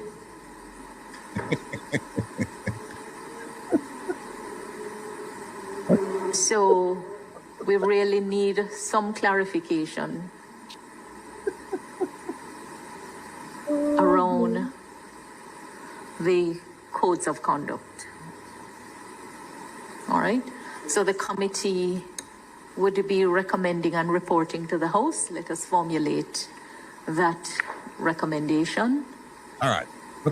So Kevin, what are the documents then regarding the political, and then more the one with the IC. More show the one with the IC. Where's the political one? So the ones with the IC. No, give me the political one first. They're all together. Were they in IC? They were all together in the No, they're not miscellaneous. In where? In the miscellaneous tab. No, I'm not see that now. Well, sorry, my bad. Code of conduct tab. Oh, code of conduct. All right, my brother. All right. Thank you. Code of conduct. All right. Yeah, them there. All right. Oh, this one. This is lawsuit. All right, let me show you something. This is what the political conduct thing look like. Hold on, let me take her down. Let me move this. To this. Joint agreement and declaration on political conduct. This code of conduct, political code of conduct, is only around election time. And this is done under the auspices of the ombudsman. And as we all know, this administration removed the independence of the ombudsman and shoveled him under the ECJ, the Electoral Commission of Jamaica. This comes about every time you have an election, that the political parties, they get together and said, okay, they sign this thing saying we're not going to have any violence, we're not going to do this, we're going to do that. Let me just show you what it is. Here it is, the People's National, the Jamaica, here it is right there. The People's National Party, the Jamaica Labour Party, and all other legitimate political parties in Jamaica affirm their belief that, we believe in the sanctity of human life. We don't want anybody taking anybody's life because of that person's, here it is right here, political allegiance. This is during the election time you get this, right? Person's political allegiance. Here it is, declared their opposition to and rejection of the use of violence or intimidation by any of the members or supporters as a means of expressing political support. This has nothing to do with Parliament, right? Political support. Denounce the procurement, possession, or distribution of weapons or ammunition of any sort by their members or supporters for use in political activity. Affirm their commitment to nonviolent relations between the members and supporters of all political parties. Repudiate, and it goes on and on and on and on. And here it is. The People's National Party, the Jamaica Labour Party, and all the legitimate political parties in Jamaica hereby agree that. Now keep in mind, the Integrity Commission leadership code of conduct has nothing to do with political parties. It has to do with parliamentarians. And these people in Parliament that are supposed to be the best and the brightest, they read something about political code of conduct and start confusing it now with leadership code of conduct that they didn't sign. They meaning the government didn't sign, the government ministers didn't sign. This is all about, see it right here, it's all about the election. Here it is. And see it right there, so who in charge of it? The ombudsman. And it goes on and on. It's about People's National Party, Jamaica Labour Party. Here it is, right? Now, make a move from that and then show you some other things. What me there, Kevin? Kevin, where you there? What me there? What me there, Kevin? Code of conduct. Yeah, what me there? That other one there, political. All right. Look on that one now. Look at this, my people. See this? Political parties sign code of conduct. You see that? Not parliamentarians. Political parties. And look what it said, the key point, the two main political parties, the People's National Party and the Jamaica Labour Party, have demonstrated their commitment to ensuring a peaceful what? A peaceful parliament? No, a peaceful general election. This is what they sign. And there it is, Mama P. I think that one the ombudsman, the Prime Minister Post Assistant acting custos. Okay, show the political code of conduct. There it is right there. That is the political code of conduct. And the story is right here. It goes on and on and on and on and on about politics. Right? Here's one here. Here it is. Prime Minister Simpson Miller signs the code of political conduct. Right? That's that. Let me get another one. Which power that Kevin? Them still never go on good. Yeah. And here is another one again. This is the election 2020. Here's one right here. Prime Minister calls on political candidate to denounce intimidation and violence. There, you have it right there. Peter Phillips and Andrew Holness, they sign it. Right here.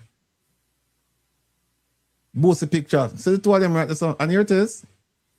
Here it is, Prime Minister and leader of the Jamaica Labour Party, the Most Honourable Andrew Holness, and leader of the People's National Party, Dr. Peter Phillips, display copies of the Code of Political Conduct. It is right here. That's not the leadership conduct. Look, the Prime Minister signed it. He signed it. So it can't be the Code of Conduct that we're talking about. It cannot be, because we know he didn't sign that one. All right. That's 2020. I think we did 2016. Where else was it, Kevin? How about that one, yeah? It's a 2005. Hold on. So this thing, they run for a while. Look at this. 2005. See there? Prime Minister and opposition leader signed declaration on political conduct.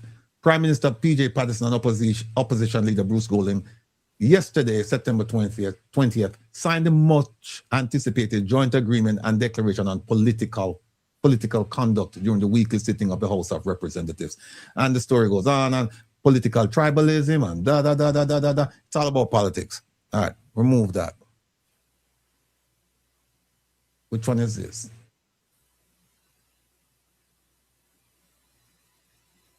All right. Look at this one here. And this is, to me, it's a matter of interpretation. 77A would be fine with this. June 2nd, 2025. This is before the election, just before the election, right? Because this has to do with conduct. And this is where the PNP is saying that they submitted a formal complaint to the political ombudsman, citing breaches of the see this? Citing breaches of the political code of conduct by Prime Minister Andrew Holness. I don't know why a 77A wouldn't be pertinent in this case. But anyway, they went to the political ombudsman. And remember, the political ombudsman is where? In the ECJ. How we know what this so. So, but here it is, the political code of conduct. All right, they can remove this now. Now, Kev, we need now for sure the people in this. And then we'll go to this one here. All right.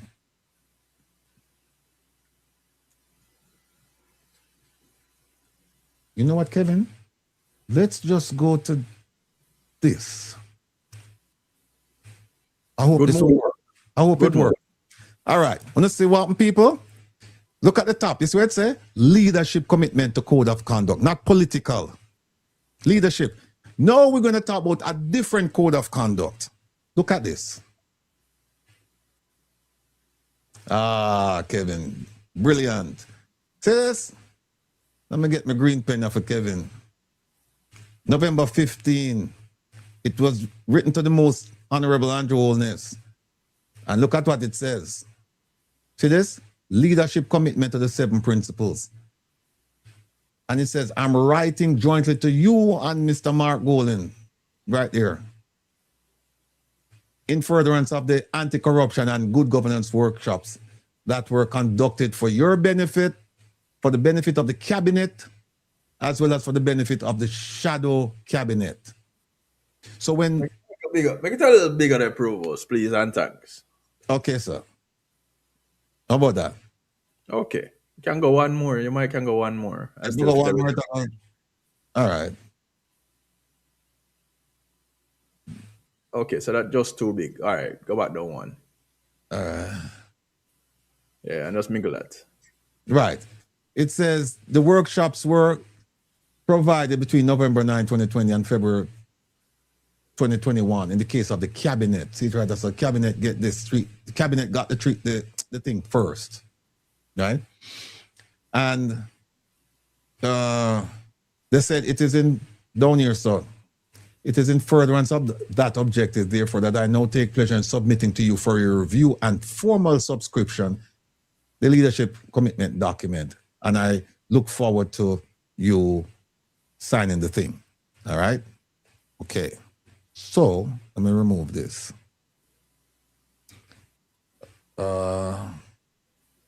That's that. So they sent the letter to the Prime Minister and to the leader of the opposition. Then they did this.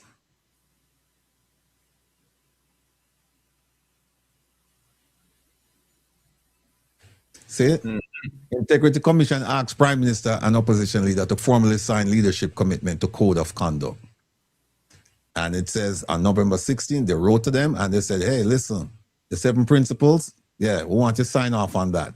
It is right here, written to both of them, asking them to officially subscribe to a Code of Conduct leadership, not political. You want to put on a highlighter for that? Yeah, me know. We see it. All right. So we're going to run through. All right, look, here it is. And they give you the 7 principles. Selflessness. You should act solely in terms of the public interest, not your interest. The service should be for the people, not self-service, as OT would have said. They should not do so to gain financial or other material benefits for themselves, their family, or friends. Integrity. Don't place yourself under any financial or other obligations to individuals or organizations that might seek to encourage improper behavior. Objectivity speaks for itself. Accountability is something that we've been asking for around here. See this? Holders of public office are accountable for their decisions and actions. Who are they accountable to? The public. There it is. They must be open. They must be honest. And in their honesty, they must protect the public interest. There it is. And then leadership. There it is, leadership. No, move this now. It'll get really interesting. No. You want to share the screen for this one? All right, hold on a second.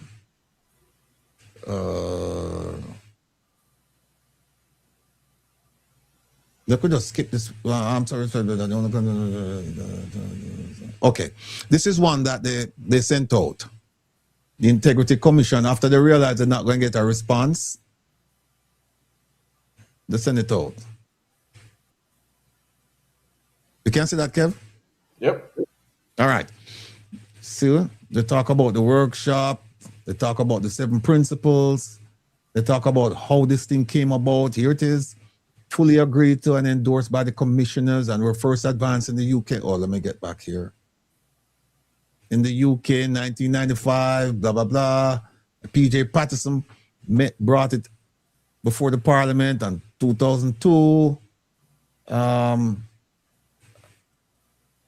here it says, while we can't force anybody to sign it, signing it will signal a clear demonstration to the people of Jamaica of the standard of integrity, governance, and accountability. Right? And it says, likewise, this is interesting, a failure to sign will also signal to the citizens of Jamaica the type of leadership they should expect from the country's highest office holders. Remember the Prime Minister said you get what you pay for, right? Correct. And they said the only thing we expect is for them to sign. All right. I don't do it all Kevin want me to do it because I do it the way I know, so I'm not going to mess it up. And by saying that, I'm going to mess it up. Hold on. Let me see this one. Okay, hold on. Public clarification. All right. Look at this document now, people.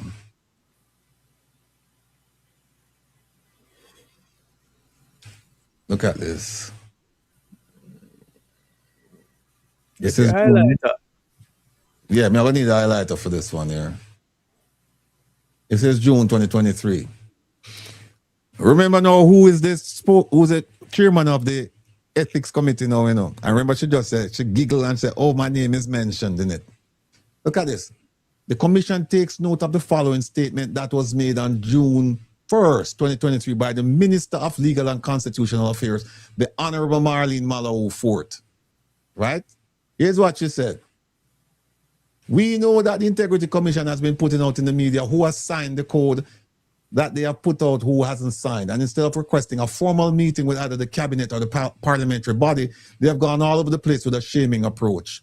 I believe the desired approach is to train people and help them to comply. If you set a code with a standard that reflects what you should be measured by, then all steps should be taken individually and collectively for compliance. You hear what she said? Only must come and talk to us.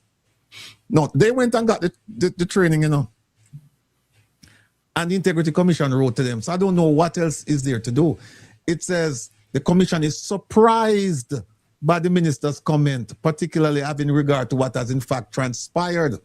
And then they talk about, I'm familiar with Mr. Nestor Morgan and what him said.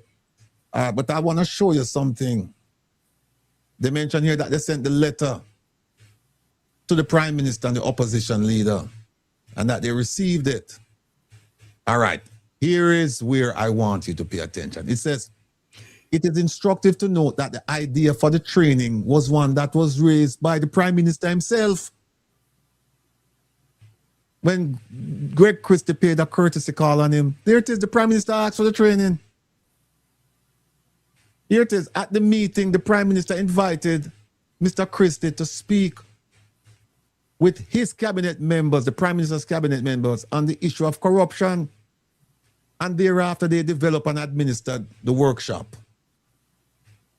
The opposition leader was the first public official to sign. Big up yourself, Mark Golden. And he said, rather than sign for everybody, he said, no, I want you to send it to every single one of them. Every single one of our members of our shadow cabinet. Mm-hmm. Look at this. Which is right. Yeah, look at the date of this. This is June 6, 2023. We're now in April 2026. Look at this. Despite the passage of over 6 months and despite the fact that the training was initiated by the Prime Minister himself, the Prime Minister is, however, yet to respond to the commission's letter to him. Further, neither he nor any member of the cabinet of the government of Jamaica has to date signed the code. That's 2023. And today, 2026, still holds true. Yes, right. Quite unfortunately, however, Minister Malawu Fort has taken issue with the commission. Listen to this. Listen, has taken issue with the commission while remaining silent on the failure on the part of the Prime Minister and cabinet members, including herself, to sign the code. She appears to be bothered by the fact that the commission has been advising the public of the public officials who have signed the code. And they say, we're just serving the public interest and it will therefore continue and we will not be influenced in this regard by anyone. The Minister Malawu Fort has said the commission should request a formal meeting. And look at how many meetings they've had. Kevin, look on this. The commission, however, has already met formally with the cabinet on no less than 10 occasions between November 2020 and February 21. As previously advised, the purpose of each of those meetings, each meeting lasted between 1.5 to 2.5 hours, was for the commission to give them training. And it said the commission continues to await a response from the Prime Minister to the letter it sent to him. And see, them have she's all over the show. Here it is, Minister Malawu Fort. She's there, all over the show. Here she is again. Look at this. The commission does not know whether Minister Morgan and Malawu Fort are aware that the commission has reached out to the Parliament regarding the matter of the Code of Conduct and that it is awaiting a response and that the public must also be aware of it. Right? And there she is again. I mean, they took her to task. She's there all. We don't have enough time to go over this. We don't have enough time to go over this. Let me show you something else. Take a look at this. Take a look at this, people. So what the commission say? If you can't pick this up, Kevin, it enumerates every single member who signed the leadership code of conduct. And it starts out with Mark Golding, Julian Robinson, Floyd Morris, Patricia Duncan Sutherland, Janice Allen, Michael Phillips, Donna Scott Motley, Maurice Guy, Natalie Nita Garvey, Philip Paulwell, Gabriela Morris, Andre Orton, Peter Bunting, Lisa Anna, Sophia Fraser Binns, Damian Crawford, Anthony Hilton, Lambert Brown, Raymond Price, Lothan Cousins, Joyce Daly. At the time, this was about 2023. 2023. They said everybody signed. Everybody signed.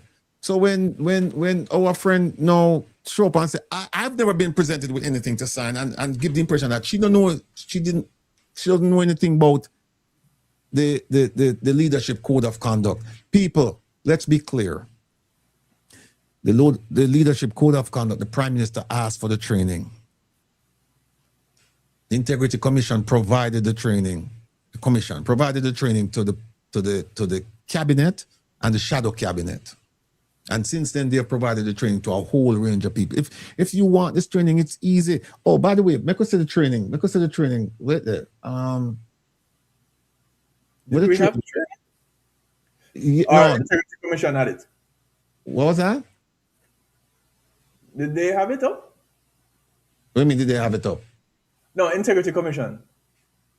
Yeah. They have the training. Let me see. I'll find it. Leadership commitment. Oh, hold on. Publications, presentations, and okay. All right, here it is. This is a training they receive, anti-corruption and good governance. People, I want you to look at this. Kevin, big this up for... Let me make it a little bigger. Hold on. I want you to see everything that the training they received for that period. All right. Look at this. And look who provided training. Some of the people that they're going after, they've gone after. Craig Beresford, Kevin Stevenson. Keisha Prince, she's the one who refused to prosecute the Prime Minister. She didn't prosecute him. But look at what they received. Overview of Jamaica's anti-corruption framework. The problem of corruption. Principles of good governance and integrity in government, public office, and public life. I mean, they're getting the whole shebang. Public procurement. Public procurement. Public procurement. Make us just take a look at public procurement and see it right there, sir? Should we really? See it right here. Look at this. So they can't, nobody can come and tell you in the government that them don't know nothing about public procurement. They got the training. The whole thing is right here. Yeah, if anybody said that, I lie them I tell straight. It's right here. Make way. Kevin, just close this, Kevin. Right, that's all? Yeah. No, close. Cancel. Okay.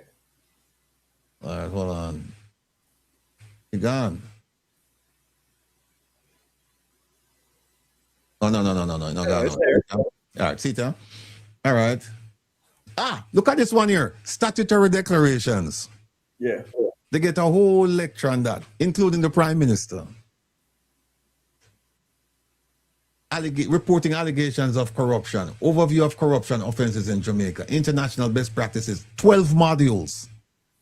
And they won't sign the principles of good governance. They won't sign it. With all the training they got. And that just leaves you with the conclusion that there's something going on. They won't sign it, and it's not something good. Because this is all good. Here's the thing though. If they don't sign it, they cannot be held accountable for the things that it governs. But here's the thing. The argument is that they didn't sign it. Yeah, but there's certain things like when you take the oath, and there's certain other things. I can't remember the. You know what? Let me show you something too. Well, no. Let me show you something. Jamaica needs a reworking. They need a rework. Let me show you something with the House of Representatives. Hold on a second.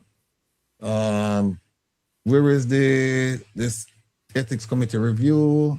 Is this it? No. House of Representatives standing order. All right, let me show you something with the standing order. I wish part it there now. All right. Look at this, people. Look at this slackness. Look at this. This is the ethics committee. So you shall have the duty of A, B, C, D, E, all of these things you can do. Look at this one right here. It says, monitoring reports from the Integrity Commission. Right? So, that report that came from the Integrity Commission to the Speaker definitely can go to the Integrity Commission.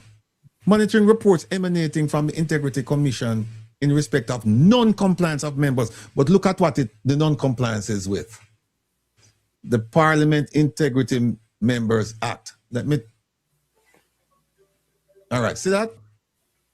In compliance, respect of non-compliance of members with the provisions of the Parliament Integrity of Members Act.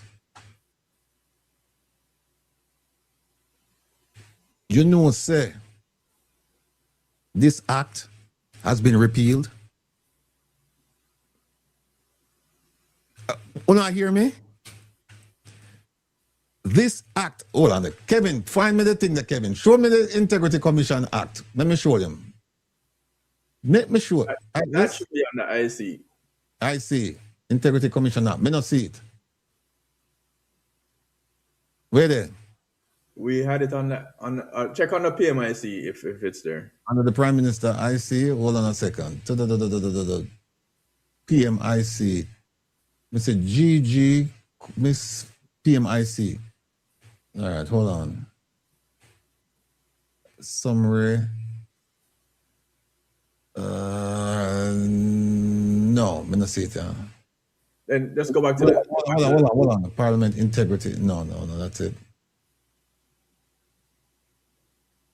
See if you can find it for me. Then just go back to their website where we pulled the Integrity Commission information from. Just now. Okay. All right, hold on. On the code of conduct. Let me see this. Oh no, not this. Well, on a code of conduct.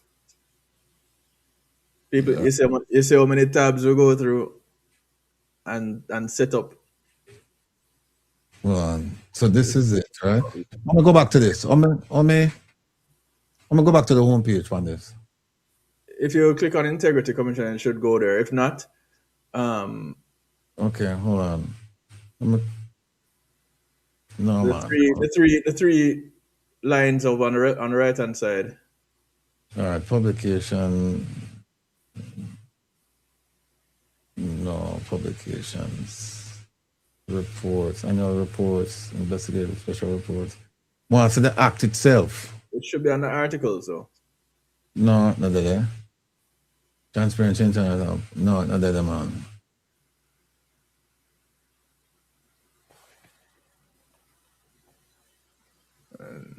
Let me.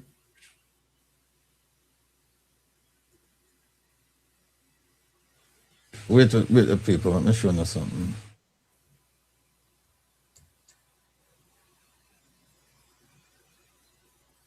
It's not there, man. Okay. We have it. We're supposed to have it up right. So, steering the people. I just want to show you one thing. Hold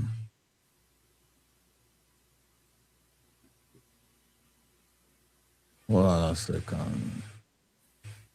Because we have it. You go through the thing. You go through the tabs and the files. It's okay. Hold on. You can just set that down. Do what? You can stop sharing. Okay.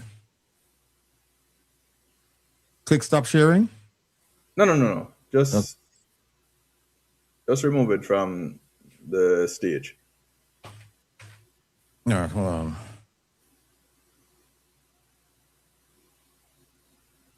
Where you going? Let me take a look at break. Hold on. Okay.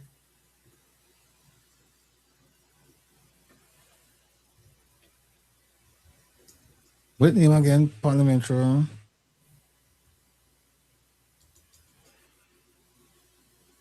You're looking for the Parliamentary Code of Conduct? No, not from the Integrity Commission Act? Integrity Commission Act, yeah.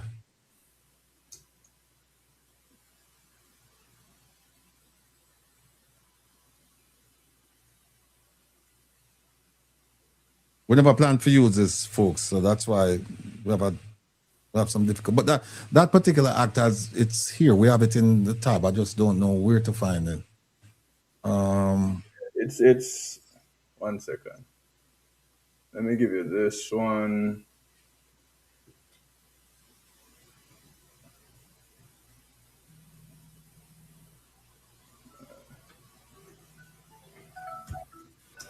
As my alarm goes off.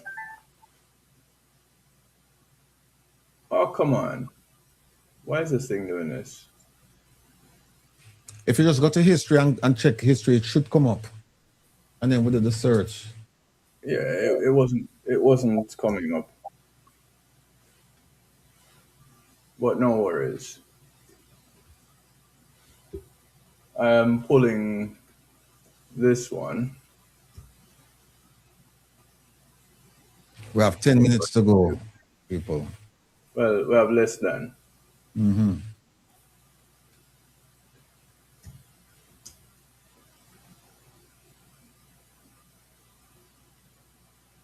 No, why are you through it in this? Because I pulled the act itself. No, you should just go to Google and just pull it down. That's what I'm saying. I had pulled the act itself. That's what I was sharing with you.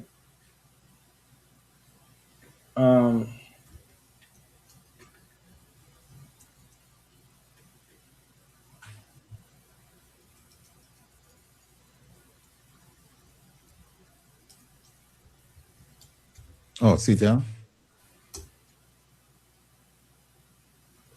See it here now? Say OT push it up on the screen. Or do you want to put it up? Just it wasn't pulling up for me. Thank you. No, you want it over that side so I can see it too. Hold on there. You want to put it over that side so I can just... No, she's sharing it for you. No, that's not going to help me. It's all right. Here you go.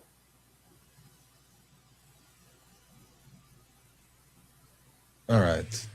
Here we go. And you share it from there. You got one off of the screen. Thanks. Thanks, OT. Yeah. Where is it? Okay, hold on.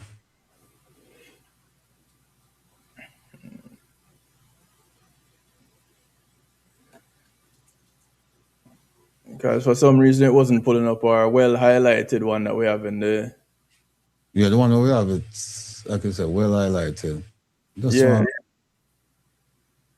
Oh, come on. Okay. Yeah, the third schedule. Okay, can we make regulations? Commission. Okay. And you're looking for the repeal of the act? Yeah. There's a section in here about the repeal. Yeah. All right, here it is. That's not the one I'm looking for. Here it is. Here it is. Don't put it up.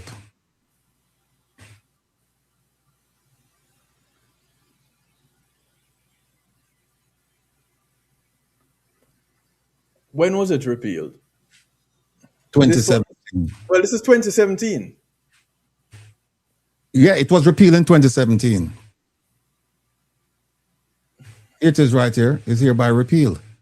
But then it shows up in the ethics committee thing. See it right here. The Parliamentary Integrity of Members Act is hereby repealed. This was repealed by the Integrity Commission Act of 2017, which took effect in 2018. But then when you go to this, where there? In Code of Conduct. When you go to this, the dull one. Should be that. Oh, this one. No, that's not it. Oh, wait, you're looking for the no, it was in GG, what you were reading last. No, it cannot, GG. Yeah, where you read this? Yeah. Here it is right here. Yeah. Here it is. They're saying that you have to comply with the provisions of the Parliament Integrity of Members Act. But then when you go to the Integrity Commission, you see that the act has been repealed. This system, I don't know, unless, because this is the one they're using, 73E. This is the standing orders that they're using right now. So I don't know why they would have in it that you have to comply with the Parliament Integrity of Members Act. And then when you go to 2017, you see that in the Integrity Commission Act, it said it's repealed. So I don't know why they didn't say monitoring reports emanating from the Integrity Commission in respect of non-compliance of members with the provisions of the Integrity Commission Act of 2017. They put this one here. I don't know what's going on, but But there again, you find another loophole. It's it's I don't know. I don't know, Kevin. I don't know. Go to bed, mythology. Go to bed. Etymology. We have 3 minutes or so to go. Let me just say, the system has a glitch. The system doesn't have a glitch. What it is individuals manipulating the system for their benefit. That is what it is. Either that or ignorance running rampant. I don't know. I'm looking for an answer. This one truly is befuddling to me. I don't know what the answer is, and this is one of the questions I'm asking that I don't know the answer. So I'm just hoping that a parliamentarian will tell me. None of this was meant to see the light of day. Well, nobody anticipated a Will Rattigan. No, because if I'm representing somebody, Kevin, and they come and say, "Oh, we're doing it from," and they're going to use F. I'm going to say F is inapplicable. You can't use F. F has been repealed. The provisions of the Parliament Integrity of Members Act has been repealed. So you're going to use it. I don't know. I don't know. I don't know. In a situation like that, you ask, what the F? Well, we didn't get to play this, Kevin. We didn't even get to play this. We have to play it some other time. This one here. Get the wife. Oh. We've been married for only 5 years. Probably. Remember when she married? Probably a good 30 years. Oh, wow. 1977. And them say women always remember that, Always remember that. This one here, this lady here, she don't remember that. Them say men are the one who usually don't remember the wedding. Who's Juliet the wife? Oh. We've been married for only 5 years. Probably a good 30 years. Oh, wow. 1977 until now. Yes, and it has changed and transitioned over the years. It would, especially from no children to children to, getting involved in political life to children going off. Now having an empty nest. It has transitioned, but one thing that has never changed is being supportive to my husband. Always would have wanted, if I'm in a relationship, to be married. And I'm happy to have had children. And so I take marriage very seriously. No one understand why we get the letter from her. She said, I support my husband and I take marriage seriously. I support my husband and Tufton, them have a disagreement. So I have to support my husband. So I have to give Ratigan 77A and tell him, say, go and talk to some people and see what them can do with it. And I take marriage seriously and look at what Mr. Tufton is doing. And Mr. Tufton is a bad influence on my husband because my husband is supposed to be committed to the house. And me run the house. And me run the house. And that's what I say, me run the house. And I don't know what's going on. I don't know what's going on with my husband because I'm hearing rumors about him. And also, they're spreading. Then she said we had this thing about a bomb threat at the house. And I don't understand this bomb threat thing. But anyway, people, here what that's all we have for today. We just want to take that note. Kevin, you want all right, I'm out. That's you. That's on you, bro. I'm out. I got 30 seconds. All right. People, Reggae Global Radio, right now. Yeah, we just want to big up all of the guests, them,